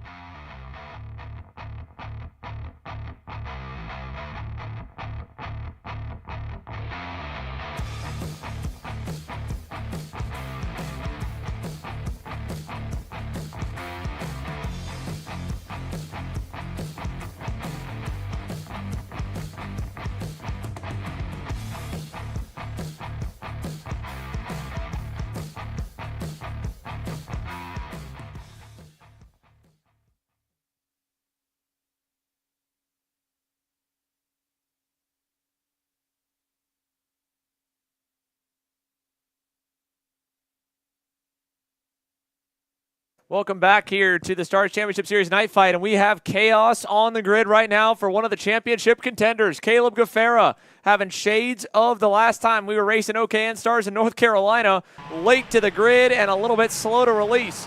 But the 54 has made it out onto the racetrack. So now we at least have, I believe, all of our OKN Stars for Moto number 1. Let's take a look at how they're going to stack up here for this first moto of 2 on the night. The grids will be the same for both, and that is your pole sitter that was laid off the grid. Again, top qualifier last night off his final lap. He was close, kept it even, and at the last moment was able to eke out the top spot. But he's got to hustle right now because Paulie Massimino is trying to keep the field tight up front, and so is Diego Ramos. And as we can see behind the grid, well, they're already headed down the front straightaway. Your pole sitter's not going to make it in time. In fact, Henry Wheeler right now is in the pole spot in the number 2 plate. So with all of that changing up, well, did we get the green? Yes, we did. And we've got a spinner already. Beckett Friesen is around in turn number 1. Yeah, Beckett Friesen going to stall out here. Not going to be able to get restarted, unfortunately, there for Friesen. But already, Paulie Massimino to the lead of the race. It looked to be in turn number 3 where he was able to get ahead there of Henry Wheeler, where he got ahead. But Wheeler able to get that move back into turn number 4. And it's been a wild start to this one so far. Everybody kind of slipping and sliding so early in this race. Massimino looking to retake that lead, but Henry Wheeler goes to the low side of the racetrack. Same with Terlecki. Ramos looking to rip it around the high side. Stuck on the outside. They're going to wheel bang just a little bit. Ramos able to get ahead and up to 3rd. I don't know if it's just a matter of the fact that the rain, has been looming all day and keeping the track slick, or if we got a bit, or just the fact the track cooled down. No one has grip right now. They're all hitting the curbs and doing everything they can to keep it on the circuit. And as they head down the front straightaway, it's Henry Wheeler that leads us into turn number 1. Look at Caleb Gaffera, top of the screen. The LEM Tony Kart is 14th, 6 seconds back from the lead here at the end of the opening lap. Yeah, unfortunately there for Caleb Gaffera, to say the least, but I mean, issues for him off the grid have really, put him on the back foot here. And, they didn't make the same mistake twice. They lifted up the rear of that go-kart, pulled it all the way back to kind of get refired. Because we saw what happened the last time they rolled that OKN machine backwards at Charlotte Motor Speedway, just completely flooded the engine and couldn't get it done. As you see, Paulie Massimino pulling that radiator flap all the way down to get more air and to cool it off just that little bit more. As side-by-side action, Austin Olds, Wesley Gunler going at it here in the mid-pack. Right behind him, Gavin Wardo, Aiden Lorenko, Rafe Shaw as well. Everybody side-by-side. Shaw on the inside. He's able to get clear, but everybody slowed down. Rolled up black flag to what looked to be Wesley Gunler. Oh. 2 drivers get collected. 2 teammates drive themselves into the pits. And man, oh man, this race has gotten from crazy to crazier in 2 laps. Aiden Lorenko, you saw already that right front tire was completely broken. The tie rod had snapped for Theo Corelli, and he and Lorenko got tagged together. The rain is here. Wheeler and Massimino sliding back and forth and now side by side for the lead. Paulie looking to the low side. Henry's got the outside lane with a little more grip and runoff room. He'll hold that spot for the moment as Diego Ramos closes in. And behind them, check out Caleb Gaffera around the high side. He'll pick up 4 karts in 1 corner. Man, that kid is definitely back in the fight on the inside of Wesley Gunler into 12. He gets clear and almost went side by side there with Nicholas Terlecki. And you see there, it looked like he was apologizing to someone. Gaffera getting another one done on Gunler again here. Looked like that one didn't stick, and finally makes his stick on the exit of turn number 1. So Gaffera, next for him is going to be Nicholas Terlecki into the bull. He goes on the inside, fades low. He's able to get clear that time by, and next up for him is going to be Diego Ramos. For Caleb Gaffera to, not even fire up in time and be inside of the top 5 is just madness here, Xander. This is insane. This is movie level stuff. Hey, Caleb Gaffera looks like he's playing a video game on easy mode right now. 2 seconds better than everyone last time. He just went by his championship contender, Diego Ramos, who was looking to be maybe the best of the lead group. Diego's now back to 7th. Look how much of a run Gaffera's got coming out of turn 9. He's already yarded everyone else behind him as Austin Olds is into the mix up front. He goes to 2nd now. Wheeler the leader. Olds, Massimino, and Caleb G is there as the rain continues to fall in Moto 1. And this is exactly what the drivers inside of the top 4 need. Gaffera sits 5th in the championship. Massimino sits further down as well in the 3rd spot. And for Henry Wheeler, who sits 5th, he was kind of the one that was out of the picture coming to this one, but this is exactly what he needs as Austin Olds gets to the lead of this race. And for Diego Ramos and Nicholas Terlecki, who are struggling in this first moto, this this is exactly what's going to hurt them and what may come to bite them back in the end of this championship as Gaffera goes on the inside of Henry Wheeler in a turn number 8. Paulie Massimino gets through and goes back up to third. And Nick Terlecki, welcome back to the party. This is exactly what he needs to hold on to his championship lead. Only 8 markers does Nick Terlecki hold the top spot over Diego Ramos in the point standings, and for a minute there, Ramos was making up ground. But now it is Caleb Gaffera trying to have a Hail Mary level weekend, and he has done it on the back of a race that saw him more than 6 seconds back at the end of the opening lap after the kart would not fire. And now the fastest kart on the racetrack is up to second, and Austin Olds, who's only run half the season, is ahead of him, the last driver. So that means that Caleb Gaffera is already in the positive column for Moto 1 in terms of the point standings, and it might get better as Ramos is still trapped in this battle back outside the top 5. He'll pick up 1 spot there off Rafe Shaw, and now Nick Terlecki fades back as he was looking for a move on Paulie Massimino. Rafe Shaw there on that Fox & Son karting number 33, back in 8th with the leaders pulling away. Caleb Gaffera is just hoping that Terlecki can fall to the pack that Ramos is in, and at the rate they're going, I think he might. If Caleb can get by Austin Olds, this could be a huge swing in the point standings. Yeah, Gaffera has a rocket ship strapped onto that go-kart.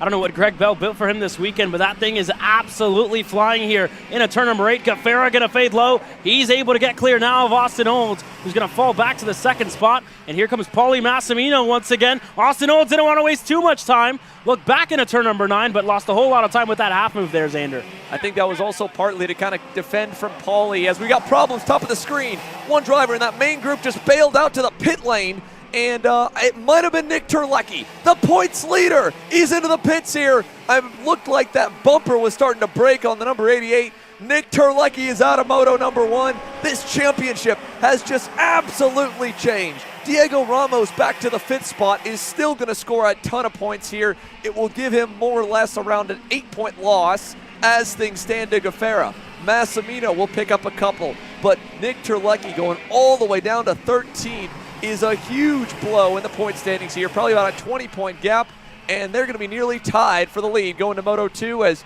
the fight for second continues. Paulie now through on Austin Olds. Yeah, that's exactly what Paulie needs to kind of get as many points and more points than Diego Ramos, who is his main championship contender here, as well as Nicholas Terlecki. He's out of the picture here in the first moto. Henry Wheeler's another one of those drivers that finds himself in the championship fight, but he was leading for a bit and just found himself falling way down the order. Now Aiden Fox going to get through. That driver looks to get himself up in the championship order as well. He's inside of the top 8, but just not in contention for the overall championship here this weekend, but still a good showing, to say the least, for the Fox & Son team, as Wesley Gunler as well. He struggled in qualifying yesterday, but the race pace has definitely been there in changing conditions here for the 46. Yeah, Wesley Gunler looks good here in Moto number 1. Let's check in back again with live timing. Ramos starting to figure things out on the 21. He's moving forward. Check out this move up the hill. He's already putting the pressure back on Austin Olds as the track starts to dry back out. And Diego looking low, trying to get it. Austin's going to let him on by. And the now provisional points leader moves into 4th. And the damage control begins for the Brazilian to try and manage the gap and the minor loss in points he'll have to Paulie Massimino and to Caleb Gaffera. Right now, if a 4th place result ends up for Diego, well, that would give 7 points to Caleb G. It would only mean that Paulie would pick up 2 points on him. So for Massimino, who enters the weekend 30 back, it's still probably going to end up coming all the way down to the wire in the main event tomorrow night. But this could change things a little bit in the favor of the number 40, and fading back for the 54. Gaffera slowing down here with the halfway mark hitting now. Caleb G, last time a 46 flat. Paulie Massimino a 45.9. Yeah, Paulie Massimino definitely having a good showing so far. He was about 0.2 of a second quicker than Caleb G the last time around, but that gap's still pretty significant here. Paulie just needs to continue to set in another purple lap time to try and get closer and closer to Caleb G. It seems like he's picked up the pace a lot at the last half a lap that he's had under his belt. So for Caleb G, it looks like he's getting faster, but again, Paulie, we talked about it in the OK and J class. Seems like Paulie's just that little bit quicker in the last sector, and Gaffera has the upper hand on the back straightaway and in that first sector as well. Up the hill to 11. Check out the defending. Austin Olds is trying to hang on for dear life now. He's got a lot of pressure. Getting by was Aiden Fox, and there's more for where that came from. Henry Wheeler, Rife Shaw looking to go on the MPG Motorsports driver also. While the leaders continue to roll through, it looks like we may be a little bit off on the timer from timing and scoring. I thought it was halfway a lap ago. That might have been the white flag. If that's the case, Caleb Gaffera might have timed this one just good enough.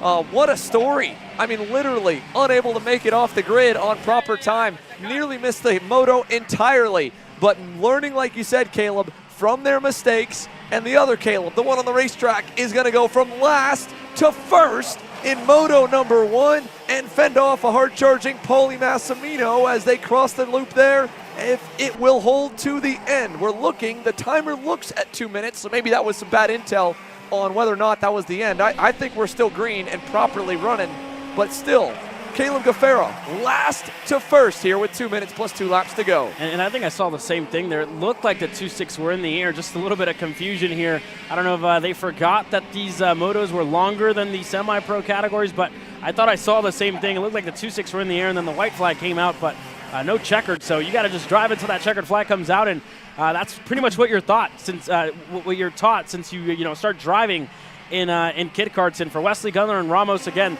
they still need a little bit more to close down their gap up to the top 2 as they continue to close in on each other. Massimino looks really strong this lap again. Third time in a row that Paulie sets in the personal best lap of the race, and the purple lap of the race, a 45.847. Still a 10th quicker than Caleb G, but just can't stay with them there on the exit of turn number 3 to kind of go for a move in turn 4. And you have to think about the limiter as well. That's kind of halting Massimino a little bit to dive into turn 4 to attempt to move to take the lead of this race. So with Diego Ramos at least safe in 4th, though, that's, I think, the big key out of this entire deal, that while Nick Terlecki is going to give up a lot of championship points and sadly lose the points lead after moto number 1 on the very second points-paying session on the weekend, Diego Ramos hanging on for a 4th place result here will kind of minimize the bleeding back to Paulie Massimino. Coming into the weekend, again, the delta, 8 points for Ramos up to Terlecki. Terlecki's now going to fade all the way down about probably, by my math, it looks like about a 20-point loss to the overall. Looks like it'll be about a 13-point loss to Diego, so he'll end up going from 8 up to maybe 7 to 9 back, maybe 6 back at the worst, or at the best for Terlecki. If that's the case, Paulie Massimino entering the weekend here 27 back from Diego Ramos. He'll pick up 2 right now to knock it down to 25. If he gets by Caleb Gaffera, well, that'd be another 5 points and knock it down to 20 markers going into moto number 2, which again is still up for grabs. So now we're at the 0 on the timer. That should be the proper 2 laps to go signal. And while it looked like Paulie was really putting the heat on, Caleb Gaffera started to open that gap back away from the BJR MDR entry. And I tell you what, I mean, Paulie's still a 10th quicker than Caleb G's. Just having, it's one thing to catch and a whole different thing to pass. And it seems like that's the thing that Paulie's kind of struggling with, being close enough to pass in those major passing zones like turn number 8 that's coming up right here and turn number 4 at the bottom of the hill. So Paulie just struggling a little bit to kind of find himself in that gap and in the striking zone in a good passing opportunity. So that's just one of the big struggle points for Paulie at this moment. But again, he's going to go a 10th quicker than Gaffera as well. And you see how much he closes in, especially on the exit of turn number 9. And he's very close as well this time around. He goes purple. Doesn't go purple, but goes a 10th quicker once again on Caleb Gaffera that time around, Xander. Yeah, that's a nice leap forward here. So now he closes it down to a car length and a half. But 2 drivers, good buddies off the racetrack, have grown up racing here, and definitely know probably most of the plays in each other's playbooks. It'll be fun to watch the 2 of them try to make something new happen, to surprise the other on a package that neither one's raced all too much. That's the one variable. That's the one thing they don't have a lot of experience on, is the different power band and what you have to do to either get by someone when they're blocking or how you need to block without bogging the motor down too much. Final lap, though, he won't have to do it. Gaffera from last to first wins Moto 1. Paulie second. Wesley Gunler will end up 3rd on the Aiden Fox and Son karting entry. Ramos will take over the points lead with a 4th place result. Aiden Fox on the Fox and Son karting team will make it 2 of their entries inside the top 5. Rafe Shaw in 6th, Wheeler 7th, Olds, Gavin Wardle, and Christian Blevins Jr. the top 10. But my goodness, Beckett Friesen out in turn 1. Teammates Theo Corelli and Aiden Lorenko getting collected at the halfway down the front stretch off the end of the last turn. And then the biggest turn of events, Nick Terlecki seeing the bumper break on the Hotes DD Tony Kart, sidelining him in moto number 1. What a race to start the pro divisions here.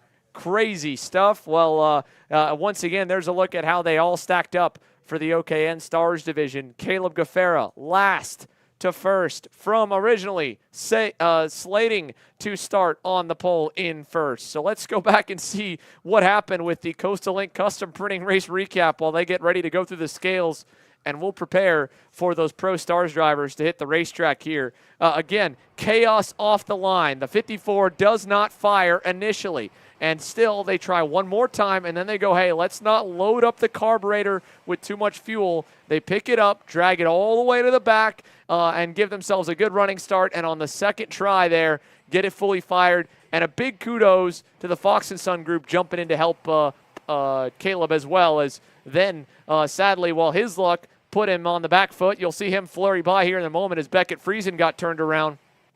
Friesen, on the other hand, makes it all of about 100 feet to the start of this. And then part of the reason Caleb got up to the leaders as early as he did, well, the rain hit us here in the opening few laps, and the Red Army drivers were making the most of it early there. First and third as Theo Corelli and Aiden Lorenko get collected and stuck together down the front straightaway off really just an awkward chain reaction that takes them both instantly out of moto number 1. Yeah, that was just the start of it. It was almost on the second lap, and you saw Caleb G work his way through the field on Wesley Gunler. Took him 2 tries to get it done, but the second time was the charm there for Caleb G to get through, and all this battling as well further back. This was moments before Nick Terlecki dove into the pits with a broken bumper, and you see Gaffera continuing to make moves. He went up to second here as he was fighting with Henry Wheeler.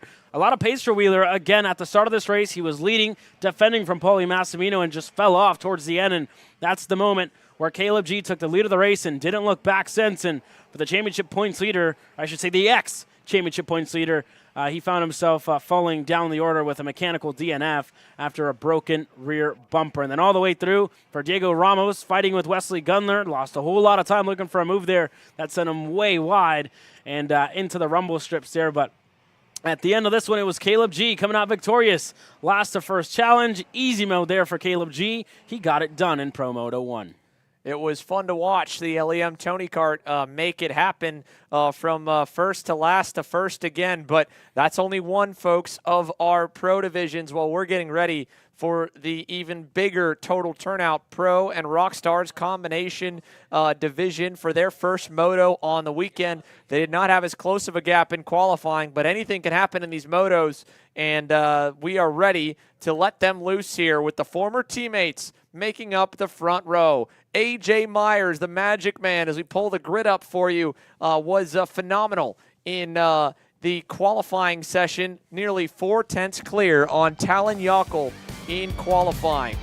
They end up still, though, first and second. The former Magic Kart duo, the mentor and protege combination, now 2 independent drivers on their own. AJ still with the Magic Kart group, and Talon as a father-son privateer effort trying to defend that number 1 plate. He's got his work cut out for him, though, as AJ leads the standings by over 70 markers coming into the finale weekend, and Talon is not even in the top 3. Ian Quinn and Josh Conker, though, great efforts for both of them as their solid and consistent season of podium efforts for Josh Conker and top 5s, top 10s for Ian Quinn. Now we'll have them starting on row 2 for both motos. And you go back to row number 3 with Motor Builder here this weekend, Gavin Bailiff, and driving at the same time. So he's going to start 5th alongside Vincenzo Saracino. You go back to the driver's second in the championship, Billy Musgrave and Robbie Boydeshow on his return to pro racing action here this week. And the last time we saw him racing pro was last year at the Clash at the Club, where he finished on the podium with an all Magic Kart 1, 2, 3. And speaking of that, you go back with Annie Rule on row number 5 alongside Justin White.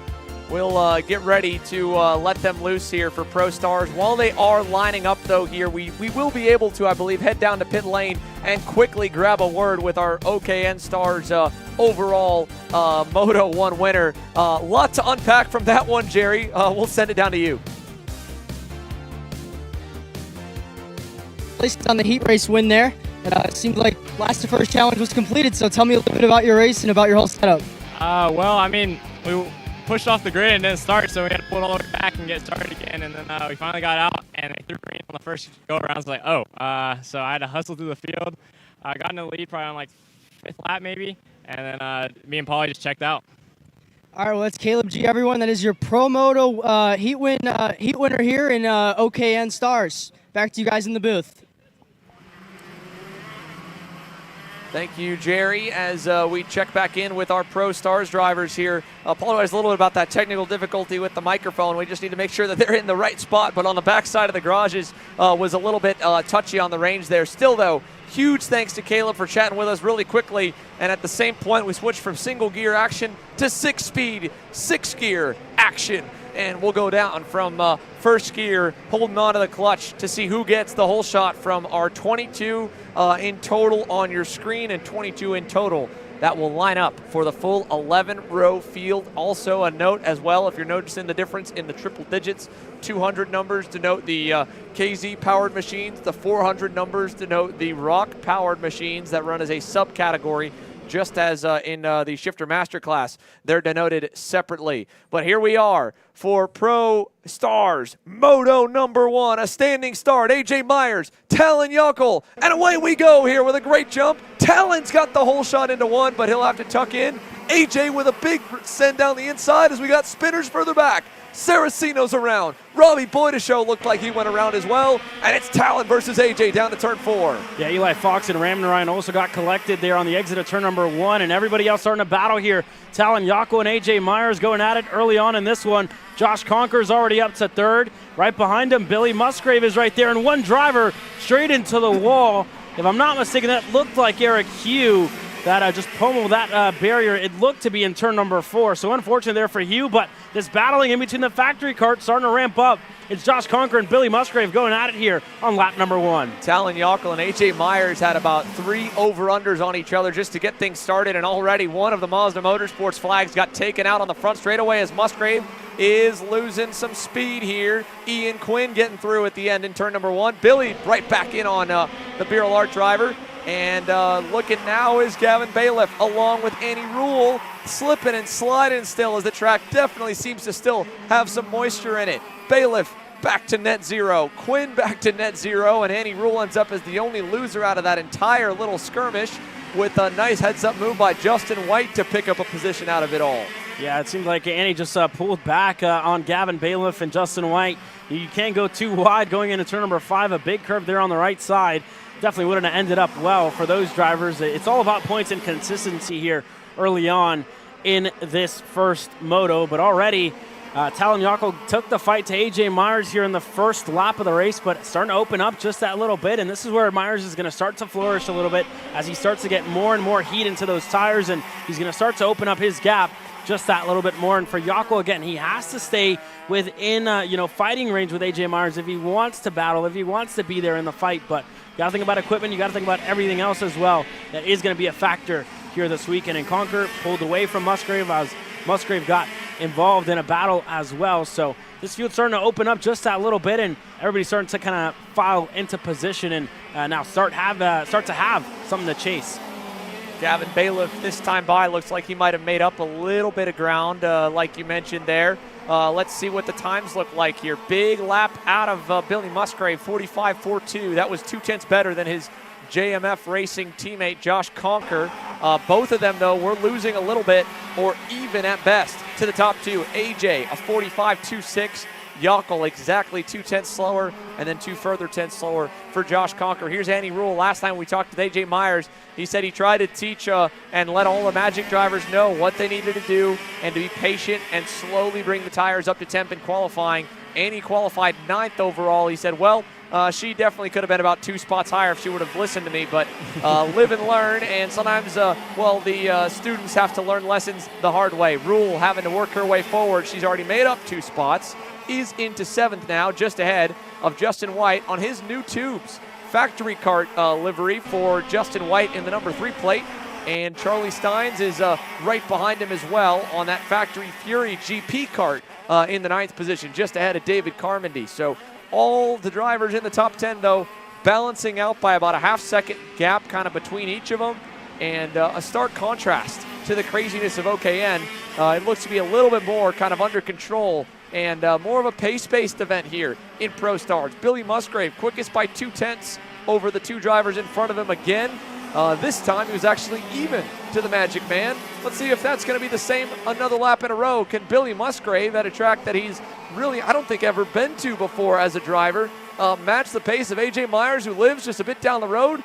No, he'll go better. 45.04 for Billy Musgrave, fastest kart on the racetrack right now. I think that's actually true. Billy Musgrave, speaking of him yesterday, he had never raced at this racetrack, and that's the quite opposite to the 2 drivers that are in the lead of this race. And for Josh Conker as well, who has a lot of experience in the night fight here, was really quick last year, finished on the podium if I'm not mistaken. And he's fighting his way up there and being in 3rd and ahead of Billy Musgrave is good for Josh Conker, to say the least. But again, Billy with no experience coming into the weekend, with very little practice as well here at the Stars Championship Series, he's definitely found the pace to be up there and fight inside of the top 5 and hopefully be able to save something out of the championship here in this one. Through turns 1 and 2 and up the hill to turn number 3, Billy Musgrave continues to put the pressure on Josh Conker, and battling for P3 as they head through the bowl over in turn number 4. Yeah, they continue to battle there in turn 4. Conker and Musgrave there battling it out into turn number 4, and they work their way through about a car length in between these 2 drivers, and you're going to see some battling here. Like I said, as Billy Musgrave sends it into turn number 8, I wasn't expecting to see them fight all too much, and you see Conker kind of made it easy for Musgrave to go through, but everybody's just still trying to hold on to whatever spot that they have in the championship and to have as big of a points haul that you can here this weekend. One other thing to keep a note on here with Ian Quinn as well, going quickest now. 45.156 for Quinn. Granted, not quickest overall in the session, but quickest as of the last lap around in that 5th spot. Is that AJ Myers has already built up enough of a gap that I'm not surprised he's kind of started to stabilize at a 45.2. He's still adding on to the margin back to Talon Yockel, but the Magic Man is definitely, I think, in conservation mode because he doesn't need to push any faster than what he's going. On the other end, Ian Quinn, Billy Musgrave, well, they got to go because they only have 1 more moto to make up time and try to make up ground in the championship. We talked about the OKN Stars fight and how close that is and how that just changed once again. Well, for Pro Stars coming into this weekend here, AJ Myers enters the weekend in the combined championship with nearly a 90-marker lead over Billy Musgrave. Gavin Bailiff exactly 96 markers back from the lead. It's still going to end up mattering most in the feature, but if AJ Myers pads that lead by more and more points here through these motos, then he will be able to be even closer. So here's a look further back at the TKG Kart Republic at Gavin Bailiff right now in position number 6, trailing these 2, while 4th and 5th continue to fight here. Ian Quinn and Josh Conker just up the road. Yeah, Ian Quinn and Josh Conker still kind of not battling all too much, but just kind of pushing themselves and working their way further up the grid, and they continue to lap around, and they work their way through the field. Down the back straightaway they go now as Bailiff looks to close down his gap. He's in 6th at the moment.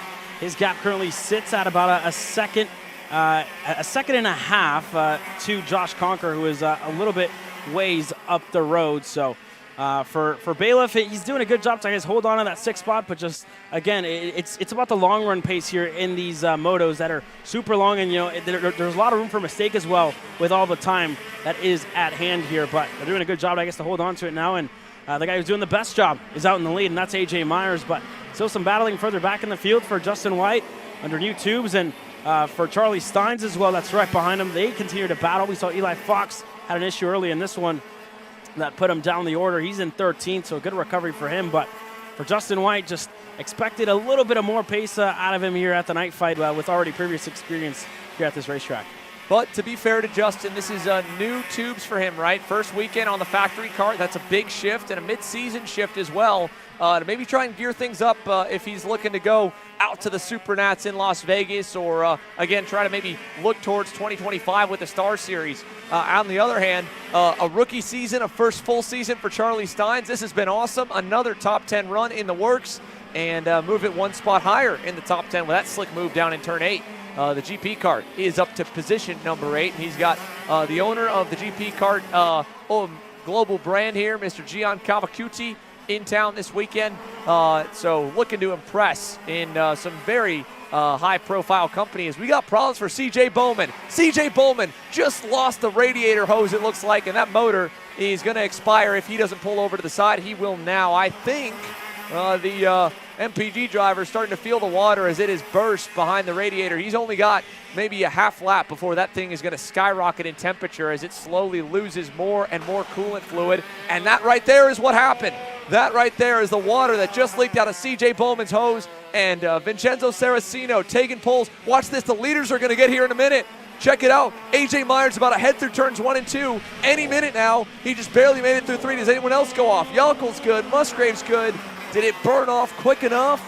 I think it did. Sadly, though, it just collected 3 karts in a massive crash. We'll see if we can't pull the replay of that here in a moment of what just transpired. For Tegan Poles, it looked like might have been involved. Sam Avrutsky in the Eyes Up Body Symmetry MD machine, and Vincenzo Saraceno.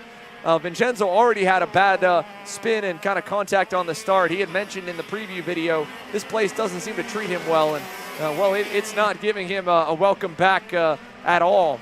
Vincenzo Saraceno, former champion in the Stars Championship Series, out in Moto number 1. Yeah, unfortunate there for Saraceno, and again, just a hardship for him all year long continues here for that Maranello driver that just, it seemed like it hasn't gotten any better for him this year. He had some good showings as well early on in the year, being there inside of the top 10 and fighting inside of the top 5, but just has definitely fallen off here this weekend and hasn't had the pace that we're used to seeing him with, and again, just played with bad luck all year long. But for Billy Musgrave, it looks like he's closing in on Talon Yockel here, and he is.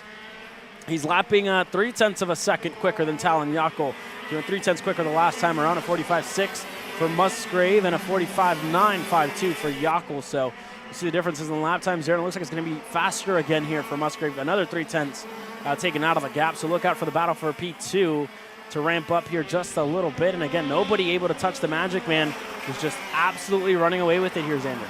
Yeah, AJ Myers managing this moto beautifully right now, out in front. For Ian Quinn here, he is well safe ahead of Josh Conker. The two of them, Ian Quinn and Billy Musgrave, that is, they're gaining quite a bit on Talon Yockel. And while we're down to just 45 seconds away, either one of these two drivers here could all of a sudden close that gap to AJ. Now, it's still going to be a stinger in the points here with Myers getting a maximum haul of 50, and at best, second place for would pay 45, so you'd still give up another 5 markers.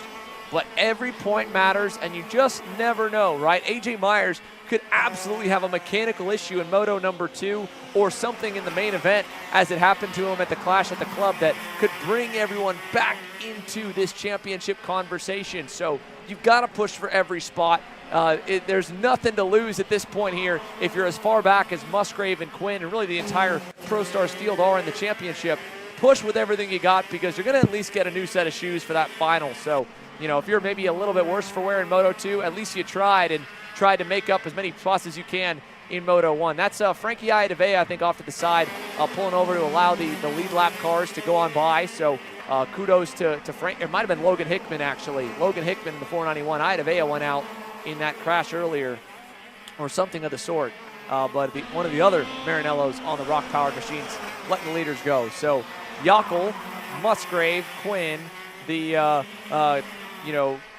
antagonists into AJ Myers' story, into his dominant redemption year here with the Stars Championship Series, trying to make up for that brutal loss that he had with the crash going at that Pro Tour Championship with Mateus Morgado. It'd be something of maybe a bit of consolation to at least get the other major U.S. National Shifter title. And if he can close it out with a clean sweep of the weekend, well, that'd be a little icing on the cake. And These three are trying to deny him from it. They're 2 seconds away from being able to do that, though, and there's 1 lap left here in this moto, Caleb. Yeah, white flag in the air the last time around there for everybody in this field, and you see Billy Musgrave a lot closer to Talon Yako this time around. Less than a car length separates those two drivers, so look for Musgrave. His best shot's going to be into turn number 8. 6 is a little too close there, but I think turn number 8 is going to be the best shot for Musgrave, and that's not going to help him out at all. Exiting turn 7, just sideways there for him. Not going to help his charge up the field and up the order on Talon Yako. Going to have to fend off Ian Quinn now. But all that being said, the Magic Man has been perfect. Hasn't skipped a beat all race long, and he's going to take the win in Pro Moto 1. So with that, A.J. Myers to Yelkel to Musgrave to Ian Quinn and Josh Conker, your initial top 5. Beyond them, I think everything's spaced out enough. Penalties or not, it will stay the same all the way back to Thor. Robbie Boydeshow from going around in turn 1 rebounds to 9th at the line. He gets around Justin White on that final lap to snag a top 10 in this opening moto. Once again, though, we are caught having to catch our breath from the craziness of the Stars Championship Series, and our Pro Stars division has definitely been up to the name with the level of excitement we just witnessed in moto number 1. Myers, though, able to back things down tremendously and take care of those MG yellows he's got strapped on his Magic Kart. Drops it down to 1.4 seconds, but don't let that fool you. This was a dominant run start to finish, and he's just making sure he's got enough in the tank to take it to him again in moto number 2. A good amount of DNFs, though, and some major carnage, unfortunately. I know we've got our Coastal Link custom printing recap up. I'd love to see if we also have maybe an angle of that moment that the 3 drivers collected kind of happened with CJ Bowman have the radiator hose clamp break off. It looks like we won't have that, unfortunately, in slow motion, but we do at least have a race recap. So let's take you through that. A.J. Myers, again, side by side with Talon Yako. Right off the bat here, this was actually, while we kind of panned backwards a little, a good fight. First, Robbie goes around. Vincenzo goes around off the back of him with nowhere to go. So bad luck, wrong place, wrong time for Saraceno. And that kart stalled. There was nothing he could do. But as AJ and Talon finally sorted themselves out, Billy Musgrave was going backwards in a hurry, and he had to stop the bleeding, and he did. And then the factory kart looked good, really good. Getting by Josh Conker there for 3rd. Then Conker would eventually fade back behind Ian Quinn for the 4th spot to fade to 5th as well. And this big moment here, first Bowman's radiator hose breaks there. You saw David Carmody top of the screen just kind of hanging on. And as we followed Bowman through the bowl, this happened just moments later. Those 3 all going out with the water on the racetrack from Bowman's hose breaking. So the chaos in Pro Stars will keep the officials busy and give everyone a lot to catch up with. Ultimately, though, A.J. Myers victorious and by a good margin to kick off the evening. There's the usual 10-minute break to catch up on time. So just judging off that, we still got a few more moments before K Masters gets underway, and we go back to the top of the lineup, the top of the batting order for all of our classes at the Stars Championship Series night fight. So a little more cleanup, a little more tidying up on our end as well, and we'll be ready to run through all of our divisions one more time here Friday evening.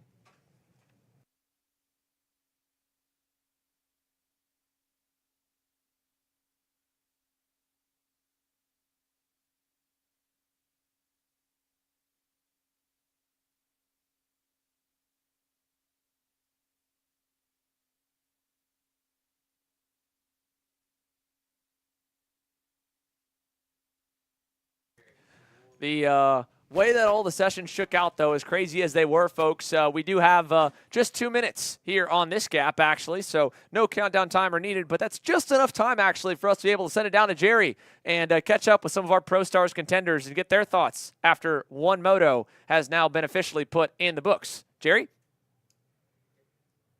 I am down here right behind the scale line here with Talon Yako after he was able to get this first Pro Moto wrapped up here. Talon, first question for you. How was the start, and what do you think you could do different for the next Pro Moto start? I felt like I had a pretty good launch out there. I mean, AJ seemed pretty even. He had a little bit more than me, but we had a fun first 3 corners on that first lap. But, yeah, I think I just need to make a little setup change, and I should be right there with him. He had a little edge on me in that race. Yeah, I mean it's it's ultra tough having to race AJ, but this is obviously one of your this is your home track, and we talked last night how you guys go back and forth with the track record. What do you think you need for the next one? Setup wise, you obviously don't got to tell me exactly what it is, but give me some hints on what direction you're looking to go towards.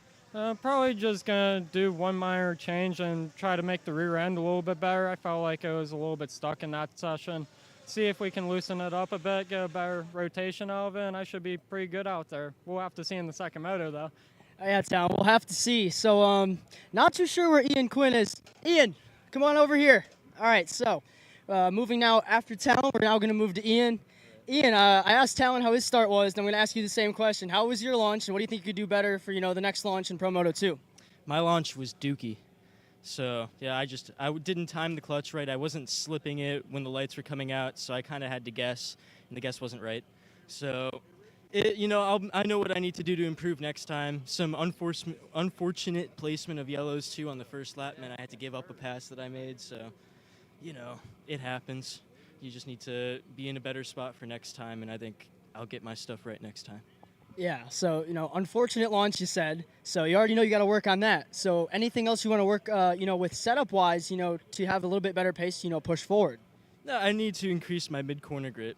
I'd get on the gas a little bit. On mid to exit corner, the kart would want to wash out, a little bit opposite lock. So it's not what you want. Burn off tires that way, and that's not a good strategy to have. So we're going to see what I can do as a driver and what my go-kart can do as a go-kart to see how we fix that problem. All right, that's Ian Quinn, everyone. Back to you guys in the booth. Thanks, Jerry. We are ready now for KA Masters here. So back to our first class on the lineup as we are moments away from going green. I believe they may have extended the delta just a little bit before this next session will roll. But nonetheless, just moments away from firing engines here for the 100cc Masters drivers. I can see a few of them are still standing by on the grid waiting for the command. So the last little bit of kind of racking, re-racking, and getting ready gives us one quick moment to step away. When we return, we're back for another round of heat races. And of course, the final two Pro Motos before we get in to pre-finals tomorrow and main events here at the Stars Championship Series Night Fight. This is Henry. Henry feels sad. Henry feels sad because it's time for his next big race and his go-kart is in bits. Henry doesn't know that Acceleration Kart Racing is the United States' #1 shop for all of your karting equipment needs. Henry also doesn't know that Acceleration Kart Racing can deliver anything from tires to race suits and even wheels directly to your front door or to the racetrack itself quickly and efficiently, with tech support available 6 days a week. Poor Henry doesn't even know that Acceleration Kart Racing offers free shipping to mainland USA on selected product if you spend $200 or more. Do yourself a favor. Go to accelerationkarting.com and make sure that you are never left stuck on the pre-grid with Henry. Be smart and don't be like Henry.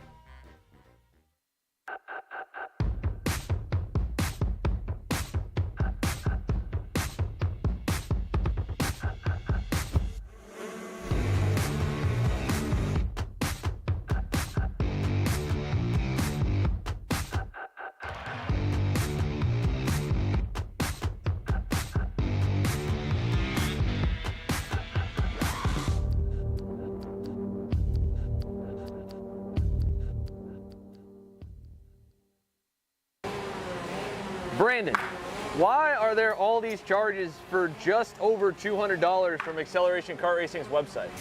That's because AKR gives you free shipping on orders of $200 or more within the continental US.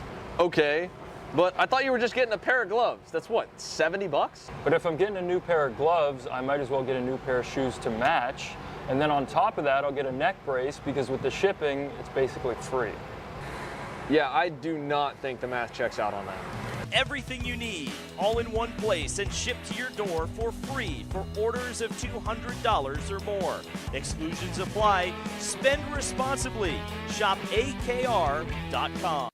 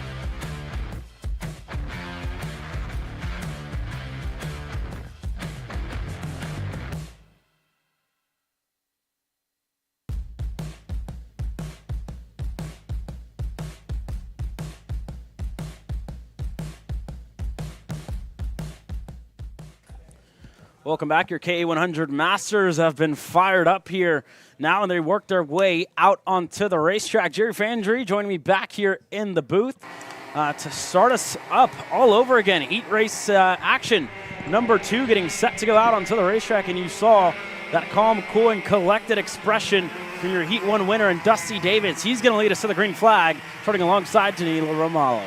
Row number 2, Jacob Nairi on that AEM Karting EOS kart next to Todd Shambeau. You go back to Scott Carapalati and Eric Heinig in row number 3, Josh Realm and Austin Queen on row 4. John Bonanno and Brent Estes running up your top 10 starters.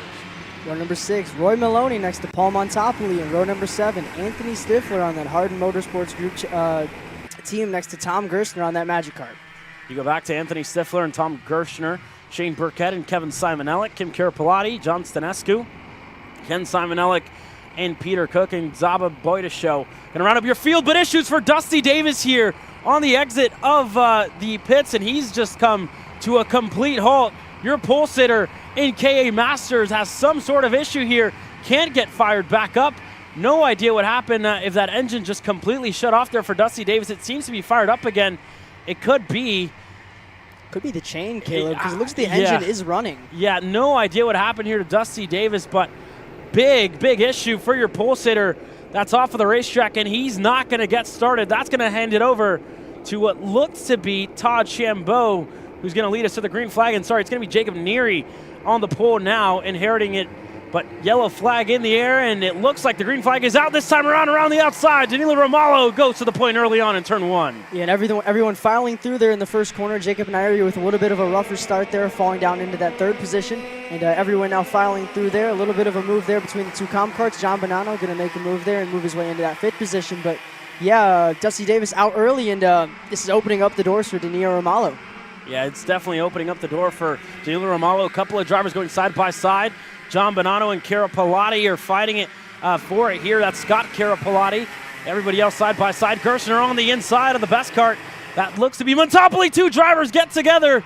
The chaos continues to unfold here. Stifler finds himself in the grass facing the wrong way, and he almost joined Dusty Davis there in the track marshal stands. But goodness gracious, the sun has gone down. The lights are on now, and the racing action has definitely started to ramp up here at the Stars Championship Series Night Fight. And look at all the dirt there, Jerry, on the exit of turn number 3 on the left-hand side there of your screen. Just a lot of grass there that has been kicked onto the racetrack. And again, you have no idea who's going to win this race, as now Romalo finds himself up there in the lead of the race with Austin Queen in 3rd. Jacob Neary in 3rd. He was the driver who actually led us to the green flag. Shambeau's not too far back in 4th. But man, this race has been hectic from the start, as Burkett looking on the inside of Gerstner. He gets it done in an 8. Yeah, Caleb, it's a much better start here to this second K100 Masters heat race here for Todd Shambeau. We've seen him struggle and, fall back early in that first heat race. And, eventually, we've seen him around in, I believe, that last corner. But definitely a lot better of a start here as Jacob Nairi looks for a little bit of a move there on, I believe, Eric Heinig into that first corner. Not going to get it done. Heinig in a half block going up the hill into turn number 3. And it seems like the top 4 okay to sit how they are right now. With Shambeau having a little bit of a struggle there in that first heat, he's definitely going to want to conserve all that he can to, have the best result that he can get here. Obviously, having a P15 finish, with there being an average for the main event starting order. So it's definitely going to be crucial for Todd to, maximize the points here. And Jacob Nairi having a little bit of a look there to the outside of Heinig, but I'm going to get back into line. And, at least seems like Austin Queen and not sure who is in tow behind him. I think that's Estes behind him. Looks like they have now joined this lead group, Caleb. Yeah, Brent Estes very much in this group, and he's there in the fight as well. Everybody inside of the top 5 well in tow, and there goes Heinig on the inside of Romalo in a 1. Heinig's able to get clear. He goes to the point of the field. Romalo falls back to 2nd, and look out for Jacob Neary here. It looks like he wanted to go a lap prior. He's going to go this time by for the 2nd spot. He gets through in a turn number 4, so Jacob Neary is up to the 2nd spot, and now Heinig going to be the driver that he's going to look to take the lead of the race from. And look at that run already from that AEM LN kart to already close down the gap to that Maranello. Look for Neary to go again here in an 8. He's going to hold off for a little bit. Shambo isn't, though. He's going to get clear, and one of the Eyes Up Racing machines, that looked to be Brent Estes, who looked to make a move, just overshot it as Shambo and Romalo going side by side in a 9. Yeah, we talked about in that first heat, Caleb, how strong Jacob was in those early laps, and, it seems to be the same story here with about 4 minutes and 30 seconds to go. We're going to see if Jacob can, hold that same pace as, he takes a look behind him there, sees that he has a little bit of gap back to Shambo and likes of Romalo, Queen, and, Bonanno behind. So, knowing the background Jacob has with 206 Racing, I would bet he's probably going to sit behind him and push him there. As, Romalo makes a move there at the same time. Bonanno also following him through at the same time there in the ball.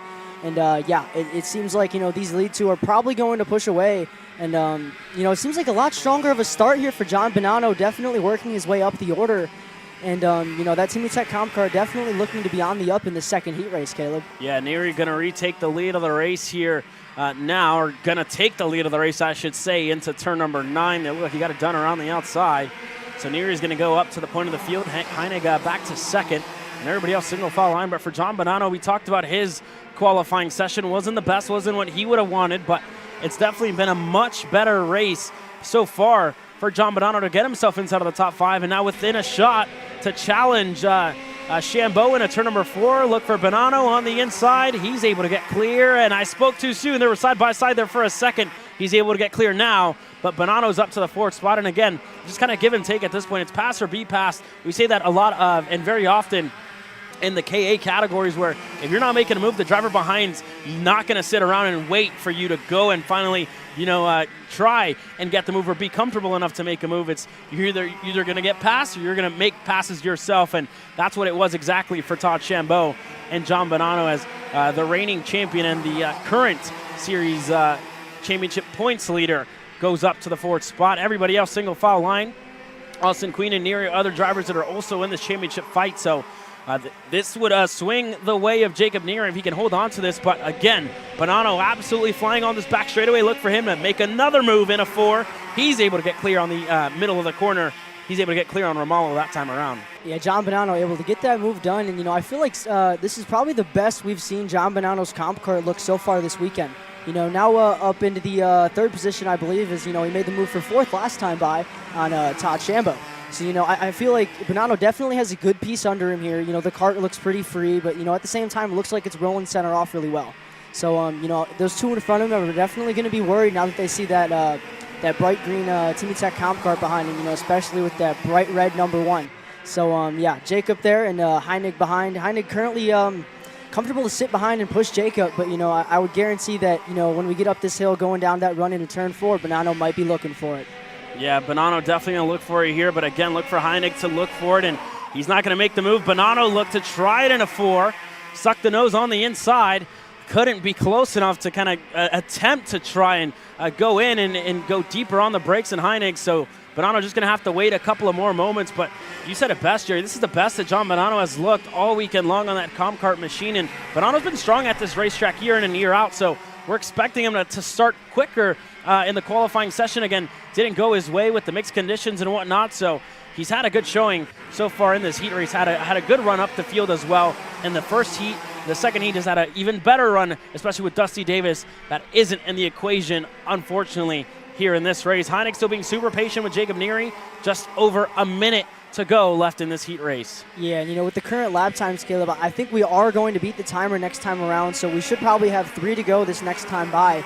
And, it seems like so far we're content, but, Bonanno just has so much pace at this moment, Caleb. I wouldn't be surprised to see him look, on Heinig, maybe coming into 8 or, down the front straight this next lap. But, if Austin Queen can get close enough to follow him through, that would definitely be, in his best interests. As it seems like outside of the, second and third, everyone has about a cart or, a cart length 2 gap. Nobody else is really close enough at the moment, but, a little bit of a bobble there from Heinig, and this is just going to bring Bonanno closer and closer. Coming into this last corner here, he's going to look better of it, but down this front straight, he might be looking for it. Yeah, definitely going to look for it here in this one, as there goes John Bonanno on the inside there of Heinig. He's able to get clear into turn number 1, and there you have John Bonanno able to get clear into turn number 1. He's up to the second spot now, but that move cost them a little bit of time, about 3 car lengths in between Bonanno and Jacob Neary so far. And again, they're going to run out of time when they get to the stripe here, so Bonanno really has to get on the horse, and he's going to have to set in personal best lap time after personal best lap time if he wants to get to the rear bumper of Jacob Neary as this race continues to close up, Jerry. And it's at that point, Caleb, where we're going to get that 2 to go. And, now that Heinig is behind John Bonanno, they're going to be looking to get back up to that back bumper of Jacob Neary. And once they get there, it's going to be a fight for it all. 2-6 in the air now, Caleb. 2-6 in the air this time around. And now about 2 car lengths. That gap closes just a little bit for John Bonanno. Again, he had to make a move. He was a couple of hundredths of a second quicker than Jacob Neary, to say the least, but he's definitely closing in his gap here, Jerry. It's about a car length and a half now, and everybody else for the back. Chambeau, to be able to hold on to that top 5 is good for him, considering he had early pace in the first heat race, but just kind of fell off at the end of it in heat race number 1, but still doing a good job, to say the least, here for Chambeau. Looks within a good shot to kind of challenge Romalo for the 4th spot. Not going to go for it in an 8. But this time when they cross the stripe, white flag will be in the air. Bonanno has to put everything down to put himself in a good starting spot for the pre-final tomorrow, Jerry. Yeah, we've seen Romalo reach down there for the carburetor outside of, I believe, turn number 8. He must think that he doesn't have enough currently. But, if he can get that engine, just a little more dialed into what he likes as he reaches down for that carburetor again, he should be able to figure out what he needs later on today in that, not later on today, tomorrow, and going on for the rest of this weekend. But final lap, white flag is in the air. Jacob Neary leading John Bonanno. Yeah, Jacob Neary looks pretty strong at the moment. It's going to be a long shot for Bonanno to really be close enough to attempt a move in a turn number 8. And you see that slide there by Bonanno as well, not helping him out at all to close down his gap to Neary. A couple of back markers not too far ahead from your leader in this race. And there you have Heinig. Nobody really close enough, and it's risk versus reward. How much are you going to risk for a very little reward at the end of these heat racing action? But he's been picture perfect all weekend long, and for this race, Jacob Neary was handed over the pole position, but he had a fight for the heat race win. Neary gets it done in heat race number 2 in KA Masters. Bonanno crosses the line second. Heinig runs up your top 3. Behind them, Danilo Romalo in that 4th position. Todd Chambeau with a much better finishing result here in this second heat. Behind him, Austin Queen, Brant Estes on that Eyes Up team there. Behind him, Josh Ream, Scott Carapalati, Paul Montopoli, and that will wrap out your top 10 in K100 Masters. You go back to Burkett in 11th, Maloney in 12th, Carapalati, Gershner, Kevin Simonellic in the 15th spot. And you roll back to your last couple of finishers here in this one, or DNFs as well, that we have. Dusty Davis, one of those drivers that just unfortunately didn't have the luck that he would have wanted. He's not even showing up on the timing screens, but obviously didn't put in a lap, didn't go across the timing stripe to, I guess, register. But Anthony Stifler, Zava Boydashow finished 19th, and everybody else cycling their way through. It was a hectic first heat race for the Micro Swift drivers. Zane Burgess, though, played it out perfectly, got to the lead, took the gamble there on the slick weather tires, and he was able to get it done in the end. So this kid has been good so far this weekend and has kept it clean, to say the least. A lot of handshakes there for Zane Burgess, to say the least, just to kind of get him amped up before he goes out onto the racetrack.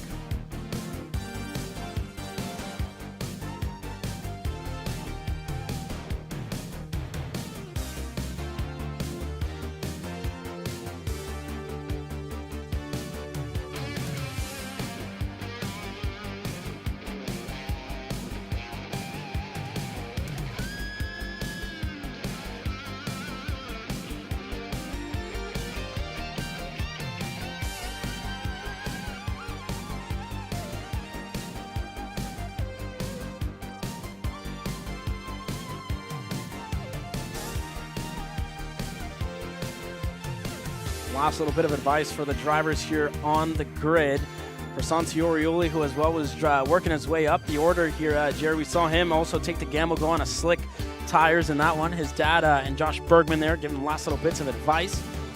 For Zane Burgess there as well, he's starting on the pole. Dutch Westbrook, another driver that took the gamble in that heat race, and it seemed to work out for him as well at the end of that one. So look out for this kid who is coming off a huge win at the AME Grand National Championships last weekend.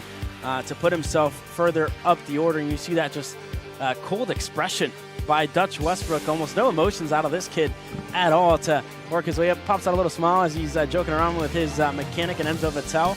And they're going to just be ready to go out there and get it done. And you see, I think Enzo telling him to look over at the camera because Enzo could probably hear us talking about Dutch, to say the least. But, in no means do we mean to distract these kids. But they are superstars in their own respect, so they definitely deserve all the spotlight here, Jerry. Yeah, absolutely, Caleb.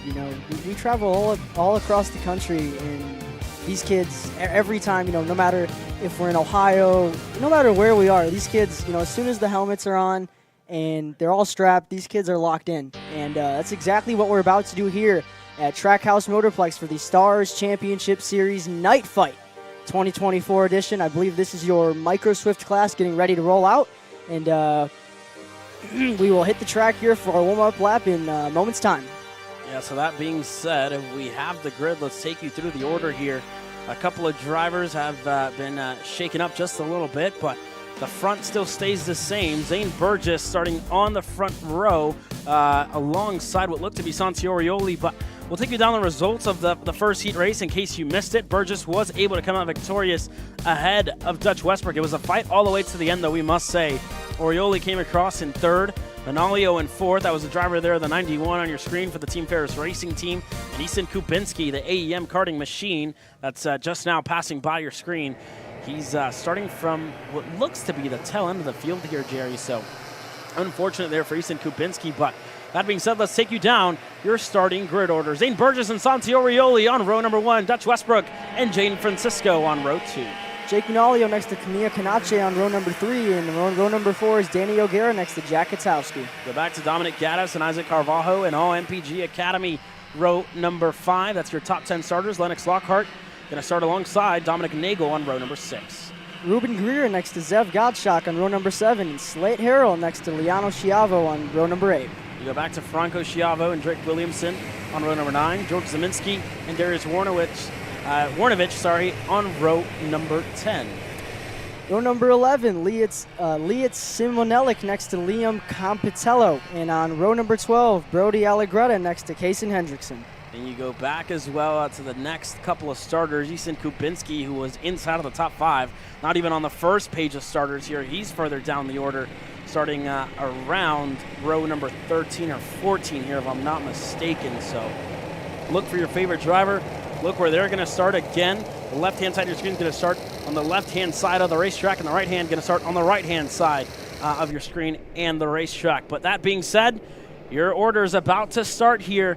And you see the last little bits of starters, Kubinski, Perriman, and others who had issues as well in qualifying. But the green flag is out. Last heat racing action of the night here for the Micro Swifts. Everybody able to make it through in turn number 1.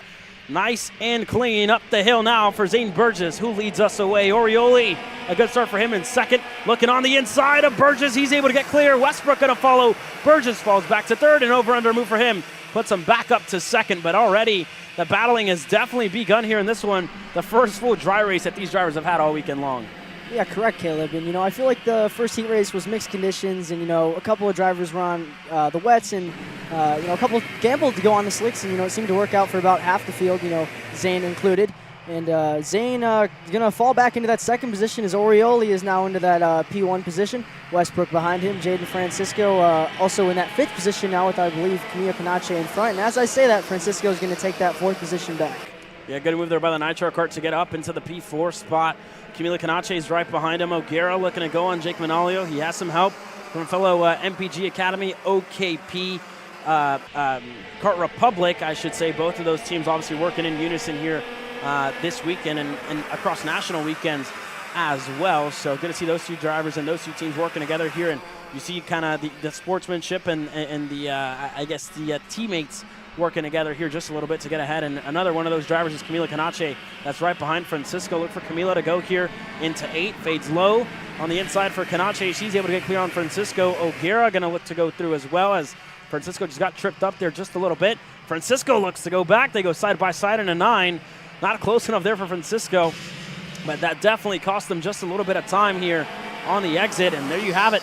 That fighting is going to release the top 3 even more here, and that's what we see weekend in and weekend out. Whenever you decide a fight here for almost 4th on back you're almost fighting for the edge of the podium places. You're not fighting for all too much here outside of the top three. Those top three drivers are playing it perfectly here to run away in that battling, continuing to hurt them, almost like shooting themselves in the foot at this stage of the race, Jerry.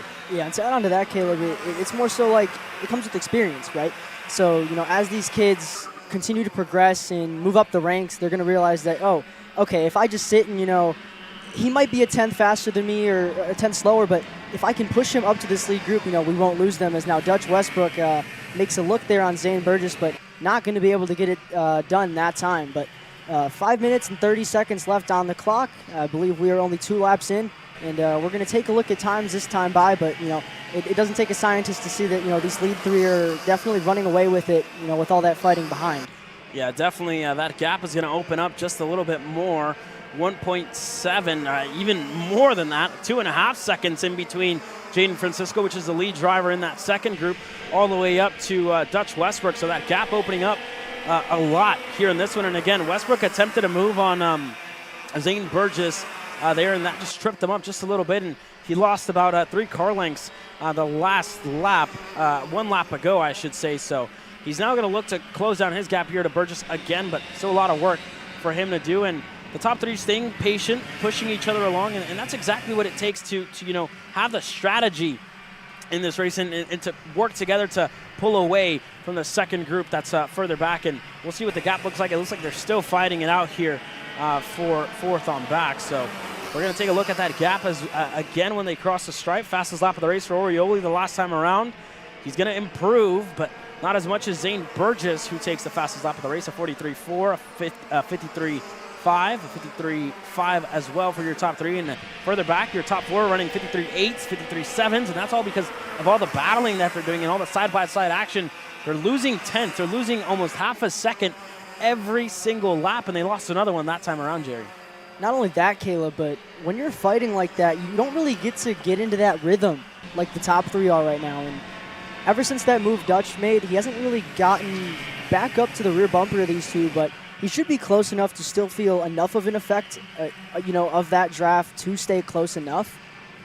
But with about 3 minutes and 30 seconds left, I would expect Zane is a kid who likes to lead. He may want to go to the lead soon. And this group here, 4th on back, they definitely, like you said, shot themselves in the foot, fighting on lap 1 and 2. And it's going to be tough to, get back there. Yeah, no, for sure. And for Zane Burgess as well, I mean, he's going to want to be in control whenever we get to the last 2 laps, but he's been kind of characteristic to push the driver in first along to learn. And I say this time and time again whenever Zane Burgess hits the racetrack.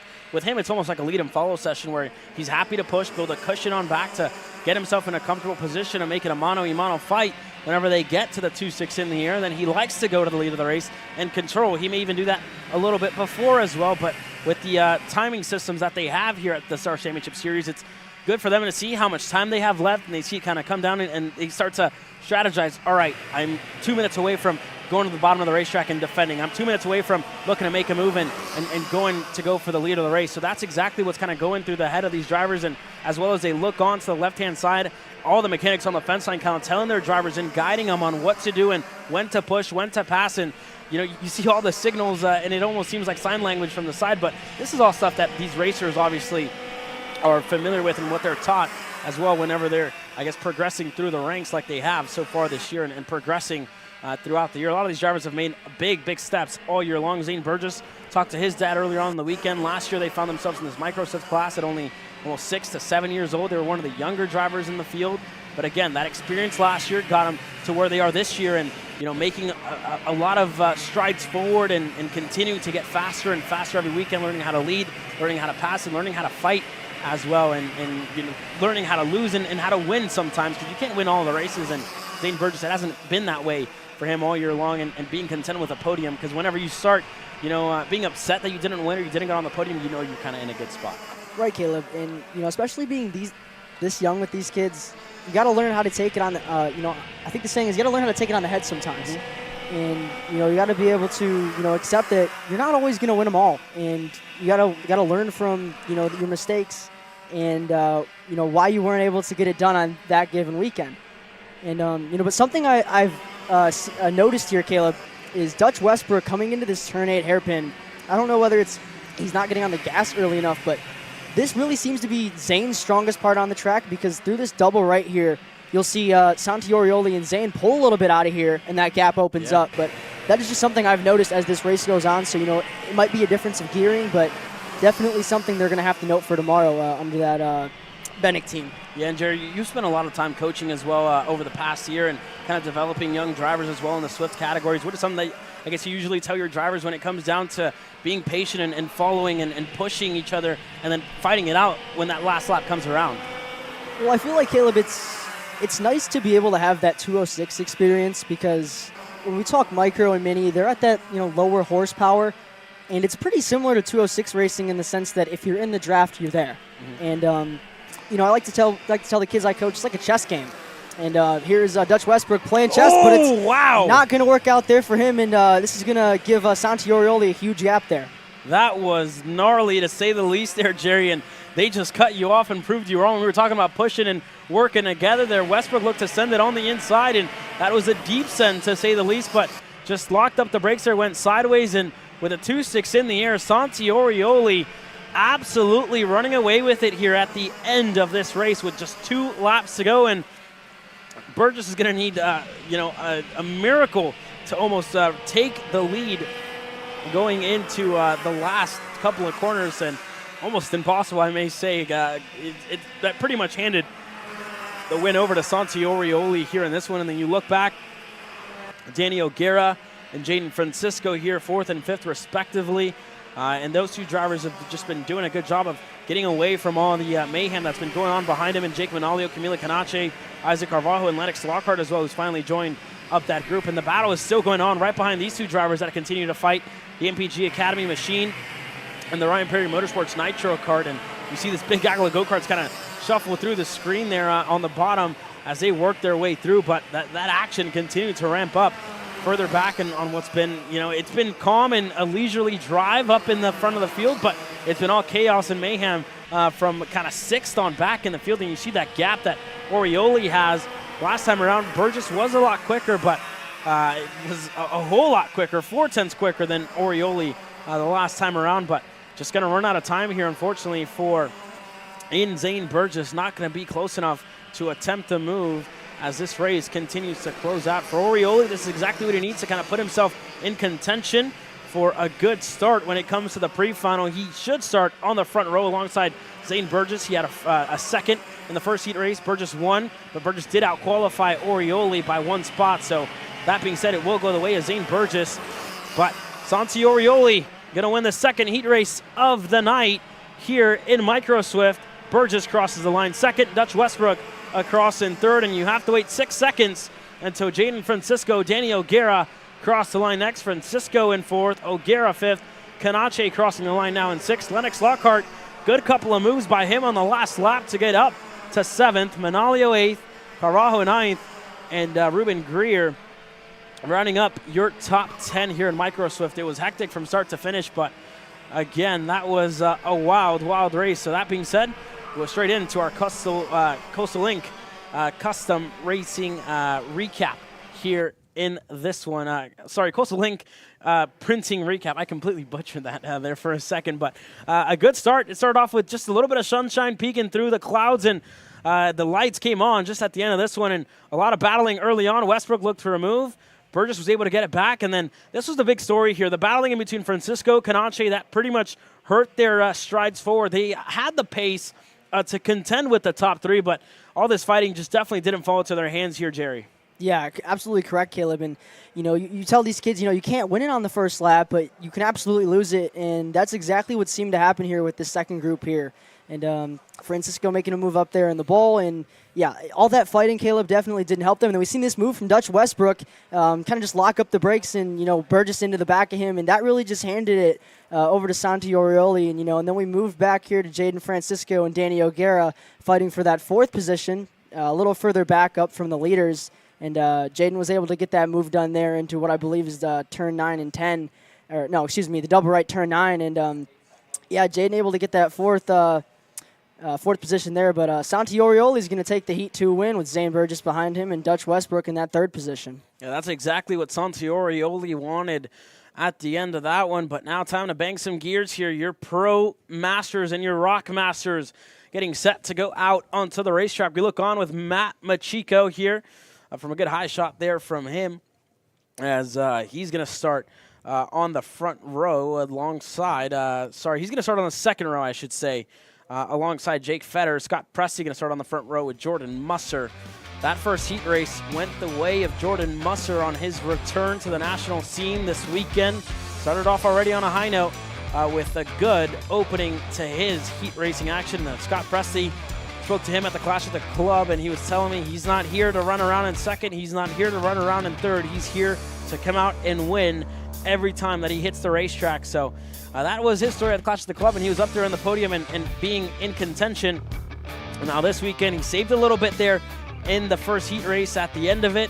Saved his equipment whenever Musser went to the lead early. And again, you have to think about the tires. How much life do you have left on them? You already have a heat cycle, 2 heat cycles in them with the qualifying and the first heat race. You have to conserve that rubber when you get into pre-final racing action and when you get into your main event racing action. Because if I'm not mistaken, these drivers do not get a new set of tires when they get into the main event. So you have to think about that. Conserve as much as you can, but they're getting fired up here. Jordan Musser going to lead us out with Scott Presti. Everybody else cycling their way through. And again, we get to get another standing start here in this one, Jerry. That being said, let's run you down your starting grid order here in Pro Masters and in Rock Master Shifter here. It's going to be Scott Presti, Jordan Musser on the front row.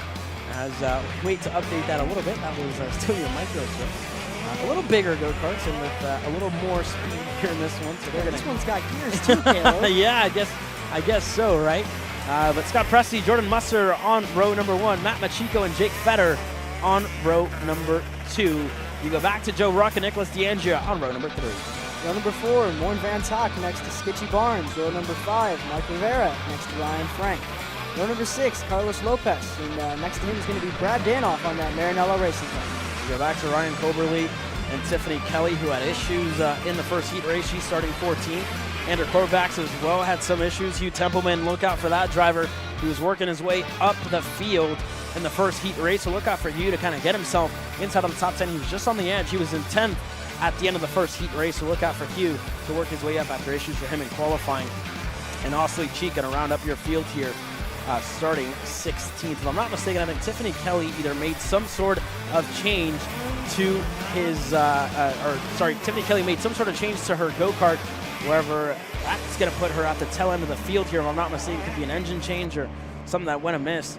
Going to put her at the tail end of the field here. So going to be a big tall ash to play to work their way up the field.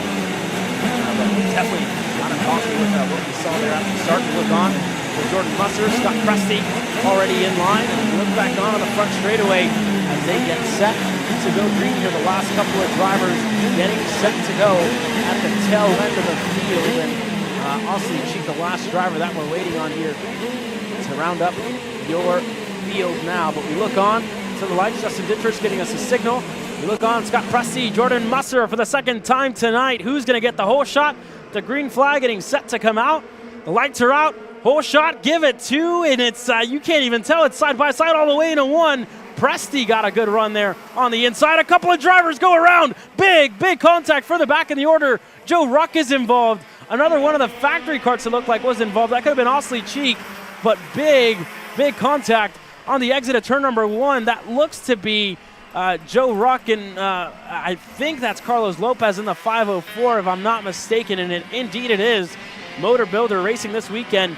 That's going to put him way down the order. Nicholas DeAndrea as well had issues there on the exit of 1, but what a chaotic start to this one here, Jerry. Yeah, absolutely, Caleb, and we were able to see Nick DeAndrea get going there. So he's going to be looking to continue the session and salvage anything that he can, as long as the other, as long with the other 5 drivers there that were also involved in that turn 1 accident.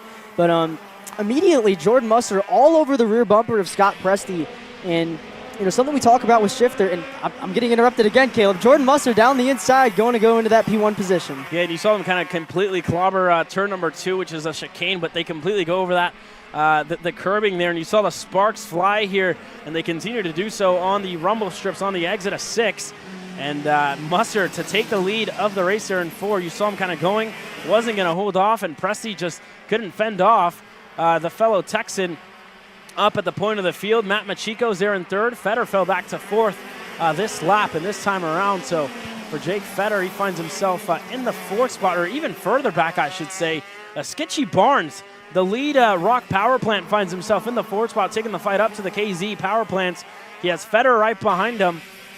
But already, I mean, Jerry, we talked about it.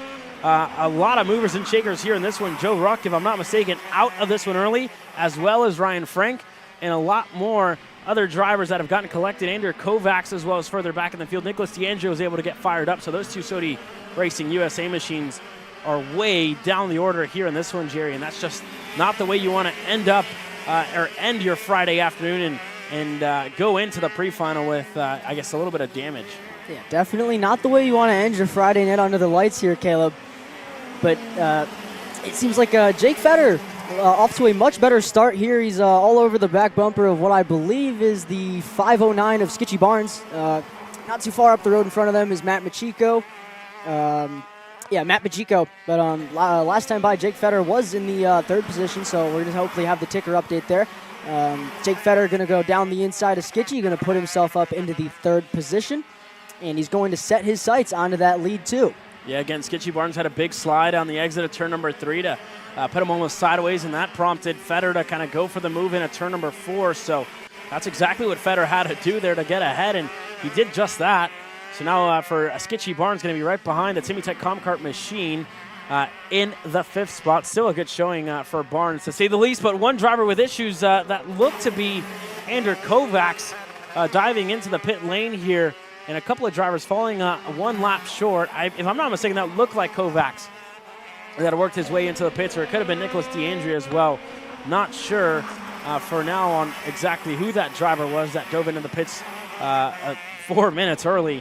But yeah, that was a hectic start. And let's take a look back at that incident that kind of put a big hole in his heat race with shopakr.com. And again, that start, a couple of drivers getting together. It looked to be Nicholas DeAndrea, Joe Ruck, and then everybody else got collected. Another one of the VTM machines, and that sent a couple of drivers beach there. That was Lopez, and one more driver that I'm not too sure. I think that was Kovacs, if I'm not mistaken. That's the other driver there in the middle. But that was a wild start to this one, and indeed, that was the 601 of Kovacs who dove into the pit lane early in this one after going a lap down. But that was a wild start, to say the least. And for Jordan Musser, not slowing down one bit since he took the lead of this race, a 46.769, the fastest lap of the race for the Texan. And for Scott Presti right behind him, a 46.8, a couple of hundredths of a second off. But again, those hundreds add up as this race continues to progress. For Matt Machiko, a 46.9. So he's about 0.2 off of Jordan Musser, a 10th off of what Scott Presti's running.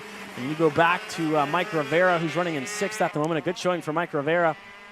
Right behind Skitchy Barnes. Those two drivers fighting for the Rock Power Plant Championship this year. Rivera was the driver who was able to get it done last year. Barnes, though, just short. But Rivera still a little bit ways back, looking to close on the gap. And as well, a helmet change for Mike Rivera. And again, it seems like some drivers were saying that just it's too much work to change the visor on one helmet, which I don't think is too much work, but just change the whole helmet, and that's going to be easier to go with a clear visor. I don't know, man. I don't think it's that hard to change a visor on a normal helmet nowadays. Well, Caleb, depending on what helmet you got, it's normally either 2 or 4 bolts. And, if that's too much, well, Caleb, these are the same guys that aren't working on their go-karts. So, not Mike Rivera. Mike Rivera's busy on his go-kart, as well as Scott Presti. That VTM team, none of those drivers are allowed to have mechanics, and that's exactly what you get out of Masters. You've heard Mike Geeson say, the requirements to run Masters. You'd be pitting out of the back of your truck, either divorced 2 times on your 2nd or 3rd marriage with kids that are out of high school or in high school or later stages of high school. So, for these drivers, fair enough to them. They have a lot on their hands to worry about, working on their go-karts, dealing with the wife if she's at the racetrack with you, or whatever it could be, for all these drivers. And for Mike Rivera, it could be a lot of work to change the visor, and I guess one less thing to worry about when you can just change a simple helmet here. As Barnes went wide there on the exit of 6. Mike Rivera not going to waste any time. He's going to go through into turn number 7. Mike Rivera now going to be the lead Rock Power Plant machine in this one. The reigning champ goes back up to the front, and that's going to help him in the championship here in Rock. Absolutely, Caleb. And last time by, Skitchy was about 4/10 slower than Mike Rivera.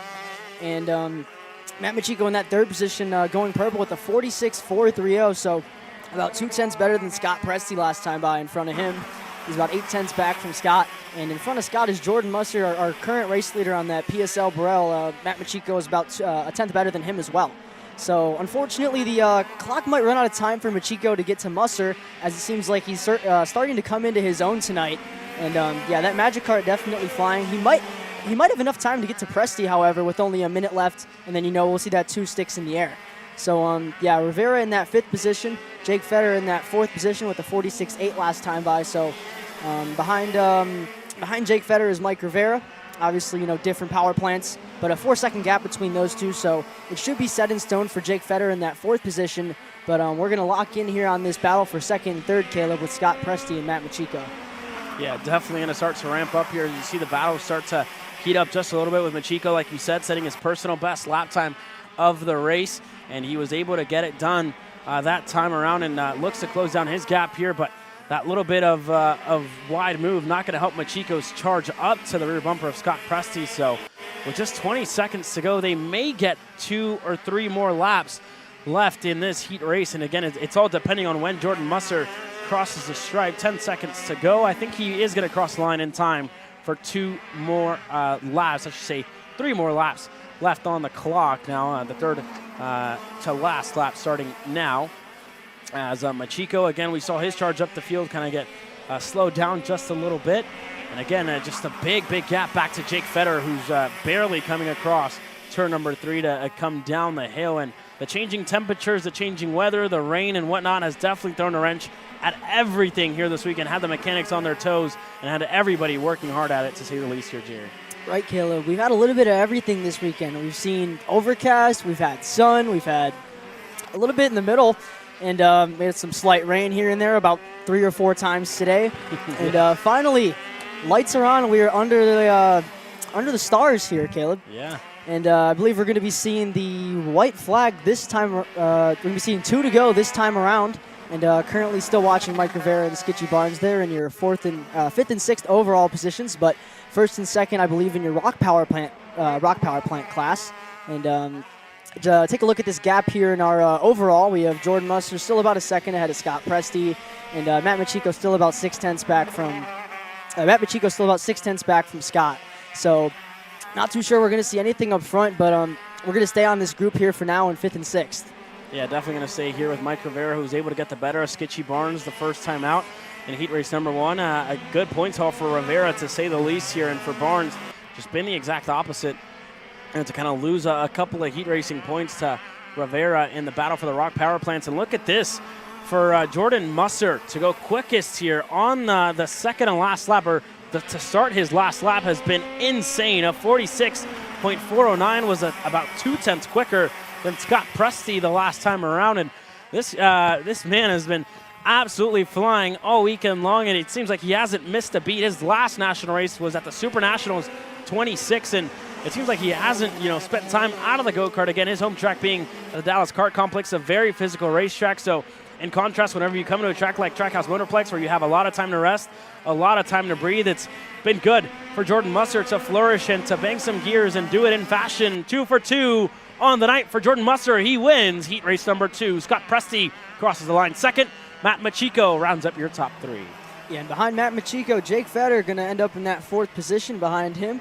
We see Mike Rivera now coming through that last corner. Behind him, Skitchy Barnes, Morn Van Sock, and then we have to wait about a good 6 or 7 seconds until we get back to this next group here with Hugh Templeman, Ryan Coberly, and yeah, they're still coming through, a little further back, but that is going to end off your Shifter Masters heat number 2 here at the Stars Night Fight at Trackhouse Motorplex. Yeah, a lot of pickup getting set to come your way. And again, take another look here at the unofficial results in Pro Masters and Rock Masters heat race number 2. A lot of action definitely ensued in that one, but with pickup set to come underway. We're going to take a quick commercial break. When we come back, we go at it again with your KA100 juniors. We'll be right back after this quick commercial break.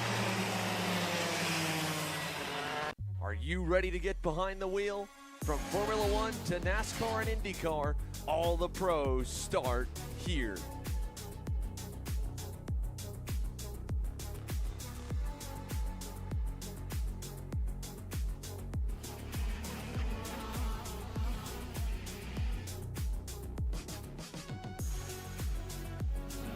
more information, check us out online at mcckarting.com or call us and go racing today. Maryland USA, a top-level performance team with unmatched hospitality, offering a full-service driver development program with year-round testing available in Miami, Florida, and the official North America racing team of Parolin Racing Chassis. Chassis and parts available at ParolinUSA.com. This is Henry. Henry feels sad. Henry feels sad because it's time for his next big race and his go-kart is in bits. Henry doesn't know that Acceleration Kart Racing is the United States' #1 shop for all of your karting equipment needs. Henry also doesn't know that Acceleration Kart Racing can deliver anything from tires to race suits and even wheels directly to your front door or to the racetrack itself quickly and efficiently, with tech support available 6 days a week. Poor Henry doesn't even know that Acceleration Kart Racing offers free shipping to mainland USA on selected product if you spend $200 or more. Do yourself a favor. Go to accelerationkarting.com and make sure that you are never left stuck on the pre-grid with Henry. Be smart and don't be like Henry.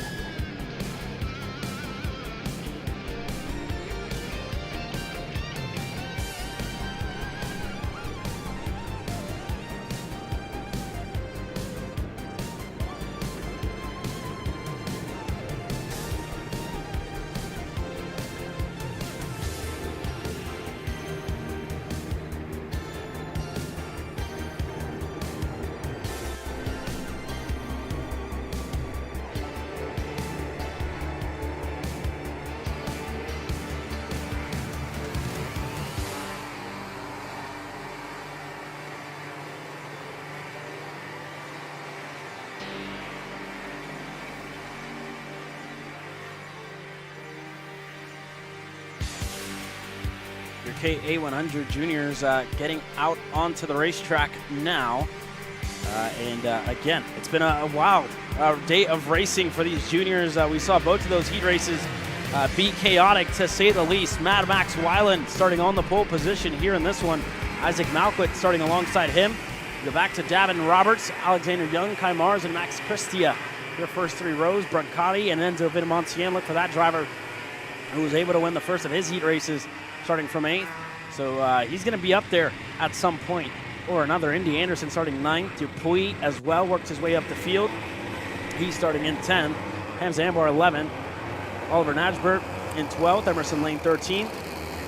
Ryan Mort 14th. Donovan Hogan, Isabella Simpson, Meyer Lewis, Grayson Knoll, Luca Gomez, and Sebastian Rist. Your 20 starters here in Heat 2B, getting set to go underway here. And into the tram lines we go.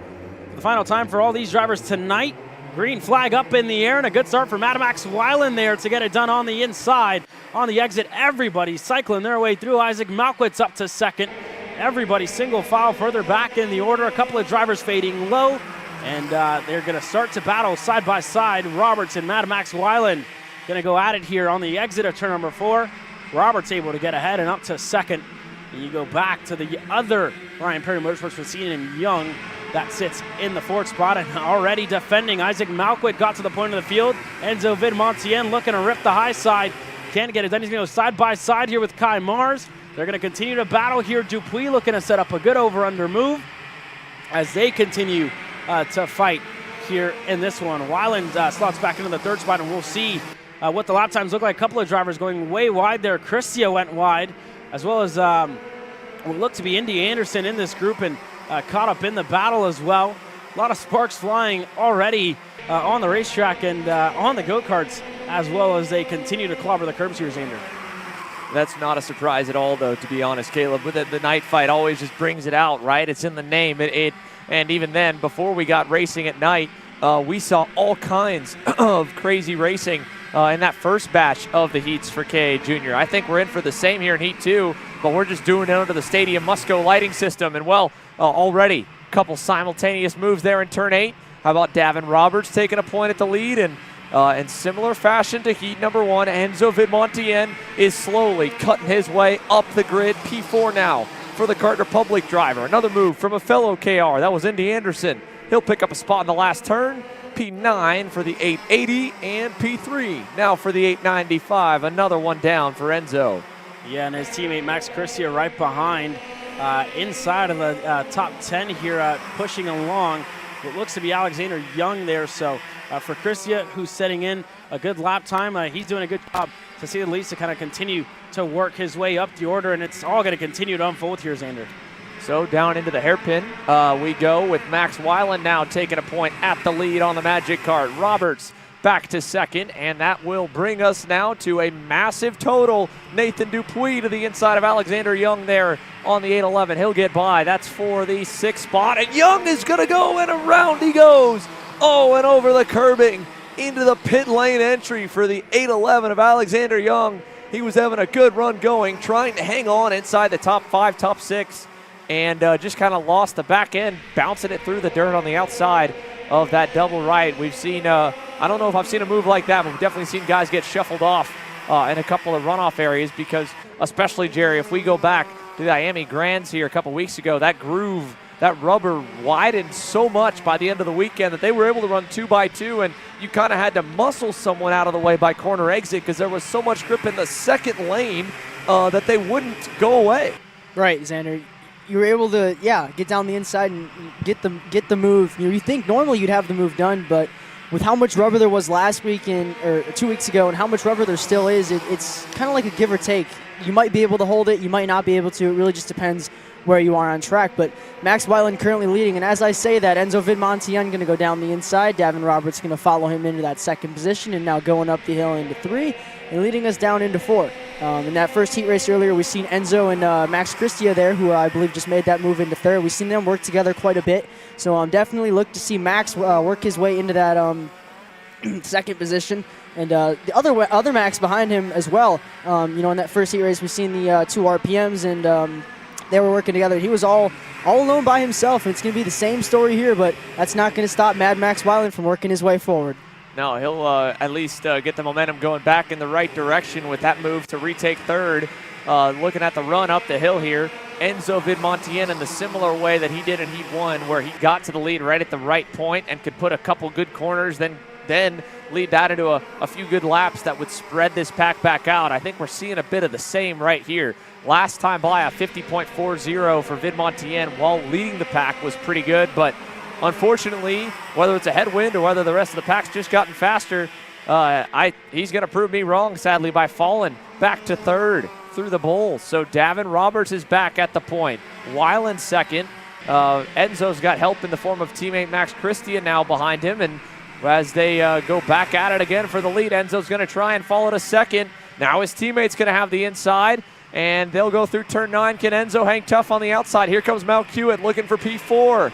Not enough momentum. It'll end up back to nothing into the last turn, and Ike has to go low to block there from Kai Mars. Kai's having a great run in this heat race as well. Check out the rookie down the inside. Kai Mars into the top 5 in turn 1. Nathan Dupuis on that Soda USA chassis is also going to follow him through there in that first corner. Something I've noticed, Xander, if you take a look at our P2 and now as you go down the inside, Robert's not going to get that move done, but take a look at the visor on Davin Roberts. Doesn't that appear to be a tinted visor? Yeah, he might be the only driver in the lead group with a tinted visor. I think Max Christia might have one as well. Granted, that's a testament to how fantastic the lights are here at Trackhouse Motorplex. I've raced at this place under the lights, funny enough, both with a clear and a dark visor, and I will say it is one of the few tracks you can get away with the dark visor. Everything here is top-notch, has been from the start. Justin Marks and Eric Jones have built a world-class facility, and Dan Brewer and the team have maintained it as such. So You can get away with that. That's not normal, folks. You normally end up having to be like the rest of the drivers on the racetrack and go to a clear visor at night. But Davin still got the dark visor in. And, well, Jerry, you said you couldn't see out of my dark visor in the sun. So, I think it's just maybe driver preference at this point. Well, Xander, I couldn't see out of your dark visor because I couldn't see through it because it was dirty. So, maybe we use some Molecule Lab products or, whatever you need, Xander, to keep that visor clean, my guy. Well. So, definitely visibility for me is top tier. All right. You know what? On that note, folks, anyone watching along, we are absolutely looking for a cleaning solution partner. We've got plenty of partners on all other fronts if anyone would like to step on up. But, back to the on-track activity. The actual stars of the night had 2 in the wall there in turn 8. That looked to be, might have been Lewis and Hogan back in 16th and 17th. Let's see if those names populate down at the bottom of the pylon when they hit the line. We're at a minute plus 2 laps to go, and it was Hogan and Knoll. It looks like it actually may have been. Donovan Hogan and Grayson Knoll, I think, were the 2 drivers collected in the hairpin. They have gotten back going at the end of the train, all the way down in 19th and 20th. For the Maxes, though, Weiland and Christia, they're first and second. And this pack has gone from 7 or 8 up to 9, and now back to packs of 4 and 5 here, thanks in part to this group continuing to duke it out for 5th on back. Mount Hewitt now into that 5th position. Mars second in line in 6th, and joining in the middle of that group, Luca Brancati, who had a good run going in Heat 1 before bad luck struck. He's now back inside the top 10 safely on that RPM Tony Kart with 10 seconds plus 2 laps to go. And since we're down to crunch time, they might be able to join back up to the leaders if they can stay single file long enough, because we are racing again at the front of the field. It's Christia over Weiland now through turn 6. Yeah, we talked about it all day today, how strong Christia's been on this Stars Night Fight night in there. Weiland going to go down the inside, and Enzo going to push him through just to make sure that Enzo can also clear himself of his teammates, so there's no contact there in the turn 8 hairpin. So that's going to put Enzo into that 2nd position, Christia down to 3rd, and Max Weiland on that Magic Kart up into that P1 position. So this time going by the flag stand, we're going to receive the 2 sticks in the air. And Max Weiland is going to take us around turn 1 and up the hill here. It's definitely going to be time to start blocking, especially when you have someone like Enzo behind you with a lot of experience in this junior class. But Max is going to leave the door wide open, and Enzo is going to absolutely take advantage of that, and his teammate Max Christia is going to follow him through into that 2nd position. So with a lap and a half to go, Enzo Vidmontien is once again at the point. Can he double up on his heat races? It'd be a tall order for the Heat 2 group, or the A group, to go at it in Heat 2 and try to match him or do better overall to line up for the pole in pre-final A. Again, that's the big talking point here. Do you get to battle for the top 30 spots or battle for the final 10 to make it in to the main event tomorrow? Big bobble there, a rare mistake from Enzo is going to open the door of opportunity, but he'll close it back off in turn 1, and Max Christia will go to 2nd. Weiland now back to 4th with Davin Roberts making a heads-up move there to get to P3. And that worked almost perfectly for Enzo there, having his teammate behind him, but now his teammate's going to go even lower, and Davin Roberts is going to try to go around the outside of Christia, and he is going to get that move done. Weiland trying to also follow him through, going into the turn 5 and 6 complex. Now taking us around this little short shoot here to turn 8. Enzo's definitely going to block here. Davin's going to try the outside, Weiland following Enzo there, and that's going to leave side by side with Weiland. Weiland's going to use all the track there on the exit, but that's going to put Davin Roberts on that RPM karting OTK into that 4th position. He'll fall back. Max Weiland is, I don't know if he's close enough. I don't think so in the last turn. It'll end up being an Enzo Vidmontien heat race sweep across the line as he holds back Weiland for P1 at the loop there in Heat 2 by just 67 thousandths. Max Weiland ends up 2nd over Christia 3rd. Roberts ends up back down the order in 4th. He tried to go to the outside, and Max kind of just got enough of a nose in, muscled his way through in the hairpin, and was able to kind of sneak that 2nd spot away. So one group in the books for Heat 2, and it's Group B for the KA Juniors. Enzo Vidmontien doubles up in the junior KA categories for his groups at least through the heat races. Max Weiland, again, 2nd. Both of the Maxes with a couple consistent runs. That'll put them well on inside the first couple rows tomorrow afternoon. Roberts. Mal Hewitt ends up fifth there, and they close that gap down to less than a second and a half. Woulda, coulda, shoulda, though. They were fighting so hard in the middle portion of that heat race. They were costing themselves a lot of time, and they never really were able to make up for it. Mars, Brancati, Dupuis, Andy Anderson, Emerson Lane ekes out a top 10 there in heat number 2. That'll help his case. And the last driver kind of on the bubble, Oliver Nabert, in the fight to get to the top 30 overall and not be one of these drivers down the board. Luca Gomez, Alexander Young, rebounds from that spin, a big reason to not give up. That 17th combined with a top 10 from heat 1 should still keep him safe and out of the B pre-final, but that isn't to say that he won't be buried in the A pre-final tomorrow afternoon to try and work his way back towards that original spot and then some. But that's only, again, half of the KA Juniors. That's why you got to get into the top 15. The other half are ready to go once again, and we're ready to bring it to you here. Heat 2, Group A this time. Let's take a look at the starting lineup. Ty Fisher on the Race Lab Karting TB, and Chase Gassiet Lee making up the front row. Ty Fisher trying to make a win. Oh, we got problems for the back. Who is that up in the comp carts? Yeah, someone's up in the wall in turn 3. 2 of them. No, not Derek Wargo. That is one of the Arcane Tony carts, it looks like. And then a comp cart as well. I think, who's that? It's the 802 of Maui Angel, and might be Connor Corsi on the 848 comp cart. So both of them are trying. They have to get their carts dislodged themselves, and Stars Championship Series rules mandate an automatic green unless an emergency calls for it. So they will not hold up the start for these two drivers. They're going to be banking on hopefully some generosity from the front row, and I think Ty Fisher, well, by design for them or more for himself to load up everyone else's carburetors, has the field at a crawl. That might be a bit of a godsend for the pair.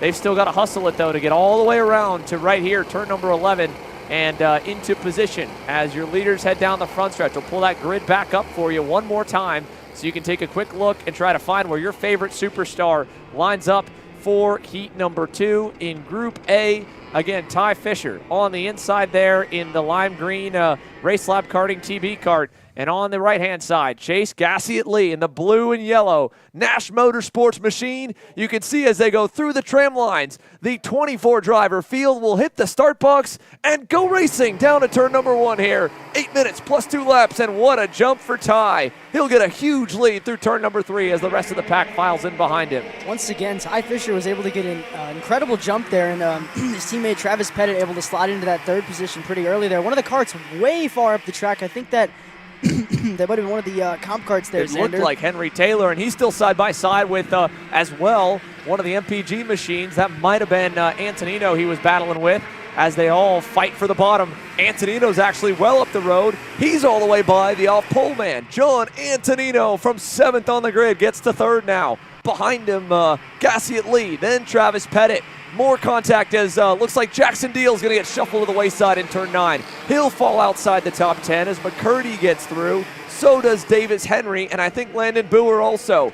But a big opening lap for Ty Fisher. His teammate Travis Pettit will get to 4th, and a big opening lap for John Antonino Jr. 3 spots gained for him.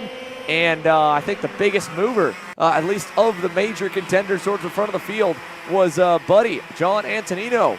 Up the grid now from P6 to P3. What a start for Chase Gassiet Lee, on the other hand, going the wrong direction right now. He's got to recover and start moving forward again. P5 behind him. Next up will be Henry Taylor and Forrest Adams. They are a little ways back, and they've now got themselves some breathing room as the battling continues behind them. That's the 840.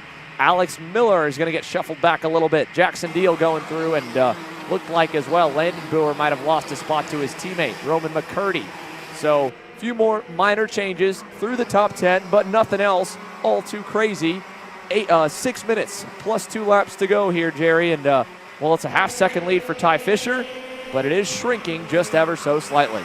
Yeah, he does have that half a second lead, but last time by, Ty Fisher was only able to run a 51.086 with Benham Abernathy behind, and on screen now, that's Chase Gassiet Lee, Henry Taylor, and behind him is Forrest Adams, who had a little bit of a rougher run in that first heat.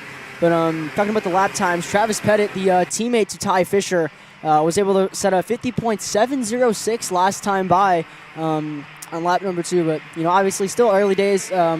With it being night, the track temp is a little colder, so tires are still being worked into the setups, and we're going to see who really has the pace here, probably coming on about lap 4 or 5. And currently, still Ty Fisher out front, Benham Abernathy slowly working his way there, but not too far behind him is Antonino and Pettit, but Pettit ultra quick to fire off here. Definitely a strong start for Travis Pettit here, Xander. Yeah, ultra quick is an understatement, Jerry. That was a 49.93. I remember the days of just barely getting into the high 50s in a K. Senior was unheard of. We are flat flying here in KA Junior right now, and Travis Pettit obviously feels even a little better than John Antonino, so he's now moved himself up and into that 3rd position. So the lime green machines 1st and 3rd, and Pettit is on his way towards making it a 1-2 with Benham Abernathy next up in the red dot sight for Travis Pettit. 7/10 back from the lead. Now, Benham was still a little bit better than Ty Fisher, but he is benefiting off the toe for sure, so that's going to naturally just kind of pull him back in. If you take a look back as well, though, look at the delta opening up to that second group. Last time by, Chase Gassiet Lee, Henry Taylor, Forrest Adams, pushing, working together, were still no better than Ty Fisher all by his lonesome, and they were a couple tenths slower than the cars in front of them running 2 through 4. So this second pack, they are needing some battling, because as things stand, I don't know if they've got the pace to run with the leaders here as we approach the halfway mark. Right, Xander, and especially coming from Briggs Racing myself, we work a lot with pushing each other, and whether it's the leader that's leading the group that doesn't quite have the pace, that's for in this situation with Gassiet, Lee, Taylor, and Forrest and McCurdy, it's for Taylor to decide, okay, maybe we need to swap here, and I wouldn't be too surprised if we see Taylor go by him, as he realizes, okay, this lead 4 is definitely getting away from us. But John Antonino now joining the party here, and we must have missed Travis Pettit getting into that 2nd position in that bright orange helmet there on your screen, and that lime green TB Kart there. And this lead 4 here now, and you mentioned how fast Travis Pettit was early on. It seems like he still has that pace. His last time by, he set a 49.676. I believe the quickest time we've seen out of either of these groups today, at least under the lights. But Travis Pettit, very surprising to see how much pace he has under the lights here, Xander. Yeah, this is incredible, Jerry. That was a full 10th better than the best lap turn in either of the final practice sessions at around the same time of night last night. So a full 10th faster right now for Travis Pettit than what's been set, I think, through this entire weekend. They were in the mid 49.7s and a 49.6. That is on the cusp potentially. I need to double check with the rest of the Karting Challenge Brigade, but definitely in the conversation of being a new track record. So can the young man get himself all the way to the lead and the win? If he doesn't need to get to the lead this second, he still has 2 minutes plus 2 laps to go. And, at this point, like you said, Jerry, the lower horsepower racing that trains you to go, hey, be patient. Could you go by right now? Absolutely. Does it make more sense in the math game of this entire race to wait a little longer, even if you're faster? There's so many variables to, how to play the pack when you're having racing in these draft-dependent categories, right? You want to kind of play the drivers around you. You're going in a free-for-all chess match. It's not 1v1. It's 1v1v1v1, and you're playing each of them at different ways of how you can outdo and outmaneuver the others, But you go to the lead too early, you show your hand, you show the lines you're taking and how they can set you up to be better. At the same point, if you wait too long, that might happen. Roman McCurdy going by Chase Gassiet Lee. Well, Chase was leading that group. Then one kart went by, another went by. Then they all think that he's not fast enough. And whether or not they end up being the same speed or not, Chase ends up down in that 9th position. So what do you do if you're Travis Pettit? At least as of this moment, you push your teammate and buy yourself some more real estate, because they have slowly dropped off Benham Abernathy. Yeah, and something to mention as well, Xander, was in that first heat race where we seen both of the Race Lab TV karts. We seen Ty lead most of the race, but as soon as we seen Travis get into that 2nd position, given it was a little late in the race, but he kind of just decided to block for his teammate, and he kind of just gave him the win here. But looking at lap times, not on the last time by, but 2 laps ago, John Antonino was able to set a 49.517. So if you are indeed correct, Xander, that that was a new track record, I believe Antonino would probably just reset it. And yeah, this lead group here, 49.5, 49.6, 49.5. And looking back at that group, 5th on back, that is Forrest Adams, Henry Taylor, Roman McCurdy, Jackson Deal, and Chase Gasketley's fallen off about a second. And that group there, 4th through 6th, is still running about 50.0s. So with the rest of the field finally matching the pace of Travis Pettit, I mean, even like you said, a couple high 49s, 50.0s further back. At this point in the session, I think we're seeing the difference of whether you went, not high enough or right on the money when it comes to tire pressure. I think Pettit's air pressures, as well as how dialed that kid was on his entire package early on, showed, and that was the difference maker, because we're at a point in the race now where really the whole top 12 are kind of all matching each other, at least when they're able to put the lap together, not get trapped battling. But, that early couple of laps around where everyone is all stacked up and you're jockeying for a position, that's where it's really critical to make up spots. Travis did that. He didn't go backwards. John Antonino Jr., we talked about him, that awesome start he had from 6th to 3rd. That was what put him in the spot to stay in this lead pack here in the end. And now, here they are, fruits of the success and making all those right decisions. It's going to be a 3-driver fight for the win. The only way Benham Abernathy gets a second life in this deal is if Ty Fisher starts white lining right now. But he is happy to run the normal line. And I will add as well, for Travis Pettit, kind of maybe, as you mentioned, Jerry, defending a bit early for second in that opening heat race, the thing to keep in mind is that wasn't the final. You're playing the points, right? A P2 is maybe better in heat number 1 than trying to go for the win and play the game where there's 5 or 7 guys in contention. And Ty Fisher, he's repaying the favor. He's not backing them up. He's allowing Travis to maybe have some opportunities if he wants it. But I think now Travis is reverting a little bit to, all right, well, 1-2, I'm okay with this. 2-2 in the heats here for Travis Pettit, still puts him in the first 2 rows. Let's see if he continues to white line. He will. Ty's going to look back and go, all right, I guess I can take the normal route and check out Antonino around the outside. What an angle on that right there, Jerry. That was awesome. Oh, I mean, it is so awesome to, be able to have that drone this week, Xander. And, big shout out to the Stars Championship Series for, allowing us to do things like this. But K100 Junior Heat number 2, Group A, Ty Fisher is going to sweep his heat races. Behind him, John Antonino, Travis Pettit, Benham Abernathy. And this group here, Henry Taylor, Forrest Adams. Behind him, Jackson Deal, Roman McCurdy, Chase Gasketley. A little bit of a struggle there. We'll see if we can get any intel to update you guys tomorrow. A little bit of a struggle there for Chase. And Landon Buer rounding out your top 10 in this K100 Junior Heat 2 Group A. Well, I know that we're going to have our Coastal Link recap here in a moment, but if I could make a request to our production team, could we get a slow-mo version of that instant replay of that around the outside move before we go through that whole race?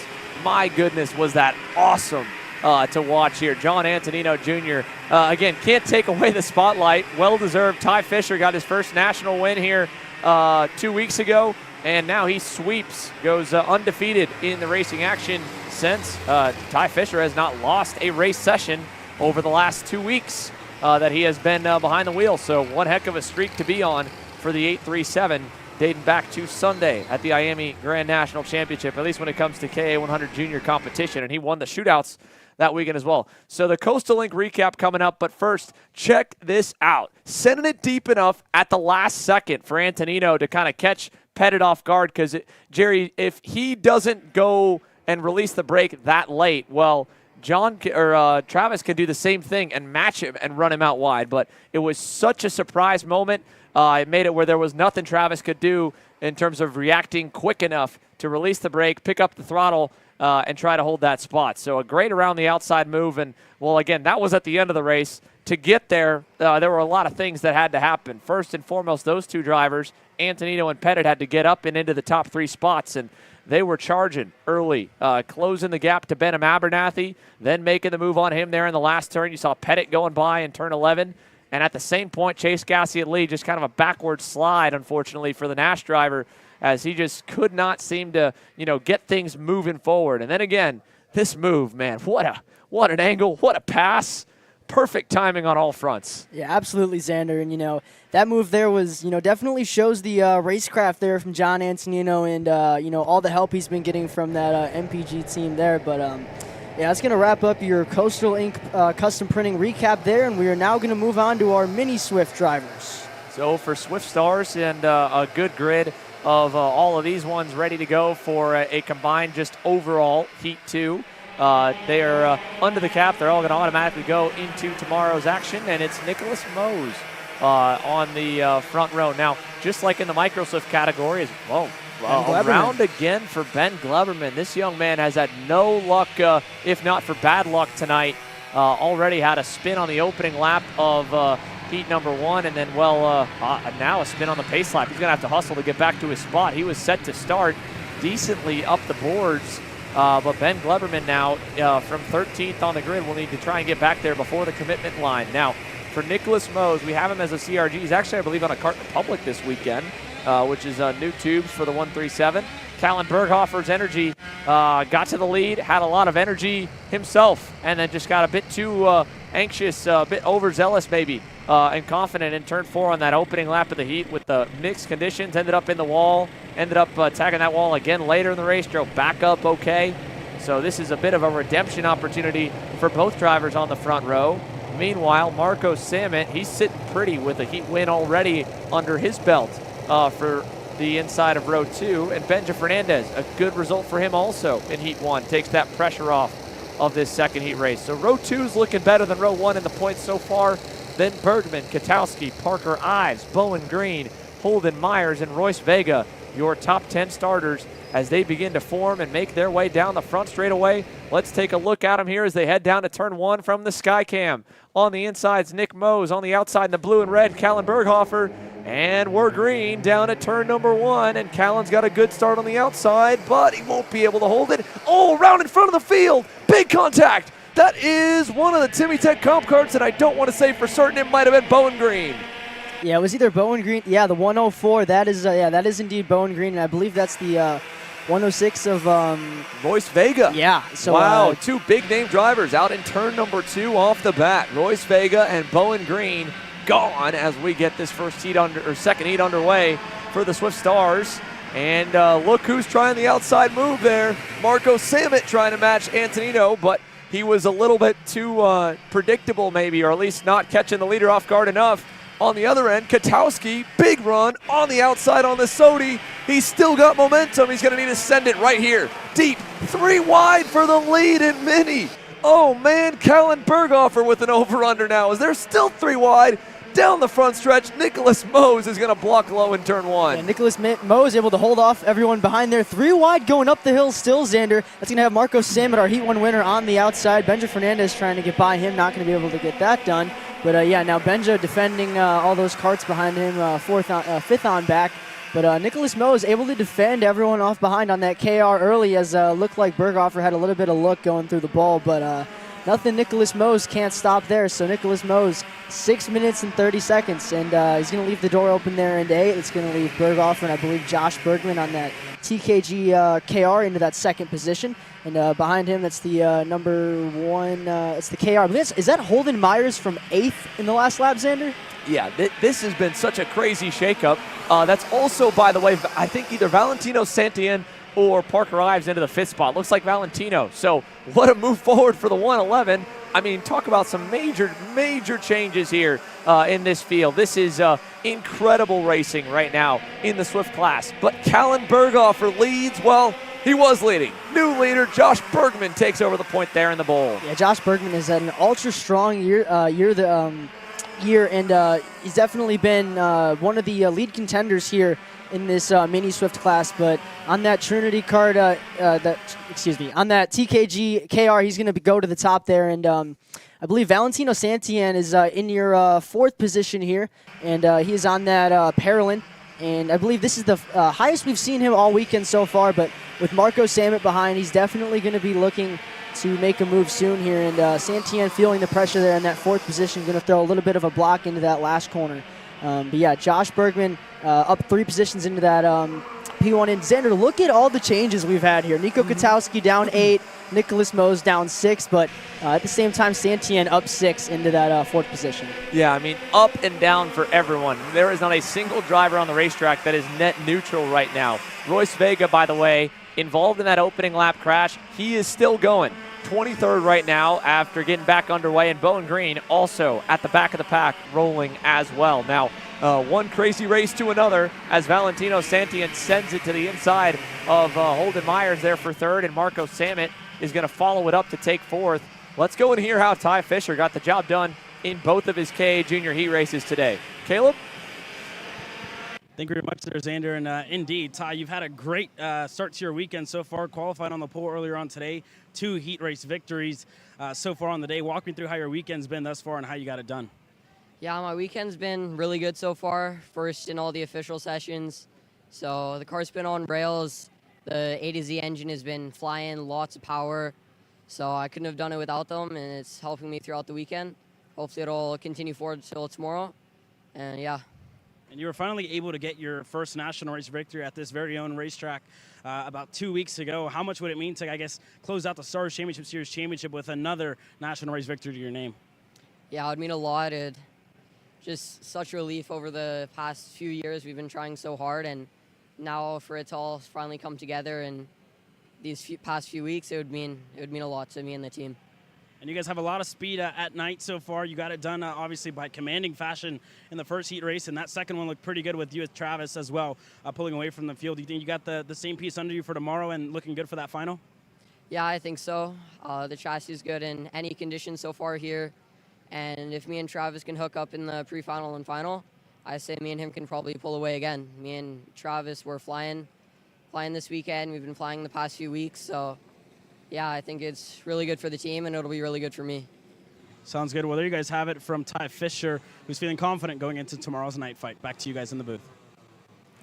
2 heat races gives you a lot of confidence here when you sweep every on-track race section that you're at for a facility over the last 14 days. I don't blame him, Caleb, one bit. But in terms of this class, well, it's hard to say who we have that stands out as a potential race winner. I mean, this group right here is still fighting like crazy. That's going to allow the top 2 to break away. We've got Holden Myers, Parker Ives now to the inside of our top qualifier, Nicholas Mose, and Benja Fernandez is in that group. Heat 1 winner Marco Samet's all the way down to 7th.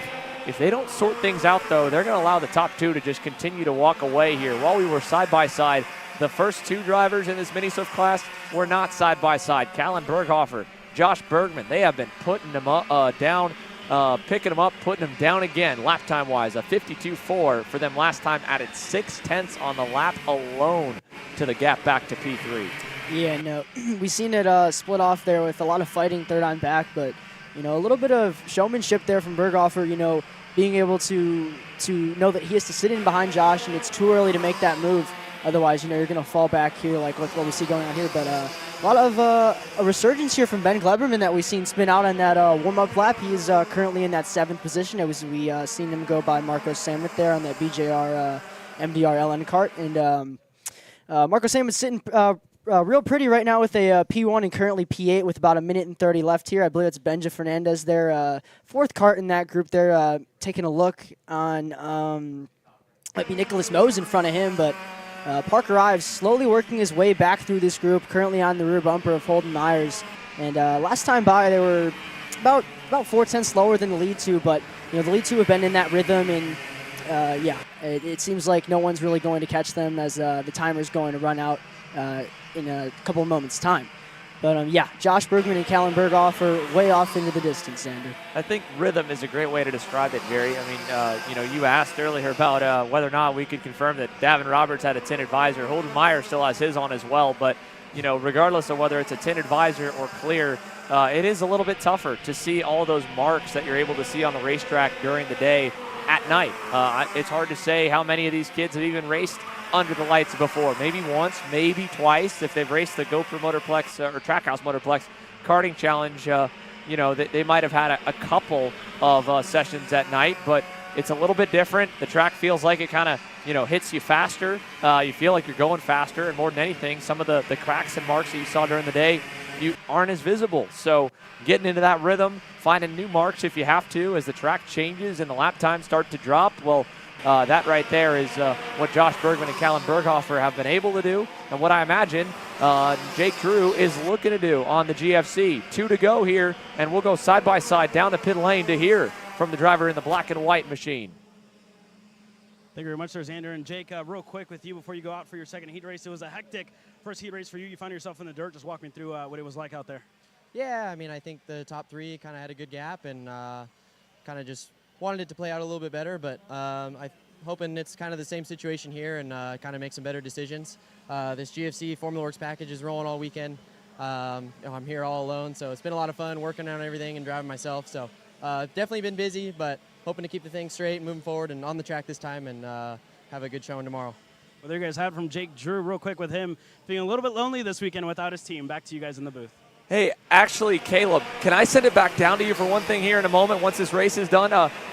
Maybe not the best time. We got a white flag here, but really quickly, if you could, while we keep it on the on-track action, can you confirm for us with Jake Drew, does he not have any rain gear? I got a quick inside source that told me he's slicks only all weekend, no matter what. Is that correct? Are you slicks only all weekend long? Is that what we're hearing now? Yeah, slicks only. No new tires all weekend until qualifying, so a little bit of budget racing, but we're up front now. And that, boys, is why you need a team when you come out and race by yourself. You guys have it from Jake Drew. He's getting suited up to go back out on the racetrack. Back to you guys.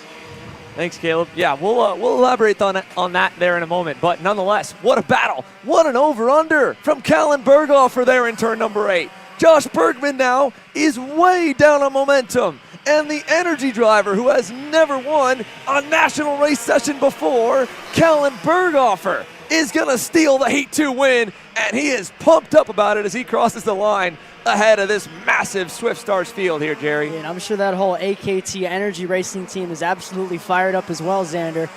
Josh Bergman outraced a little bit there, but, he still defended, like he is taught to. But Holden Myers in that third position.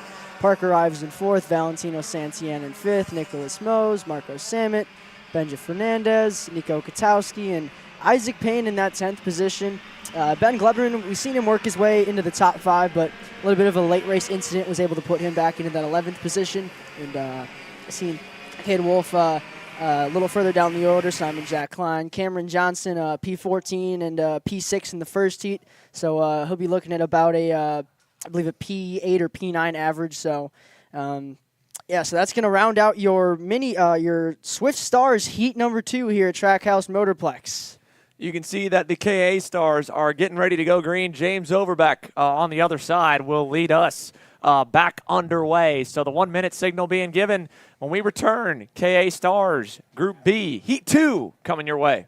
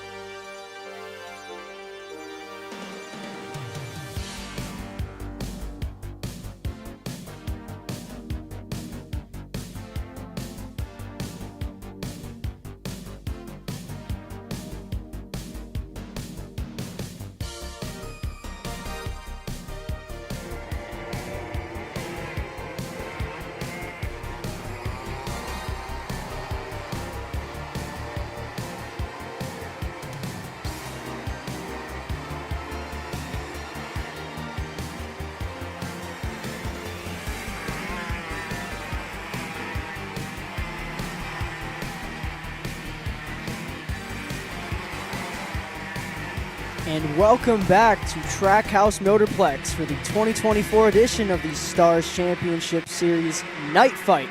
And on track now, your KA Stars Heat 2 Group B. On your front row is James Overbeck, the BJR MDR LN Kart driver, next to Hudson Brown on the gold card, who took his, I believe, his first heat win here at the Stars Championship Series early on today. Second row, Clark and Jake Drew, who we just heard from.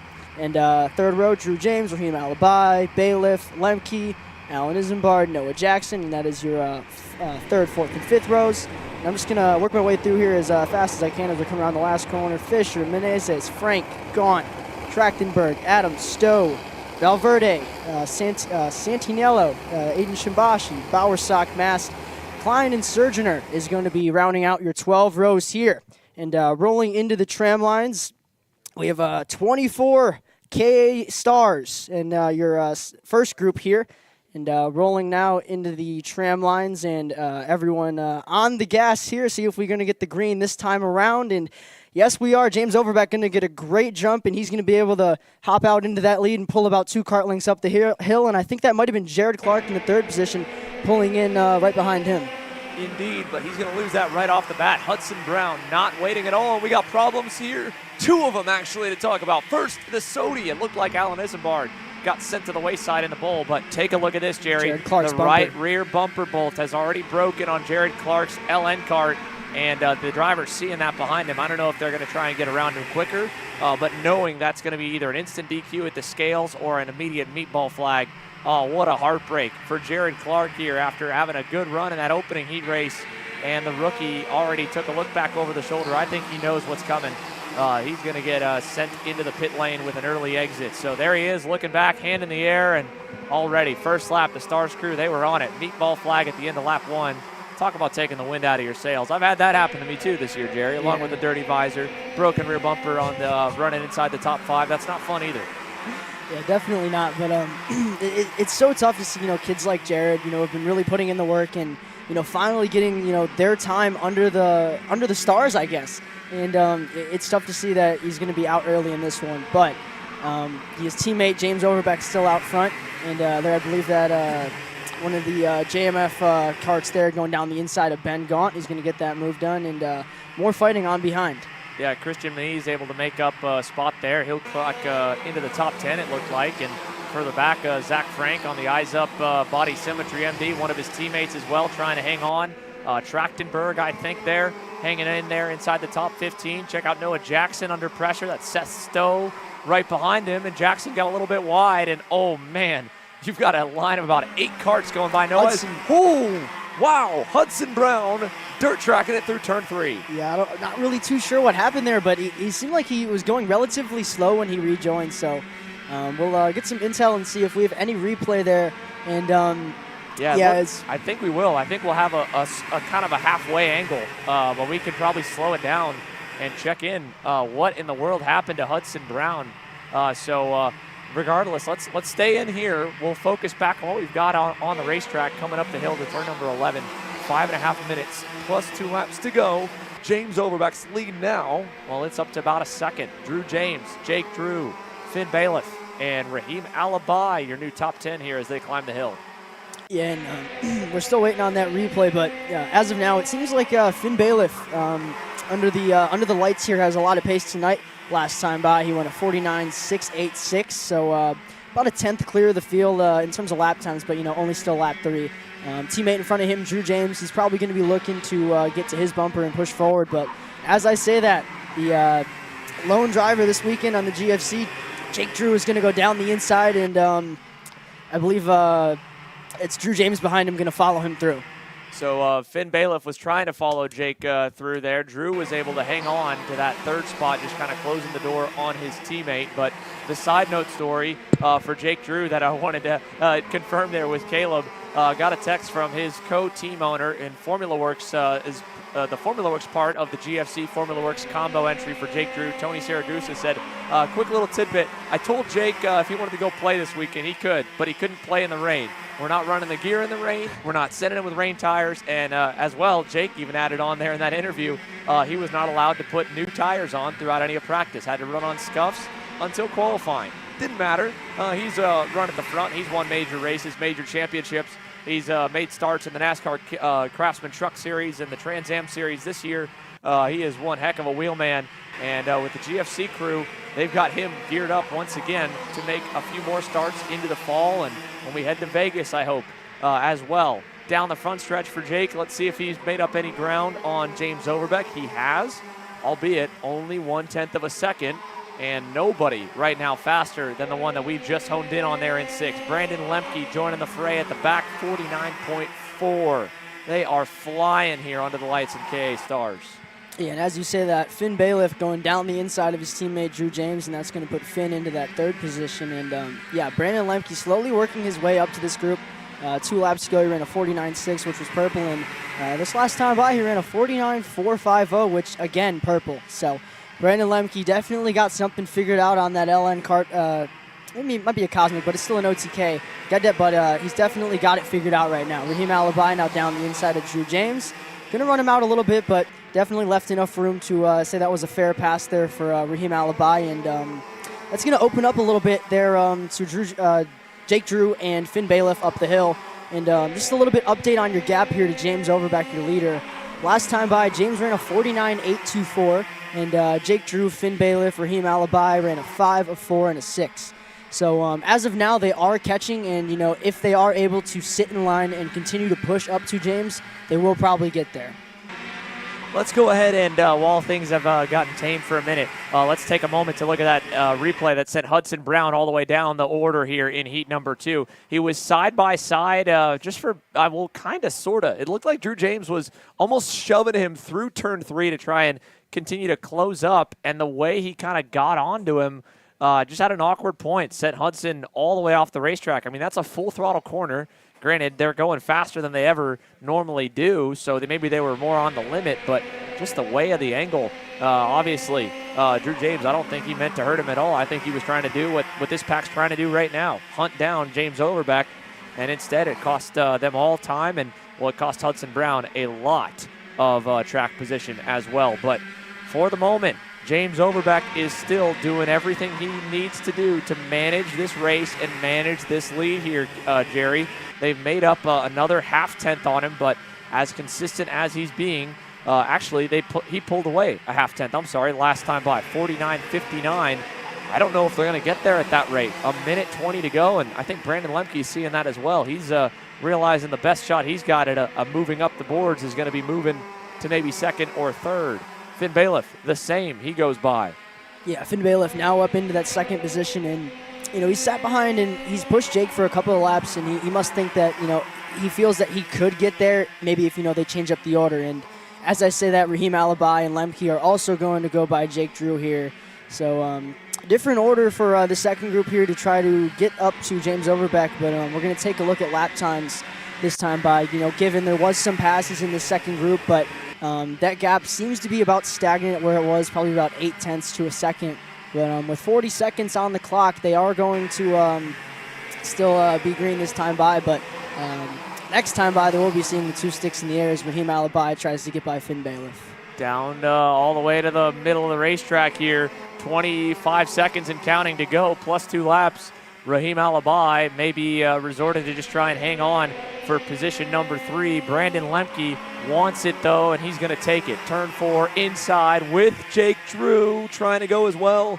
Not going to happen. Drew will fade back there. Oh, wait a minute. Red flag out on the racetrack now here, folks. That'll put a major damper on the action for the moment. I don't know where the incident is. I know we've probably got some eyes on it somewhere, but we are going to go to a halt, and it looks like it was coming out of turn number 4, and that makes sense. Our camera guy was waiting to pan over to the exit of the bowl, turn 4, before getting the all clear. So, so that is going to be Autumn Fisher. There's a look as one of the drivers is involved. She's off on the left side there. You can see she's awake and alert, and winced over, unfortunately, on the Race Lab TV. The other driver, Evan Centinello, in the 950. So Evan also collected it, we believe, in this incident with Autumn Fisher for 21st and 22nd last time by. Granted, at this point in the heat race, they will more than likely just call it. They were getting ready to hit the 2-to-go signal, so a red flag going this late in the session will kind of treat it the way NASCAR will treat rain racing. And say if it's past halfway, it's official, and that will bring it to a close. If it does, it would go back to the previously scored completed lap. So this would go 1 lap prior to this, which I don't really think changed much of anything. I think they may have already reverted it back automatically. Overbeck, Bailiff, Alibi, Lemke, Jake Drew, Drew James, Christian Moniz, Alan Isambard, Hudson Brown rebounding all the way back up to 9th. I'm sure he would have liked to have 1 or 2 more laps to maybe try and track down Isambard in the knees and pick up 2 more to get to P7. Ben Gaunt hangs on provisionally, if this is correct here, to a top 10 ahead of the Eyes Up duo of Zach Frank and Camden Trachtenberg. But I don't see us going back green with just a couple of laps remaining in a heat race. It may be a little bit different with championships on the line in a main event, but no, I think for KA Stars Group B, this might be all she wrote. So while they send the on-site medical crew to check in on Evan Santaniello and Autumn Fisher, we're going to take a moment to step to the wayside. And when we return, folks, we'll give you some more intel as we get it. But for now, red flag conditions, unfortunately, here at the Stars Championship Series night fight.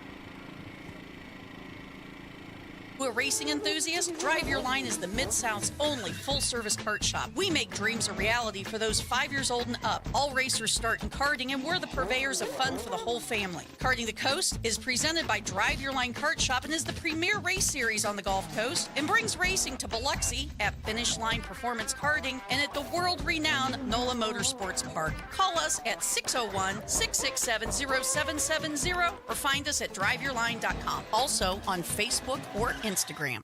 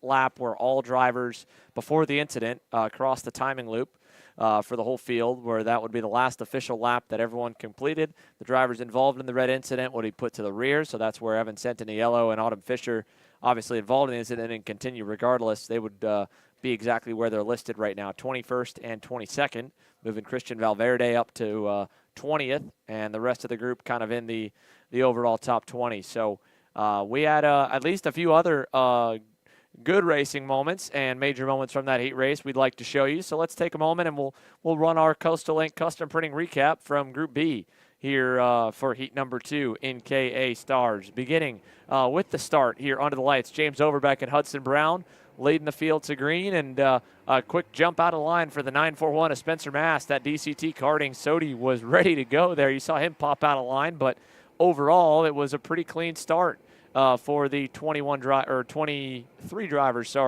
on deck. Unfortunately, though, that was when that was the last bit of everything staying clean. You could see right there off the bat. Look at that bumper already trailing on Jared Clark, and I think that was partly why Hudson Brown instantly went to the inside there in the bowl. Alan Isambard, I don't know what sent him out into the weeds, but he ended up getting back going and could at least fight back. This is something, sadly, you just cannot fight back from. Jared Clark having the bumper break, and then Hudson Brown, just kind of an awkward moment there with Drew James, the two of them kind of working together, and then just the way that the contact and the shove happened in turn 3 sent Hudson off and into the grass. Now, that group then became this group here. Jake Drew, Drew James, Raheem Alibi, Brandon Lemke joined the fray also. And in the end, Finnegan Bailiff was able to get away a little bit from them right before the race went under red flag conditions. And I don't know if a whole lot was going to really change results-wise prior to that red flag. We were starting to get pretty spread out. We were coming to see 2 laps to go regardless. So I don't think you would have seen a lot of movement. But if this is all correct and proper, here's a look at the results pulled up for you of Group B, heat number 2, KA Stars. James Overbeck, your heat race winner, and that will put him in a very, very good spot for the A pre-final tomorrow. And then at the bubble right there, Spencer Mast in the 941 Sodi for DCT karting down in 15th. He ends up being the first man in if you were just going off heat number 2, for example, because you're trying to go for that top 15 average. The drivers further back, like Peyton Klein, Aiden Shimbashi, Noah Jackson, ended up down in 17th. Jared Clark has that broken bumper. He should, with his first heat race result, still be above the cut line to go to pre-final A and kind of drive back forward. But again, it'll be a drive forward, unfortunately, and not a drive from inside the top 10 to fight for the race win in pre-final A, as it should be. Now, in terms of the updates here, Autumn Fisher was up and moving, and she has since taken a breather due to the ability for extra time. For Evan Centinello, he is still getting further evaluation on the racetrack with the on-site medical crew, so this may be a bit of a lengthier delay before Heat 2 Group A rolls. But again, that's all we have for you right now, folks. Drivers await Wake Alert talking to the medical team, and we're going to continue to give you updates as we get them and can keep you in the loop of what's going on here from the Stars Championship Series night fight. So we are back chalking with you. We'll have updates, hopefully, on the drivers involved in this red flag from Group B Heat 2, and we're ready to get things back underway. We've got 4 more race sessions on the night to close things out. Heat 2, Group A for KA Stars, OKN Juniors second heat, and then the final 2 motos for OKN Stars that has an ever-close championship battle. It's going to come down to probably 1 to 2 points. And then the Pro Stars drivers, the 6-speed gearbox machines, the best of the best. That saw even Kyle Larson want to throw his hat in the ring to practice and qualify with them yesterday before heading off to Watkins Glen for some extra NASCAR road course training. All that headed up in the next hour or so here from the night fight. So we'll go quiet on the airwaves, allow the professionals to do their job on the racetrack, and when we're clear and we're ready, we're going back racing under the lights here at Trackhouse.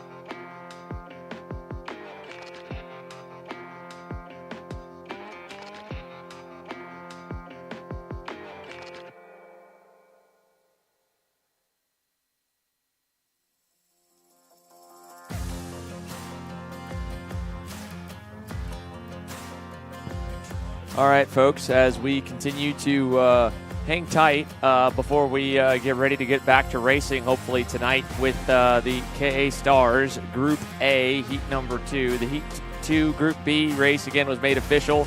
They have gone in. You can see drivers on the fence line are starting. There's some more movement down by the grid, but important updates. Autumn Fisher, check released, okay, a bit shaken up. The other driver involved, Evan Centinniello, was awake, alert, laughing with the medics. Unfortunately, it is a broken collarbone, we believe, for Evan Centinniello on the incident that brought us our one and only red flag to this point here at the Stars Championship Series night fight. So the broken collarbone is what had us in this, or still has us in this holding pattern. We are getting ready for more action, we believe. But again, we will give you updates further as they come to us here in the Kart Chaser studio. For now, that is your update on the drivers involved in the incident. Autumn Fisher, check released okay. Evan Centinniello checked and unfortunately broken collarbone for that young man.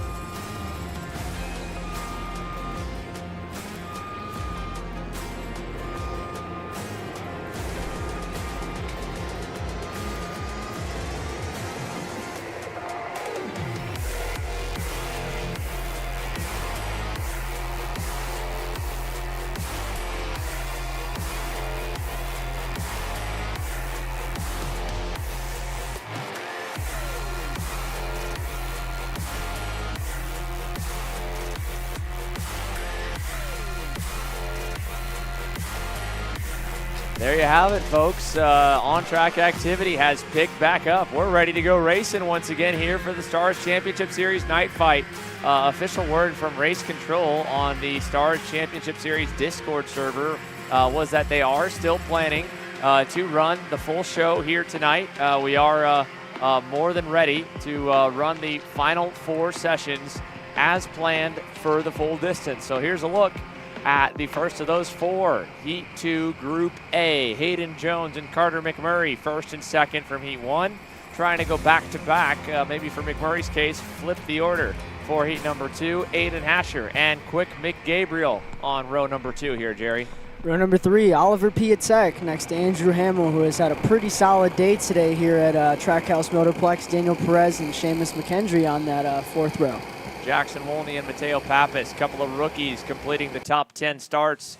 Lucas Zabo, Luke Welcome, and the rest of your KA Stars drivers are ready for action here from the Skycam. Here we go, looking to go back racing once again from Trackhouse Motorplex. A little bit of an edge ahead for Carter McMurray. It's going to end up good, though. Green flag in the air. We're racing. Hayden Jones will get the lead right off the rip. And looked like a decent start for most of the inside and outside grooves. Both lanes moving along nicely as they rocket down the back straightaway here for heat number 2, Group A here in KA Stars. All clean through turn 4. It seemed to be a pretty well spread start there as we have one of the Team Ferris karts off there. That is the 904. Yeah, spoke too soon on that one, didn't I, right there, Jerry? The 904 TFR Kart Republic off here to begin it. So that'll knock us down 1. I believe that was one of our last couple of starters that's gone to the wayside. 8 minutes plus 2 laps to go. Hayden Jones will put 1 lap in the books. Carter McMurray hot on his heels here in the cold night conditions. Now, here's the big thing, and we kind of noticed this, Jerry, going back to the Supernats this year when we had driver introductions before the X30 Pro and Pro Shifter main events, is there's a good fight here towards the back, that the track temperature drops dramatically, especially towards the end of the day, and the similar kind of air temp as what we've got right here when you're not driving on it for the 15 or 20 minutes that we were under red flag. So it might have been close to a half hour. I would imagine the smart mechanics and tuners might have gone way up on tire pressure than even what they were originally planning, just because of the surface temperature dropping as drastically as it did. And well, 2 guys that know this racetrack inside and out now, Hayden Jones and Carter McMurray, no doubt as to why they may have been the ones that guessed right on what air pressure number to hit, because as they hit the line, that gap is now up to a full second back to Oliver Piatek. And well, if you take those 2 out and then go to Piatek and Hatcher, you've got the home base team, the BJR MDR crew, 3rd and 4th as Piatek leads them down to turn 4. And then you get the first of the out-of-towners, Mick Gabriel, who is going to get by Hatcher for 4th in turn 4. Yeah, and behind Mick Gabriel and Hatcher is there Andrew Hamill, Daniel Perez, rookie Jackson Wolney there in the 8th position, Seamus McKendry, Lucas Zabo, and on screen there, that's Mateo Pappas, and I believe Lucas Zabo behind him. That is currently your 10th and 11th runners there. But it seems like there's been a little bit of a split off of our lead 2 here. And, that goes back to our runners in 3rd through about the 8th position. And, back to that group that I just mentioned with Seamus McKendry, Mateo Pappas, and Lucas Zabo. But about 5 minutes and 30 seconds left here. And, we talk about how experienced Hayden Jones and Carter McMurray are, especially around this track in particular. And Hayden probably has more laps here than probably most of the field combined. Combined. He's got a lot for sure. But Carter has gotten right up there as well in total laps turned, and they are doing exactly what you want to do when you have the opportunity to break away. I think more than anything in the full-size KA class here at this racetrack, as fast as they're going, I mean, the draft is going to help a little bit, but what you're trying to do, because you know they can line up behind you, do the same thing, is just not do this. You're just not losing any time, right? If we take a look at lap times this time by here, Jerry, I don't know, but we may not see any change in the gap back to P3. It might just kind of hold dead knots even. Yeah, pretty much, Sander. And looking at these times, this time by 49.5. 5's all the way through the top 4, and then you get back to Aiden Hatcher in that 5th position, who ran a 7 last time by. So staying pretty stagnant there so far, and Jackson Wolney didn't really have too strong of a heat one, so he's definitely going to be able to, or definitely going to be looking to be putting that speed card a little further up the order this time around. And yeah, definitely going to want a couple of better results here. But currently third and fourth, that is Oliver Piatek, who I believe we also seen have a little bit of a struggle there in that second heat race. Quick Mick Gabriel behind him on that AEM karting LM kart there. And gaps this time by. We had Aiden Hatcher in the 5th position go purple with the 49.305, about a 10th better than your top 3, and same 49.3 with Quick Mick Gabriel. So on the back bumper of Piatek there, Mick Gabriel is going to go down the inside and put himself into that 3rd position. And Quick Mick's going to see how close he can get up to this lead 2 that have just been sitting bumper to bumper from about the green flag to where we're at now. Yeah, and Mick Gabriel betting on himself by making that move there in turn number 4. He's obviously going by Oliver to think, all right, you know, and maybe in this case, it's just a matter that I need to be the one to lead, but that's probably a 1 to 2/10 loss. So if he gets to the lead of this pack here and there is no improvement in the delta to the top 2, well, then they're just going to start to really fight and probably begin to give up hope for third on back, because there's about 5 or 6 of them all lined up right now with 3 minutes plus 2 laps to go. And yeah, exactly that, a 2/10 loss from 1 second even to 1.2. Pressure's on for Quick Mick Gabriel to show the quickness and see if he can't start to make some inroads towards your top 2 that have broken away. Carter McMurray being a great pusher here. Hayden Jones doing what he needs to do to keep that gap exactly at what it is from the pair back to 3rd. Now, that also gives us the moment here to check in as we've got more issues. Mateo Pappas, the bad luck continues, and again, it's in the infield. Same corner as where we saw the Orsolin Racing branded Tony Kart go off the racetrack in heat number 1. Mateo Pappas is off in heat number 2 as well. And I don't know if we had an angle on it or not, but the Tony Kart driver was hovering the top 10, trying to get a little bit further forward out of the low teens. And I'm not sure where he's going to cross the line. It looks like it's going to be somewhere down, all the way down actually, down to 20th if he even makes it back to the line.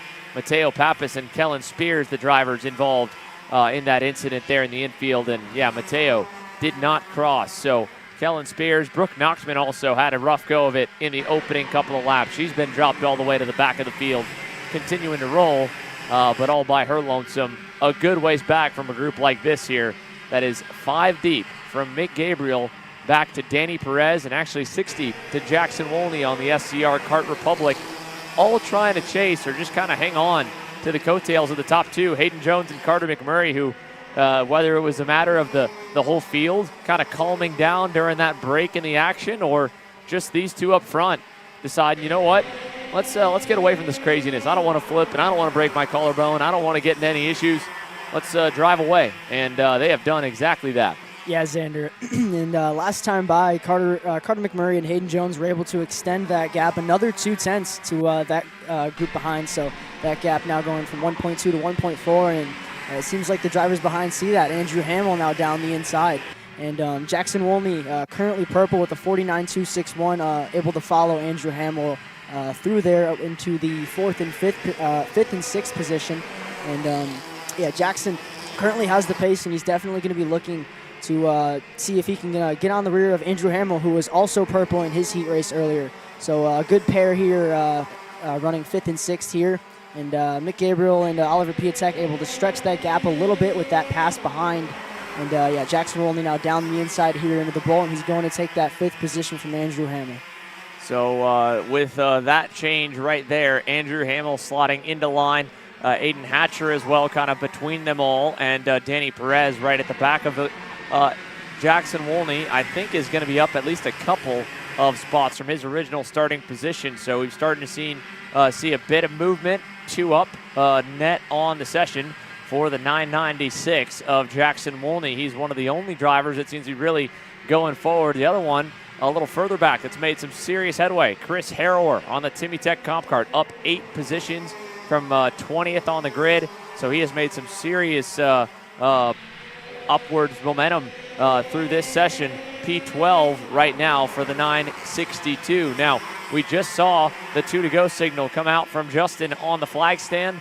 We're down to 1.5 seconds to the leaders here. Mick Gabriel's at least been able to kind of stop the bleeding to these two. It looked like for a moment it was going to get up to 2 seconds. It's kind of held even now in the low 1.2 to 1.5 range.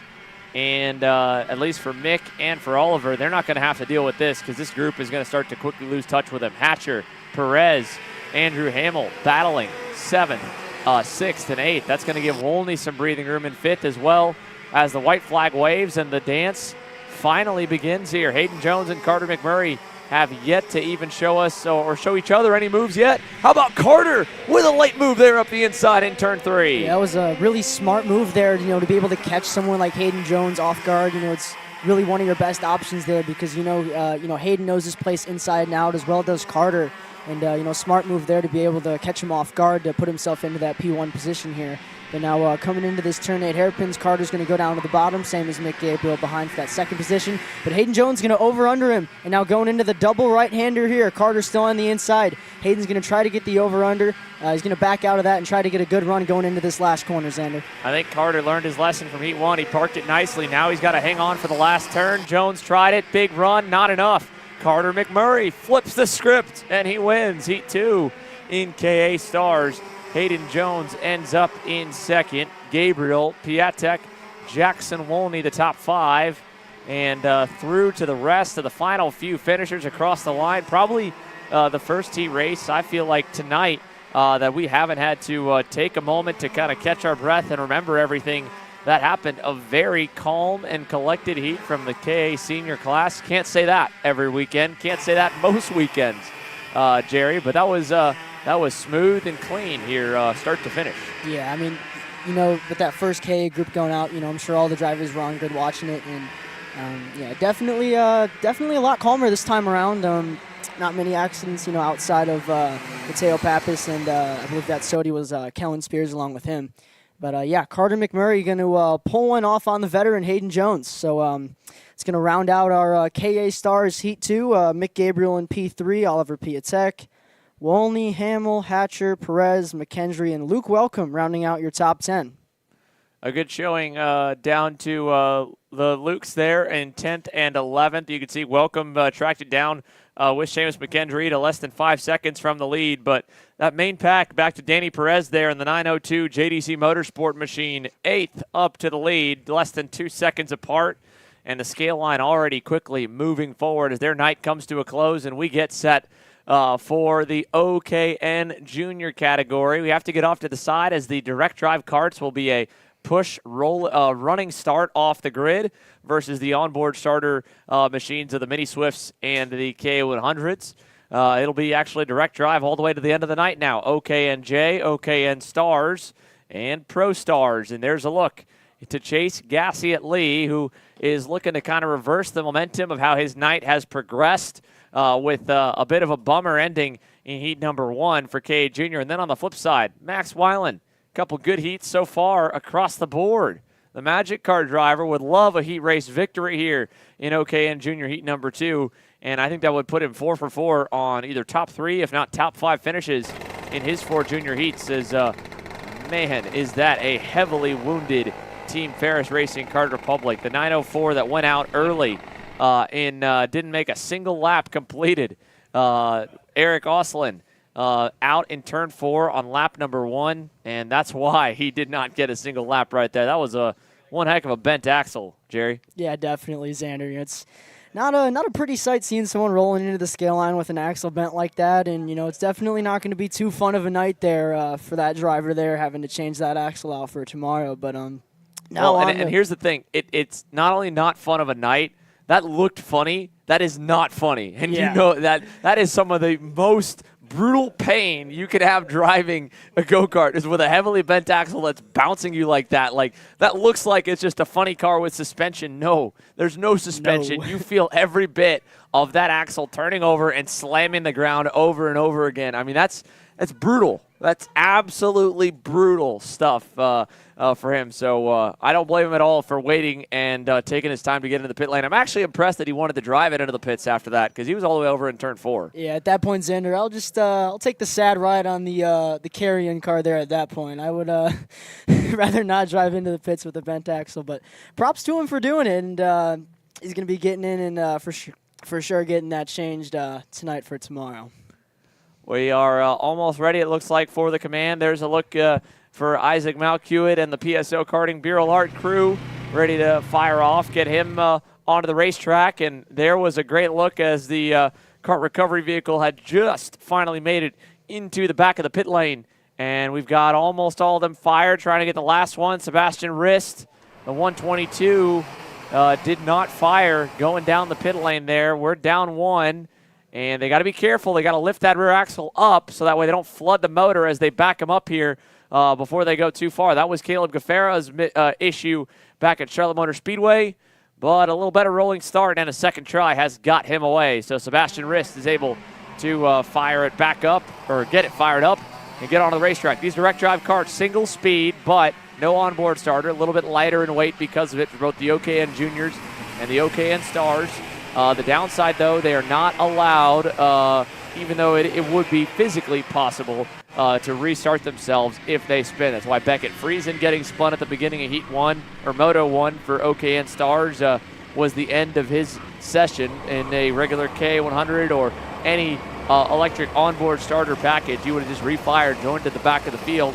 Heck, even a 206, you might have been able to rip over, pull the cord, and get back going. But in this case, you spin, you're done. You stop, you're done. Keep it running, keep it rolling, and hopefully get to the checkered flag first. Chase Gassioli on the inside in the blue and black. Davin Roberts on the red and white on the outside. There's a look at Sebastian getting in the line at the last second. And we're green for heat number 2 in OKN Junior. A good start for Chase. He'll lead us through turns 1 and 2. Chase is going to take us up the hill. Davin Roberts immediately down the inside at the top of the hill. Going to get that one done there. And a lot closer than that move we've seen on. Oh, and now Nate Gulseth's going to spin it around in the bowl, and that's such a tough sight to see on lap 1. Man, I hate the fact that we even brought that up. Just the fact that that's an instant end, but there you have it. Nate Gulseth, his second heat race here in OKN Junior, will make it all of about 3 corners as they head through the infield hairpin. Davin Roberts, the only driver of the 7, well, granted now 6 still running, with the tinted visor. The rest of them going for better visibility with the clear visor. Doesn't seem to be hurting Davin at all. He's going to lead us through lap number 1. Had that slick move in turn 3, and he's got 3 car lengths to boot. Back to Chase Gassie and Lee. So we'll take our focus back here. John Antonino Jr. battling it out with Max Weiland for that 4th spot. Mark, the 193, up to position number 4 now. Yeah, so Antonino now into that 4th position, and right in front of him is Isaac Malcuit, and he's going to be looking to get into that back bumper of Chase Gassie Lee. But Xander, I'm so surprised to see Davin Roberts out front still with that tinted visor. I mean, it's just so surprising to me that, the lights here are so, powerful that he's still able to see clearly with that tinted visor, and Chase Gassie Lee behind is probably scratching his head like, man, how can he see?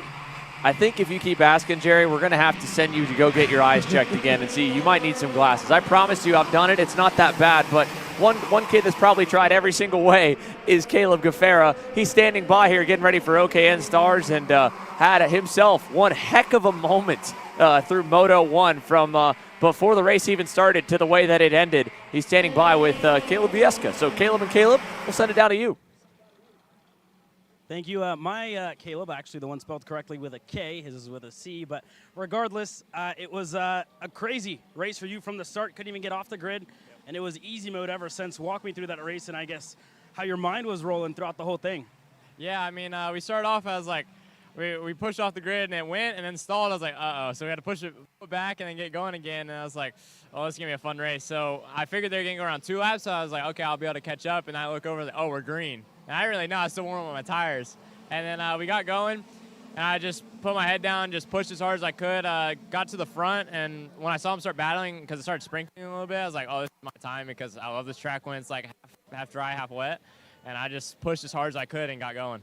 And it seemed like it definitely came away in the end going to your favor. But again, I want to talk a little bit about the championship. You're probably not thinking about it too much because of, I guess, the little bad luck that you've had here and there in the season. But that's a good start to it, and you're putting yourself back in the conversation. Are you thinking about it at all, or just keeping it in the back of your head? Yeah, I mean, I'm trying to. I mean, it's going to be a close one if I can get it. I mean, I pretty much have to dominate the rest of the weekend. I mean, I think we can do it. It's just I'm about 56 points out right now, so got to put everything together.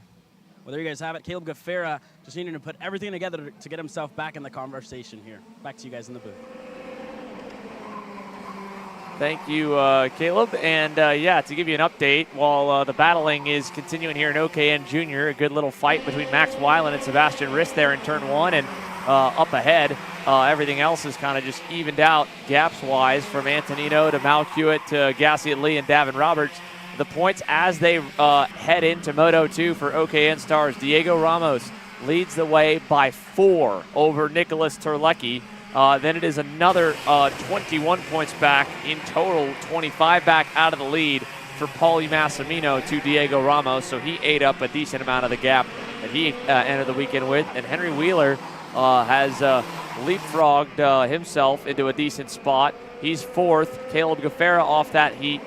Close the gap to the overall, like he said, comes in 56 back, but he's only now 10 back from Henry Wheeler. So another bit of bad luck for one other driver, or more than anything, really, a better starting spot for that main that could make tomorrow night a little easier is going to be the key, because these motos, they only pay 50 points to win. The spread through the pack is actually pretty lean. It really comes down to how you perform in that main event.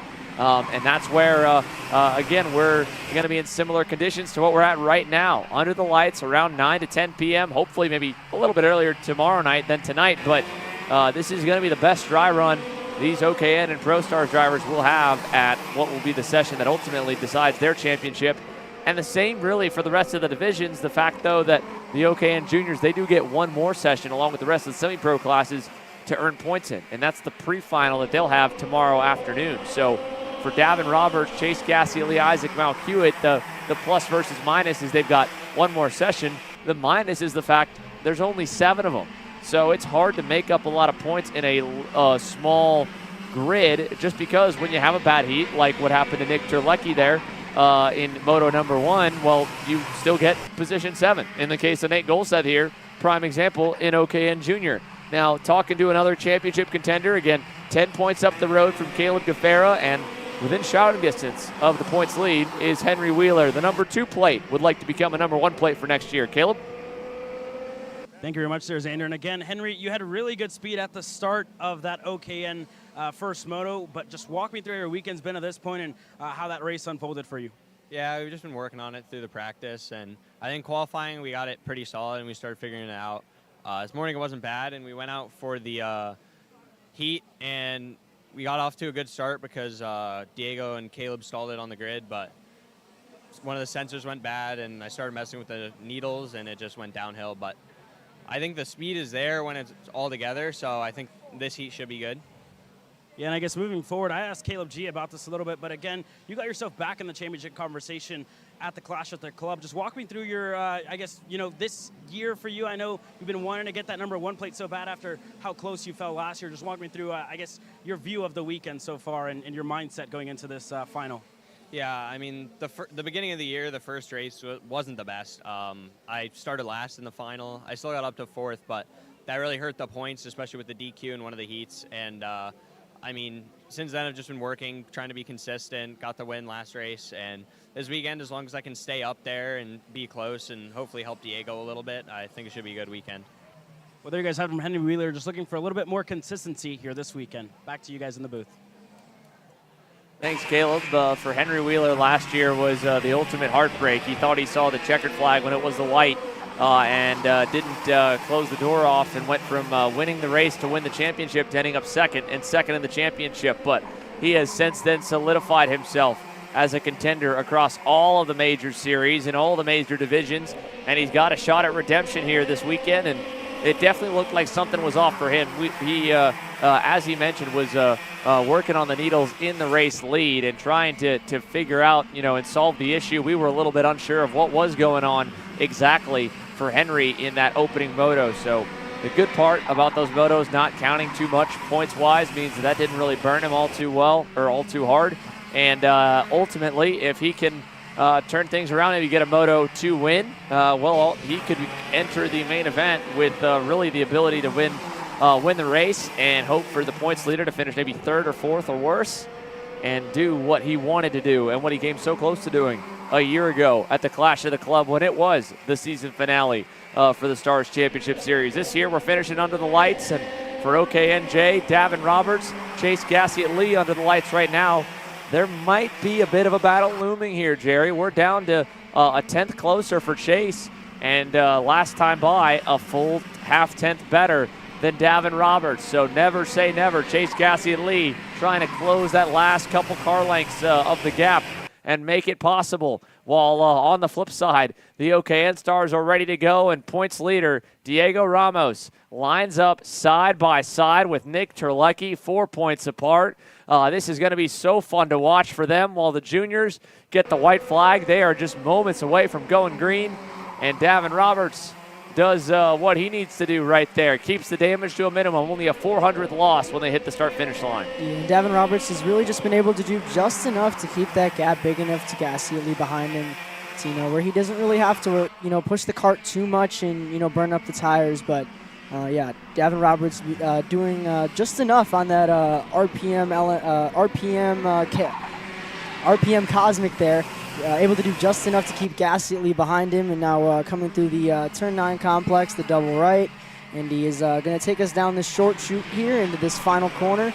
And yeah, Gassiet Lee not going to be close enough here. He tried sending a little bit on the brakes, but yeah, not going to be close enough. And Davin Roberts is going to sweep your OKN junior heats with Gassiet Lee in 2nd, Isaac Malquit in 3rd, John Antonino in 4th.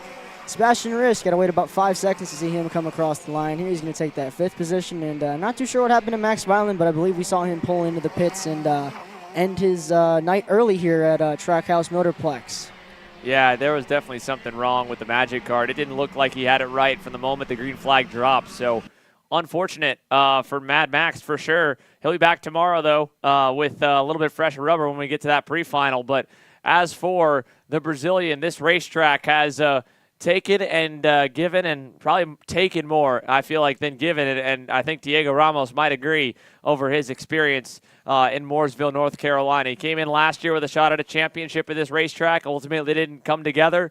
This weekend, he enters not as the points leader, and he has a real shot to make things happen. He has been so close now. 2 different occasions he's led a U.S. Pro National Championship into the final weekend. This weekend he doesn't lead going in. He ends up being on the offensive, and well, so far so good for PSO Karting's leading man in single-speed action. He is without his wingman, without his best buddy, Mateus Morgado, who's across the pond this weekend representing the Red Army at the FIA World Championships. Diego's got them covered here stateside, and the Brazilian native based out of Orlando, Florida, has got his card all lit up and ready to shine under the lights on the other end of the spectrum. Talk about hitting the reset button here, Jerry Fandry. That's exactly what this guy needs to do. Yeah, absolutely. We seen the first heat earlier on today with mixed conditions, and we seen Caleb Gaffero come out on top. And qualifying yesterday was really the last time these drivers run a completely dry track. So this session here, Xander, with everyone packed up on the start, is really going to be our first, clear read of where everyone has, their pace at this weekend here at Trackhouse. And, no better way to do it than under the lights. And again, under the lights, just as they will be for tomorrow's championship final. So Nick Terlecki entered the weekend a handful of points up. He now enters Moto 2, just a matter of 4 points back. Call out basically a dead heat. And, well, if he ends up ahead of Diego Ramos by a couple spots, they might be in a complete tie going into the main event tomorrow. Even as is a 4-point, 5-point, even maybe a 10-point swing, it's 20 points different from first to second in a main event. It's a 5-point swing from second to third, and 5-point differences all the way through the top 10. So, I mean, you're talking about just a who beats who championship battle right now. And if either one of them fade a bit here and the off-pole sitter, Paulie Massimino, is able to put together another solid moto, well, we might have a 3-way fight head-to-head-to-head for the championship. Henry Wheeler, obviously, he feels pretty good about his piece. The number 2 plate comes in again 4th. We talked with him. He's 45 points back,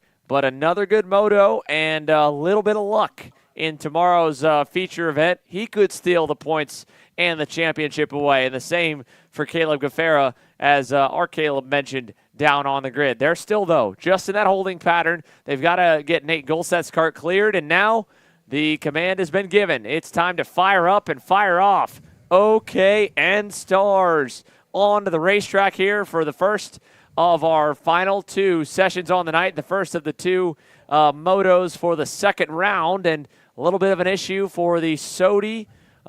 Christian Blevins Jr. Having a hiccup getting off the grid. He has now, I believe, gotten fired up, so he'll be good and has to go and play catch-up to the rest of the field. Let's take a look at how they'll stack up for Moto 2 in, oh, no. This is the points leader. Diego Ramos has a problem. The 21, the BSL Beryl Art now. It just in the same fashion, Caleb Gaffera couldn't get fired up. They're trying to get Ramos fired, and away he rolls. Is it going to stick? It's a slow roll, and this is massive. Diego Ramos, 4 points up on Nick Terlecki after Moto 1, is trying to catch back up to the field right now, and they're already headed into the last turn. Yeah, so the opposite of, what have we seen for Caleb Gaffera, or excuse me, the same thing Caleb Gaffera had happen to him in the first is going to happen here to Diego Ramos. I didn't see him come over the timing loop, and I was wondering where he was, and, that answers my question. So now here in the tram line, Xander, we are getting ready to go for our OKN Stars Moto 2. There's just about 5 carts in the background still trying to get up. We will see if we get the green this time by, though. Yeah, you can see it, and looks like we got it. We're racing down to turn number 1, folks. Moto 2 did not go green. So it looked like we were going to be. We were not. That aborted start is a huge save for Diego Ramos. Now, it's very rare that you don't go green on the first time by for the Stars Championship Series. He's still got to catch up, and I think I don't want to speak out of turn, but if I'm Caleb Gaffera, and that's the guy in the points lead, I'm not slowing down on this outlap or the previous one, and that might have been why the back of the field wasn't even all together. We saw Christian Blevins initially having a hiccup trying to get underway. Well, you can see there's Ramos. He's on the left side of the screen coming through turn 6 and 7.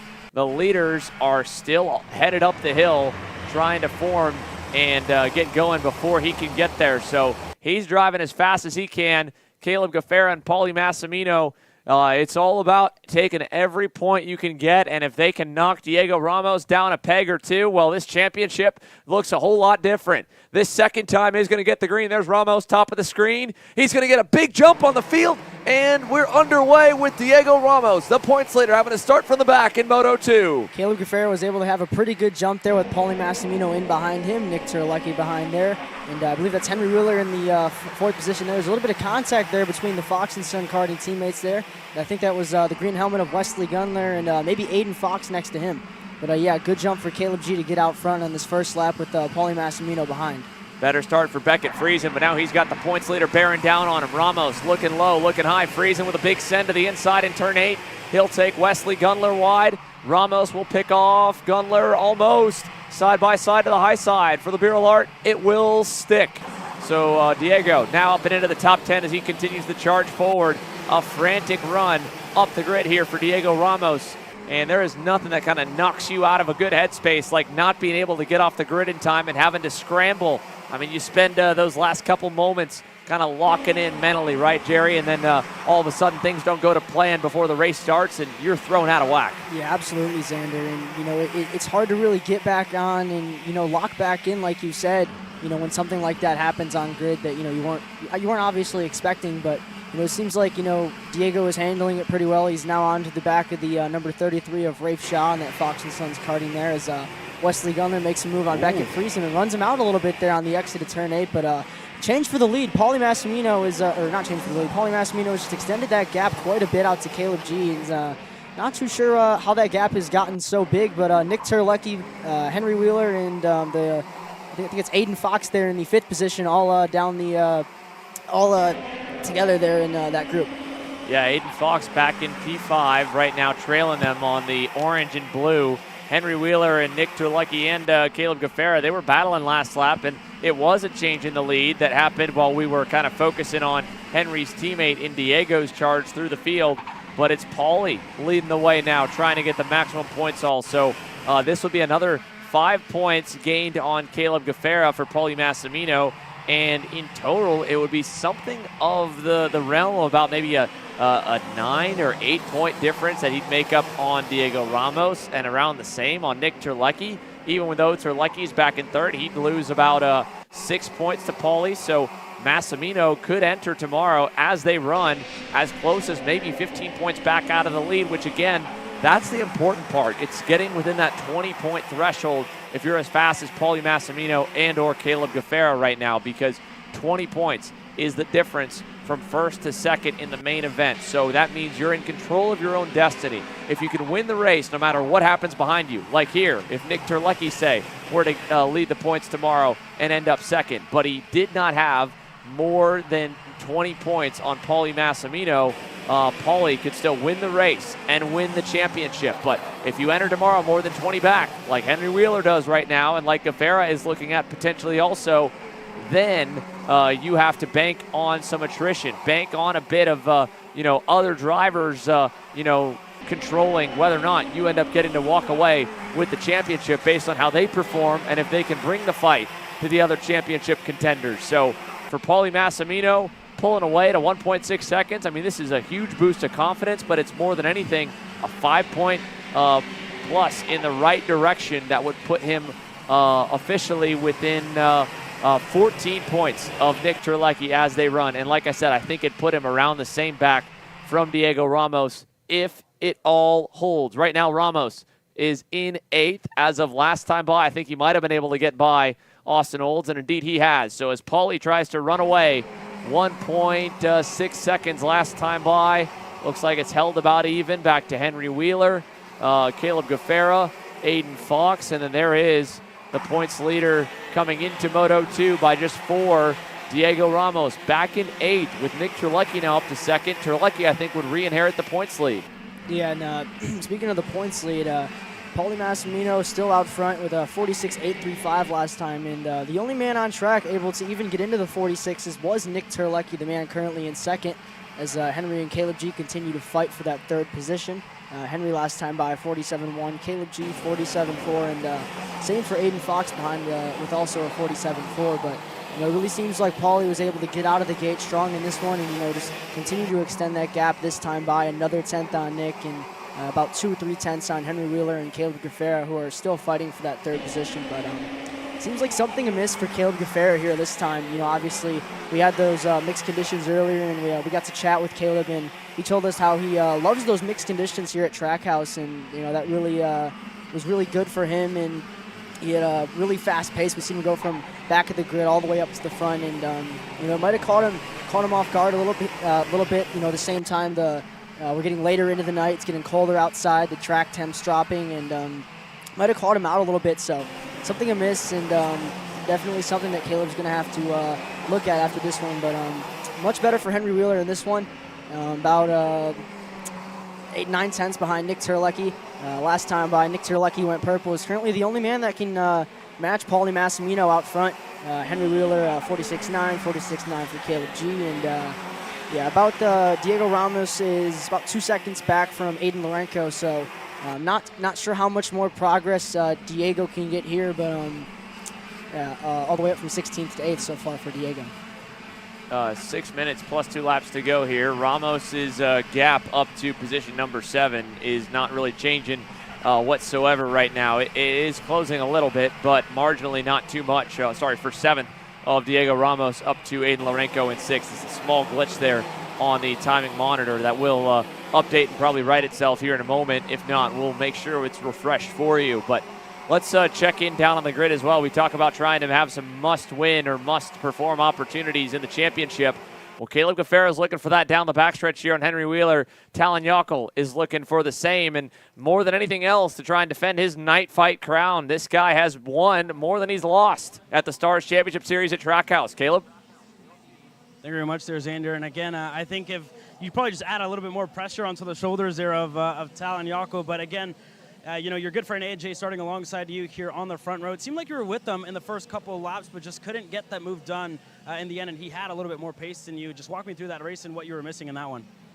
Yeah, I had a pretty solid start. It was a little bit slippery due to the light rain beforehand, but we got a pretty even start, and I think it was because I locked it up a little bit and went a little bit wide in turn 4 because AJ had the inside.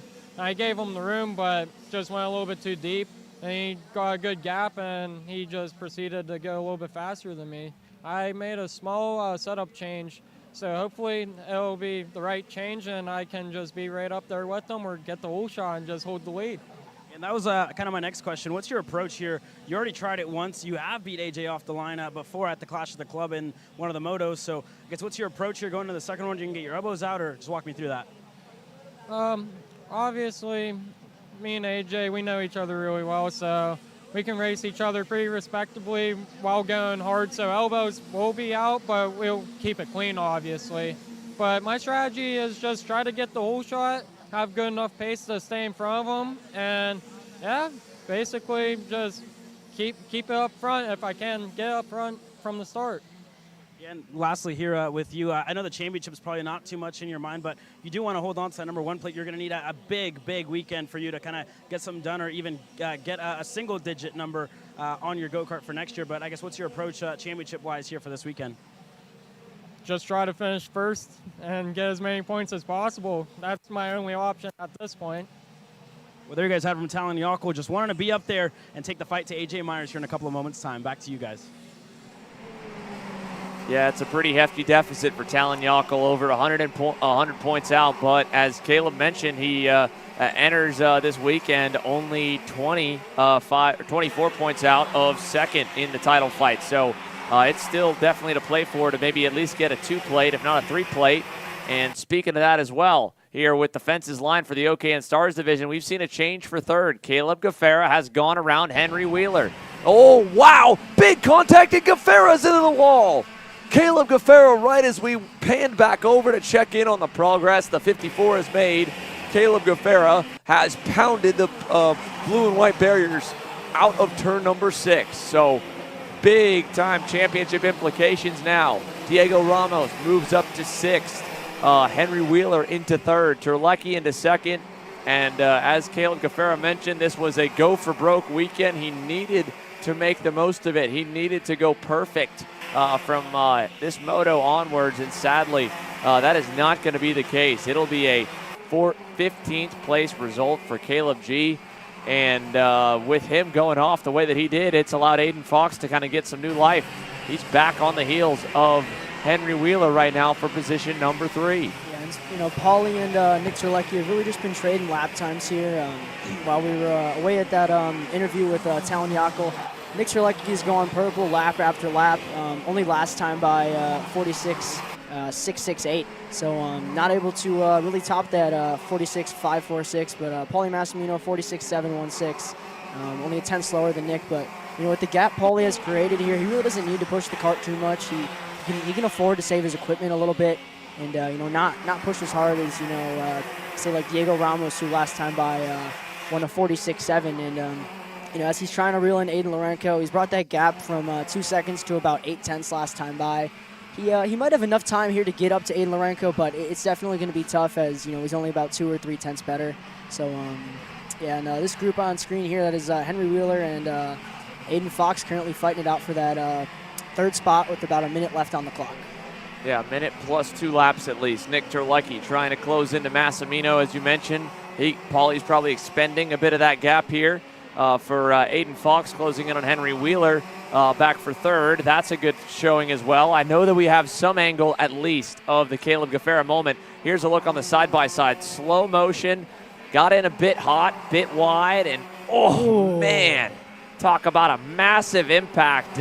He was pushing the limits there for sure, and sadly the one mistake that he couldn't afford to make was a DNF.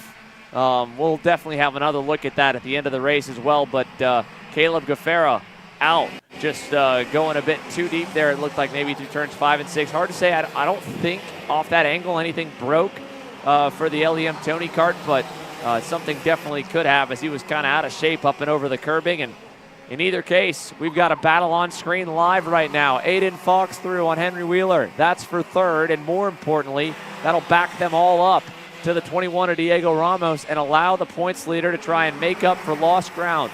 Nick Terlecki would score 45 points here as they run in Moto 2. Massimino would score 50. Diego Ramos with a 6th place result.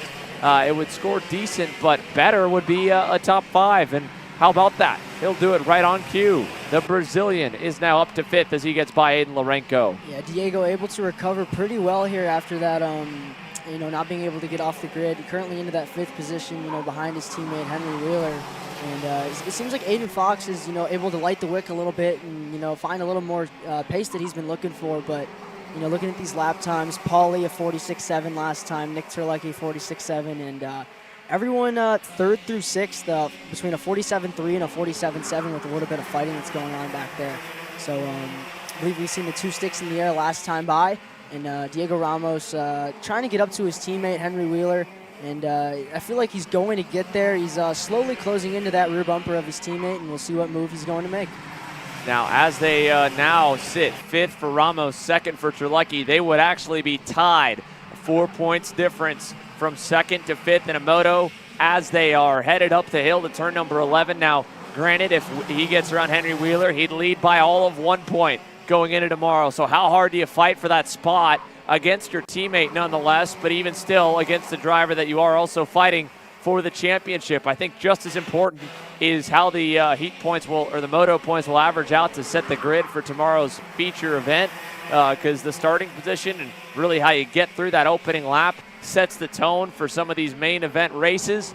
But with the last lap underway, this is the fight for Diego Ramos to make up for that blemish off the grid and into turn 8. He's got the move done to the inside. Diego Ramos to the inside and into 4th on his teammate Henry Wheeler. And at the same time, Paulie Massimino will score the Moto2 victory.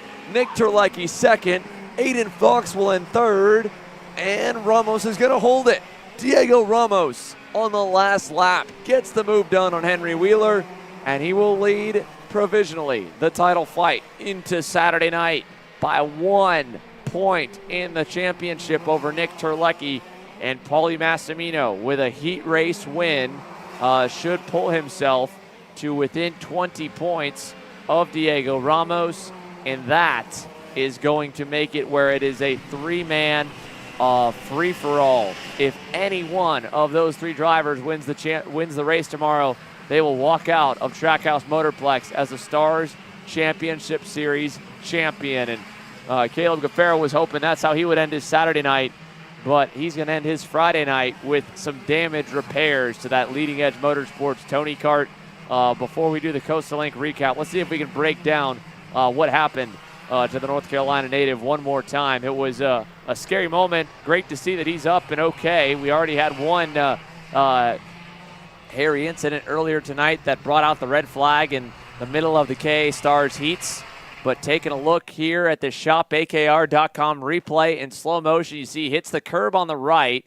You don't normally want to hit, and then almost like kind of hits a slick spot, or maybe indeed something kind of, locked up and took him wide. But just, I don't know, the way that it goes over the curb here, Jerry, I think it's more so it just kind of knocked him out of shape. And once that kart got sideways, he was just out of the groove, and it took him the rest of the way off and into the dirt. Yeah, and at that point, Xander, you're pretty much just, you're just along for the ride. And, you see right here, as the kart stops, the first thing he does is he looks over at the engine, and, it could have been a failure. I'm not too sure, but, the first thing we seen Caleb do was look over at his engine.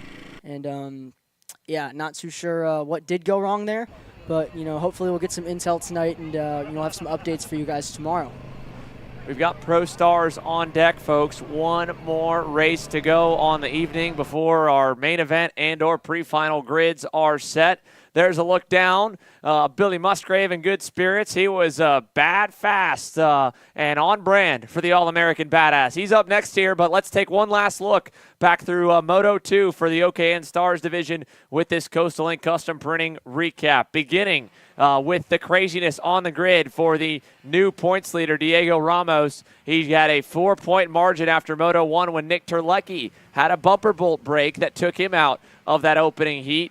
And for Diego, he was hustling, doing everything he could to catch up. He got to the pack right at the end of the pace laps and quickly went to work, making up positions where he could without getting taken out in the process. There you see he had already gotten himself up about 5 or 6 spots. Then Beckett Friesen, Wesley Gundler coming together. That allowed him to try and challenge for another one. And credit to Wesley Gundler here, the young man there in the 46, I believe either rookie or rookie season for Wesley Gundler. Gave a lot of respect to the current points leader. And at that same moment, they were fighting up front here. Wheeler, Gaffera, Terlecki, and then this scary, scary moment here for Caleb Gaffera.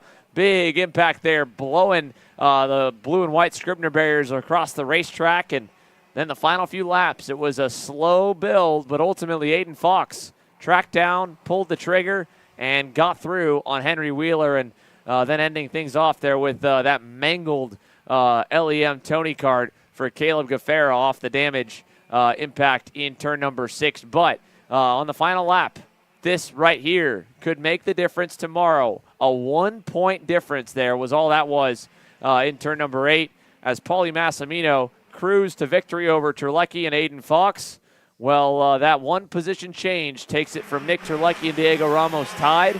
Diego Ramos by 1 point has the advantage. So that again, all results unofficial, and we still have one more race to get through tonight before we focus on the final day, the final 24 hours of action in the 2024 Stars Championship Series season. It is Moto number 2 for Pro Stars, and here's a look at how the grid will line for all 22 gearbox drivers. AJ Myers and Talon Yockel, protege and mentor on row number 1, and it was all about the mentor. AJ Myers drove away and dominated in the first moto earlier this afternoon. Ian Quinn, Josh Conker on row 2, Gavin Bailiff and Vincenzo Saraceno row 3, but back all the way starting in 7th on row 4. Billy Musgrave charged through the pack and was able to get up into the top couple of spots. On the other end of that same row, another driver with a lot of experience, Robbie Boydeshow, spun around in the first corner. So he's looking to make up for Moto 1. Billy's just trying not to impede that great progress he's made. And then the final row inside the top 10, Annie Rule, Justin White on 9th and 10th. And then moving back to our 6th row here, Charlie Steins on that Factory Fury GP kart next to David Carmody on that GFC. CJ Bowman on that MPG KR next to Jared Ryan. Eli Fox on another Factory Fury GP kart there. Teammates Charlie Stein next to Sam Avrutsky on, I believe, a PSL kart this weekend. Frankie Adavea, Mitchell Lowry, Eric Hugh, Tegan Poles, Logan Hickman, and Owsley Cheek the 5th rounding out our field.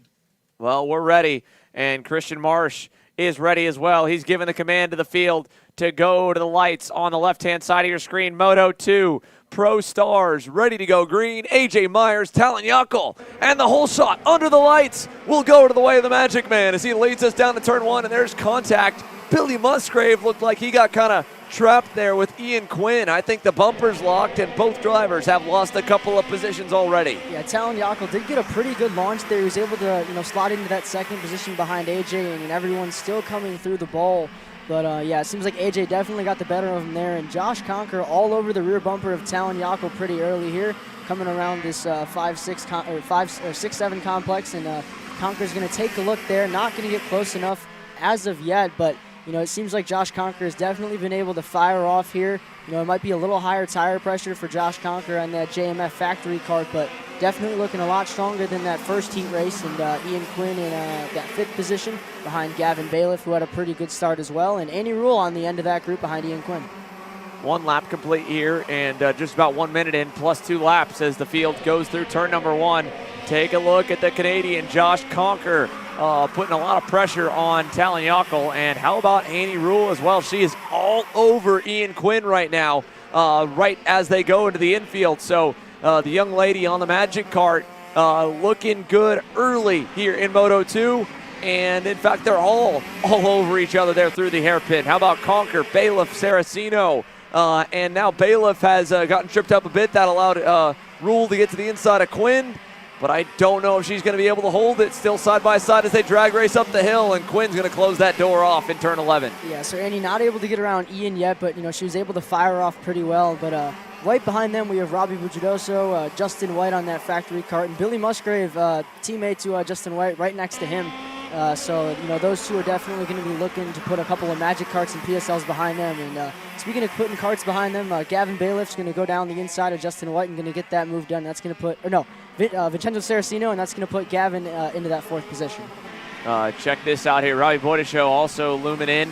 But before he can get to his teammate and Annie Rule, he's got the company in the form of Justin White and Billy Musgrave. Back and forth there. Great over-under from Robbie to hold on to that spot while A.J. Myers continues to drive away out front. Let's go side by side here. Down to Caleb with Diego Ramos. Talk about eking it out at the last second. 1 point has the Brazilian leading the way into Saturday. Caleb? Thank you there, Xander. And Diego, I think Xander said it best. Your championship points lead falls back to 1 point. But I want to talk about, getting off the grid because you guys struggled. What went amiss for you on, pit exit here? I mean, we don't know yet. The engine just didn't start. And then after, I think because we fall for the chassis back, maybe the rates broke because I was feeling a bit in the track. We changed the chassis for this race. I felt better in the chassis. But for sure, we lose a bit in the power because the start. But I mean, for sure today, our night is not finished yet. We're gonna sit down with the boss there. We speak a bit and decide what we need to do for tomorrow. We don't have much race left, just the final and a warm up. But we'll see. We'll be tight the race, but we need to find a bit. Yeah, and I know I want to take it back to Newcastle because you were in the lead of the SCUSA Pro Tour Championship and you fell just short. How bad do you want this championship here this weekend? I mean, like you said, in Newcastle, we are leader, and then some bad luck, and then we lost the championship. Now this week we have another shot. For sure, I want so bad win this. Also for the team, they were working really hard. We are trying a lot. Engine set up in the chassis, and we've been showing speed. But I mean, we'll see tomorrow. I will do my best, and I know they will too. Well, there you guys have it from Diego Ramos. He is definitely fired up to try and finally get that U.S. National Championship. Back to you guys in the booth. Thank you, Caleb. When it comes to championships here, A.J. Myers has a lot of experience winning them. He's well on his way to doing that in this Pro Stars category. Nearly 2 seconds up on Talon Yockel here in Moto 2 and managing the gap again. Now, the couple of moves that have been made while we were chatting with Diego, Vincenzo Saraceno on the charge forward. Looks like is that, I believe Vincenzo may be on a factory kart as well. So the Maranello squad is potentially now out also Vincenzo as well as Justin White. So we'll have to get that properly updated. If so, I don't know if that's the case or if it is a different graphics package. That both of them are still sporting the typical Maranello USA suits. But in either case, no, I believe maybe just a different livery there for Vincenzo on that package as we watch Ian Quinn head down the inside and take a spot away from Gavin Bailiff, who had charged his way all the way up and into 4th.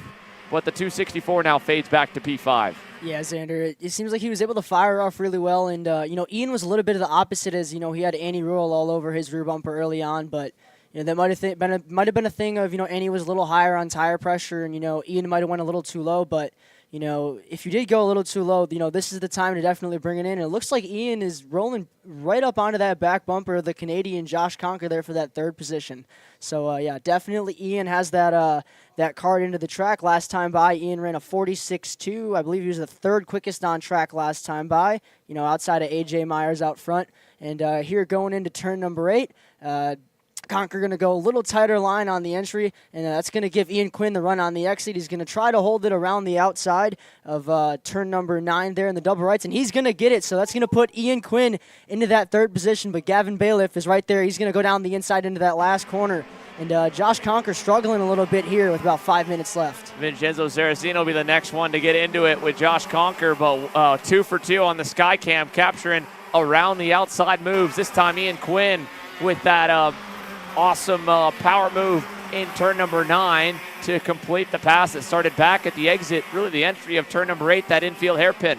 Here's a look, and indeed the factory card entry for Vincenzo Saraceno, fellow factory kart, in Josh Conker. Nose to tail. Now Vincenzo's going to send it down the inside a little bit deep.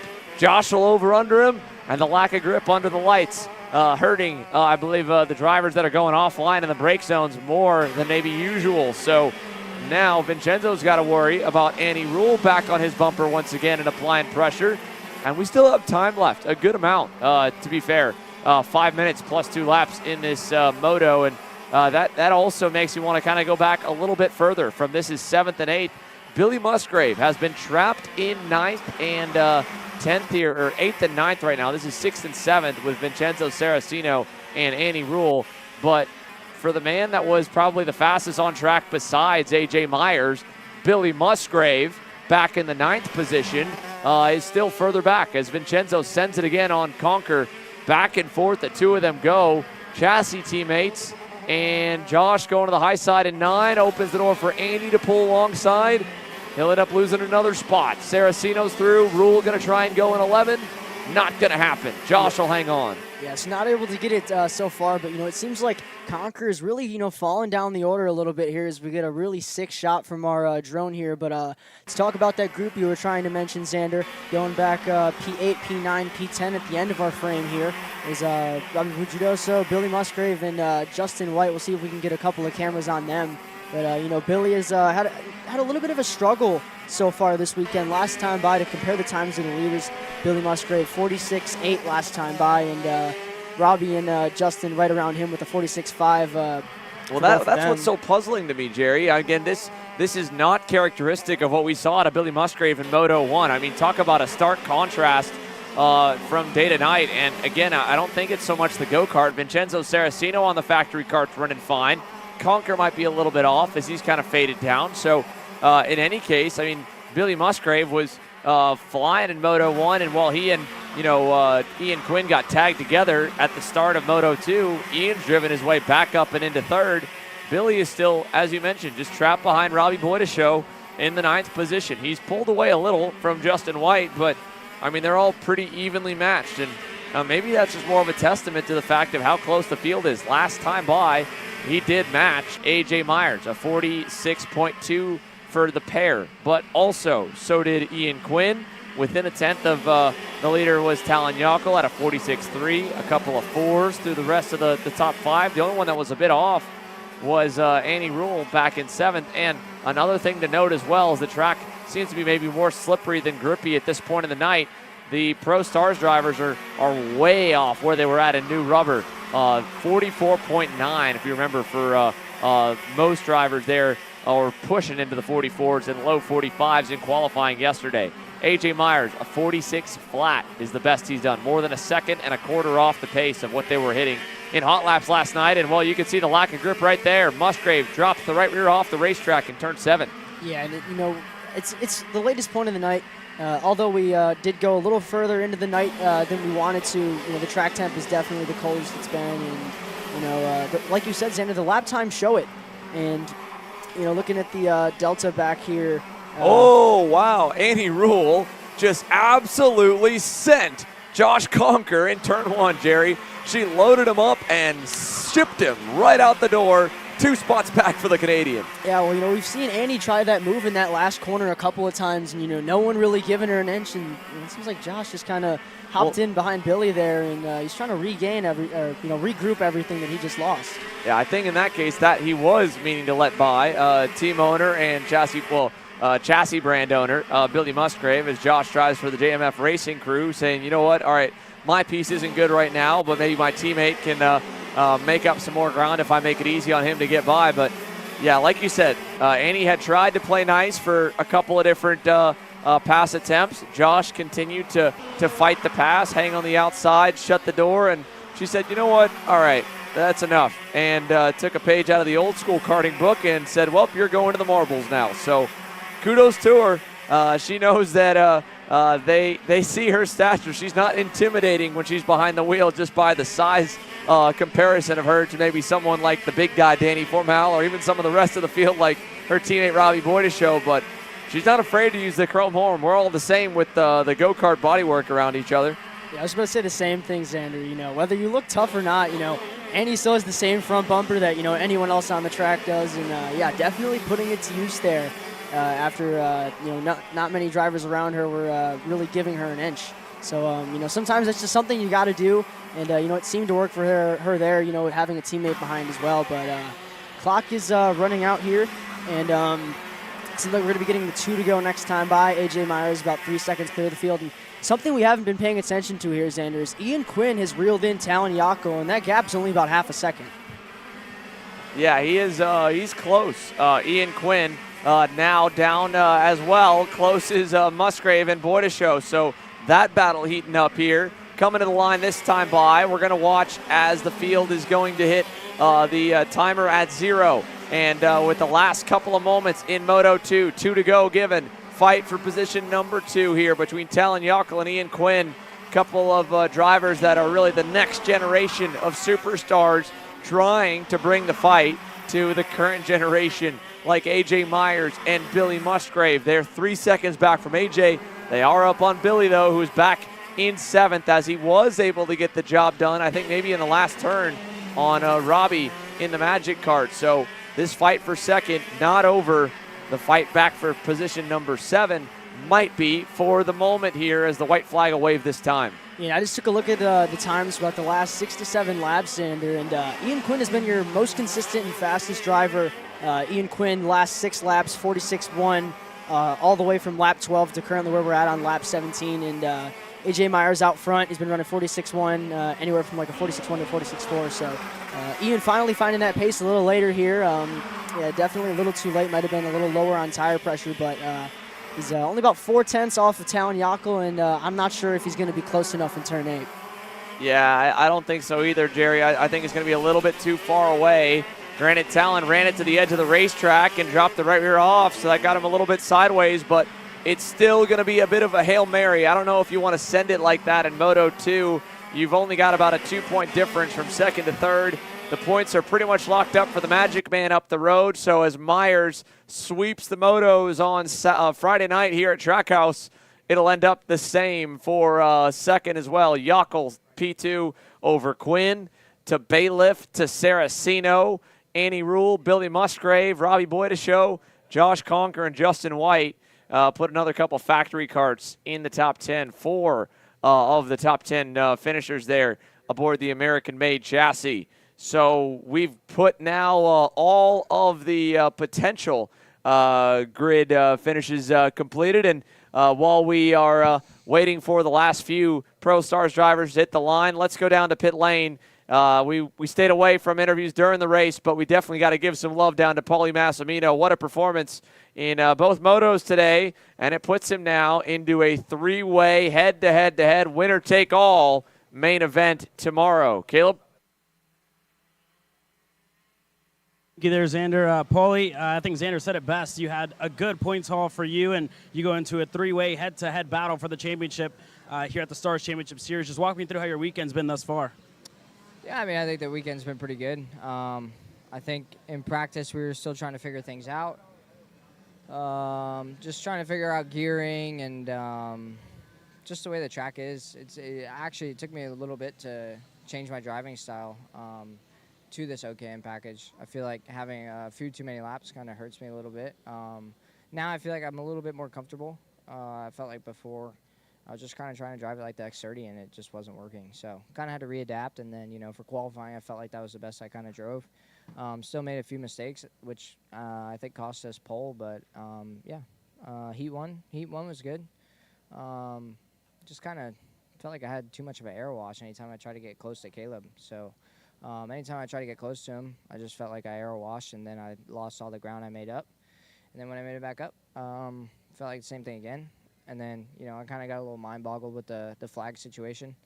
We were coming around for the last lap, and, I knew by the time I was pretty much at turn 11 that I wasn't going to get to him. So through turn 11, I kind of just coasted, and then I didn't see anyone there. So then I saw Caleb Tuck, and then I was like, all right, I better get back at it. And then, Heat 2, got away with second, and then, kind of was taking it easy, and then worked my way up to Caleb, and from there on, I just kind of drove.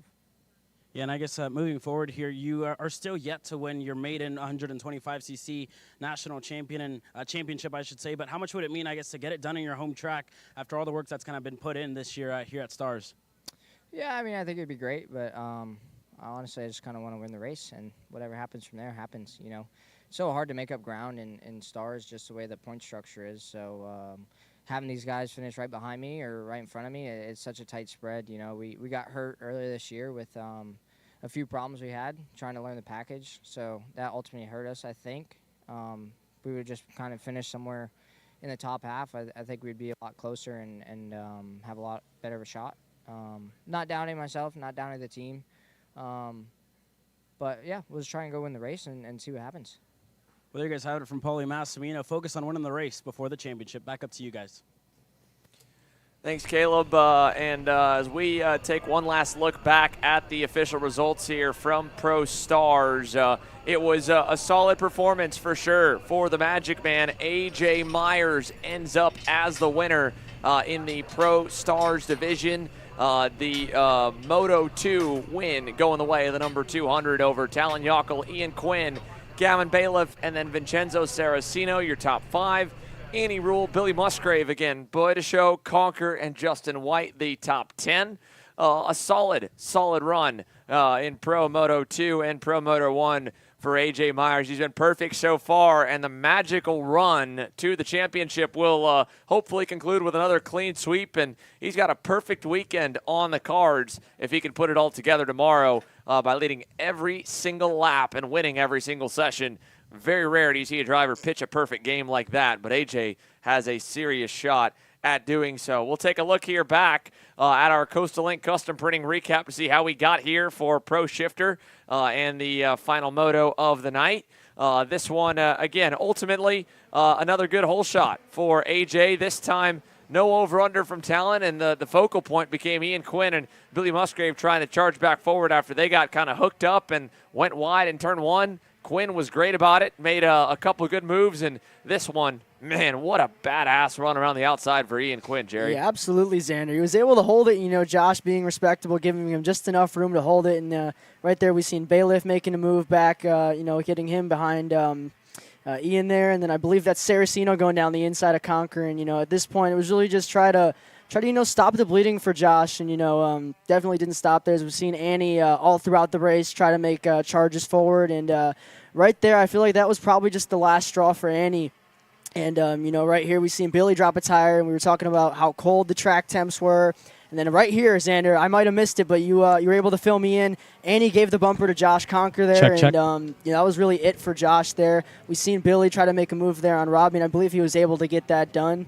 And, yeah, going to the checkered, the Magic Man, A.J. Myers, was able to get it done with the 3.1 gap on the field. Talon Yockel behind him, Ian Quinn, Gavin Bailiff. And, yeah, I believe in moments' time we will be heading down to the grid with an interview with Gavin Bailiff. Yeah, take it away, Caleb. Thank you, Xander, and I'm here with Gavin Bailiff, like you guys said. Gavin, a little bit of a different weekend for you. You've built your own motor to be out here and to race this weekend, so walk me through, I guess, what your weekend's been like and the build-up for this has been, because you're worried about almost 2 things rather than just one. Yeah, right. It's difficult, especially coming back from Australia. There wasn't a whole lot of time to get ready in between the events, and we had some shipping delays, so some of the parts that we ordered didn't get here until Wednesday. So I put together the engine Wednesday night. I've been kind of trying to get the feel for it since then, kind of going based off of what we did at SCUSA for the Summer Nats. Yeah, and lastly, talk to me about that first heat race. You were telling me you missed it a little bit, I guess, on your engine setup, but it seemed much better in that second one with the P4 finish. Walk me through it. Yeah, the first heat, it wasn't good. I was just too rich on the carb setting, and that just kind of set the bar for that race. Didn't really have the pace. This second heat was really good though. Fixed the carb setting. Had a lot more pace. Made a little setup change. Seemed to go good for me. I still need a little bit more. I think I roached the tires in that first moto, trying to compensate for what I was lacking. But I think new tire tomorrow and a little bit more reevaluation will be pretty well set for tomorrow's final. Sounds good. Well, thank you, Gavin. Thank you. And we'll move right along here to Ian Quinn, who's having a conversation with Talon Yako. But Ian, what a move around the outside there in turn number 9. Walk me through that. What was that like in the driver's seat? So I saw Josh. He defended going into the turn 8 hairpin, and I was like, man, okay, we'll play it that way. So he came out a little bit wide because he slid at the apex, so I crossed under him. But he still had the nose on me going into the double rights, so I was like, all right, outside it is. I broke super late, but tried to keep myself out of the marbles, and I just was able to hang it there. I chopped him down a little bit on the exit of the double rights so he couldn't shove me out. And at that point, whoever gets the best run out of the corner gets it, and I had it. So I lost a lot of time doing it, so I wouldn't say it's the best move ever, but I was able to get it done, and in these shifter karts, that's usually all that matters. So. Yeah, and I guess I'll take your year back to the start of it, right? You kind of broke out of the scene straight, finished second at Charlotte Motor Speedway, and then you're back here in North Carolina at the end of it. How do you feel like you've progressed so far with your second years, your sophomore season in the KZ category? I feel like, I have to say a big thank you to PSL because, when I was privateering this shifter stuff, there's a lot of things you have to learn. There's a lot of nuances to driving it. It's so much different from single speed, dealing with gears, figuring out how they slow you down, with your brake bias and all that.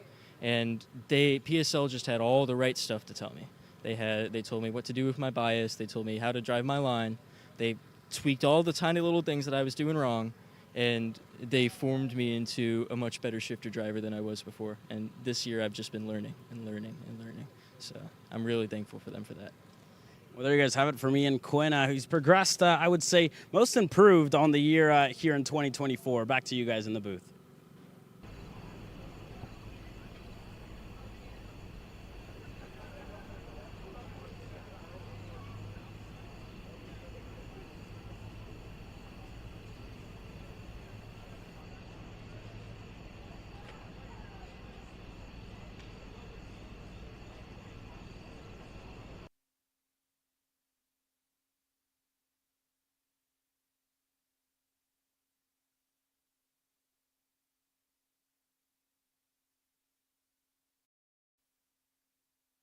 Picturesque shot from Trevor Blue on our drone here.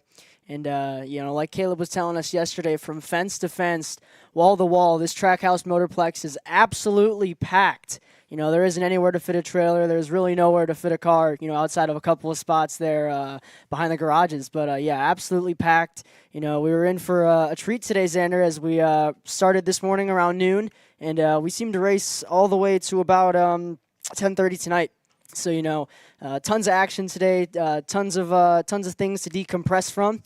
And, I'm sure me and you are going to be ready to get back at it tomorrow, Xander. No doubt. I mean, this place has provided us with a ton of fantastic action. Trackhouse Motorplex, the host of the Stars Championship Series Night Fight, the 2024 season finale, and what a massive, massive footprint here in the pits, the RVs, the tents, from the big teams to the small teams, and to all of you who have watched our coverage throughout the last 2 days. We've got one more full day of action Saturday, kicking things back off again first thing in the afternoon with warm-up, going into A and B pre-finals to set the grids for the semi-pro divisions. And then, of course, main events on tap for all of the classes, concluding with the Pro Show presented by Mazda Motorsports to end off the season. 4 rounds of racing and a long, long year has all led to tomorrow night to crown our 2024 Stars Championship Series national champions. And tonight, well, we've seen a little bit of everything throughout the entire day, a whole lot of moves around the outside, and, a little bit of stress, chaos, scramble, from the rain to mechanical issues to carnage, and, thumbs up, thumbs down. Hopefully tomorrow is nothing more than some more awesome racing like what we've been able to witness so far, and a clean run to the end with the fences line. For everyone here at Trackhouse, for everyone at our Kart Chaser crew and our Stars Championship Series partners, thanks for watching. We'll see you tomorrow.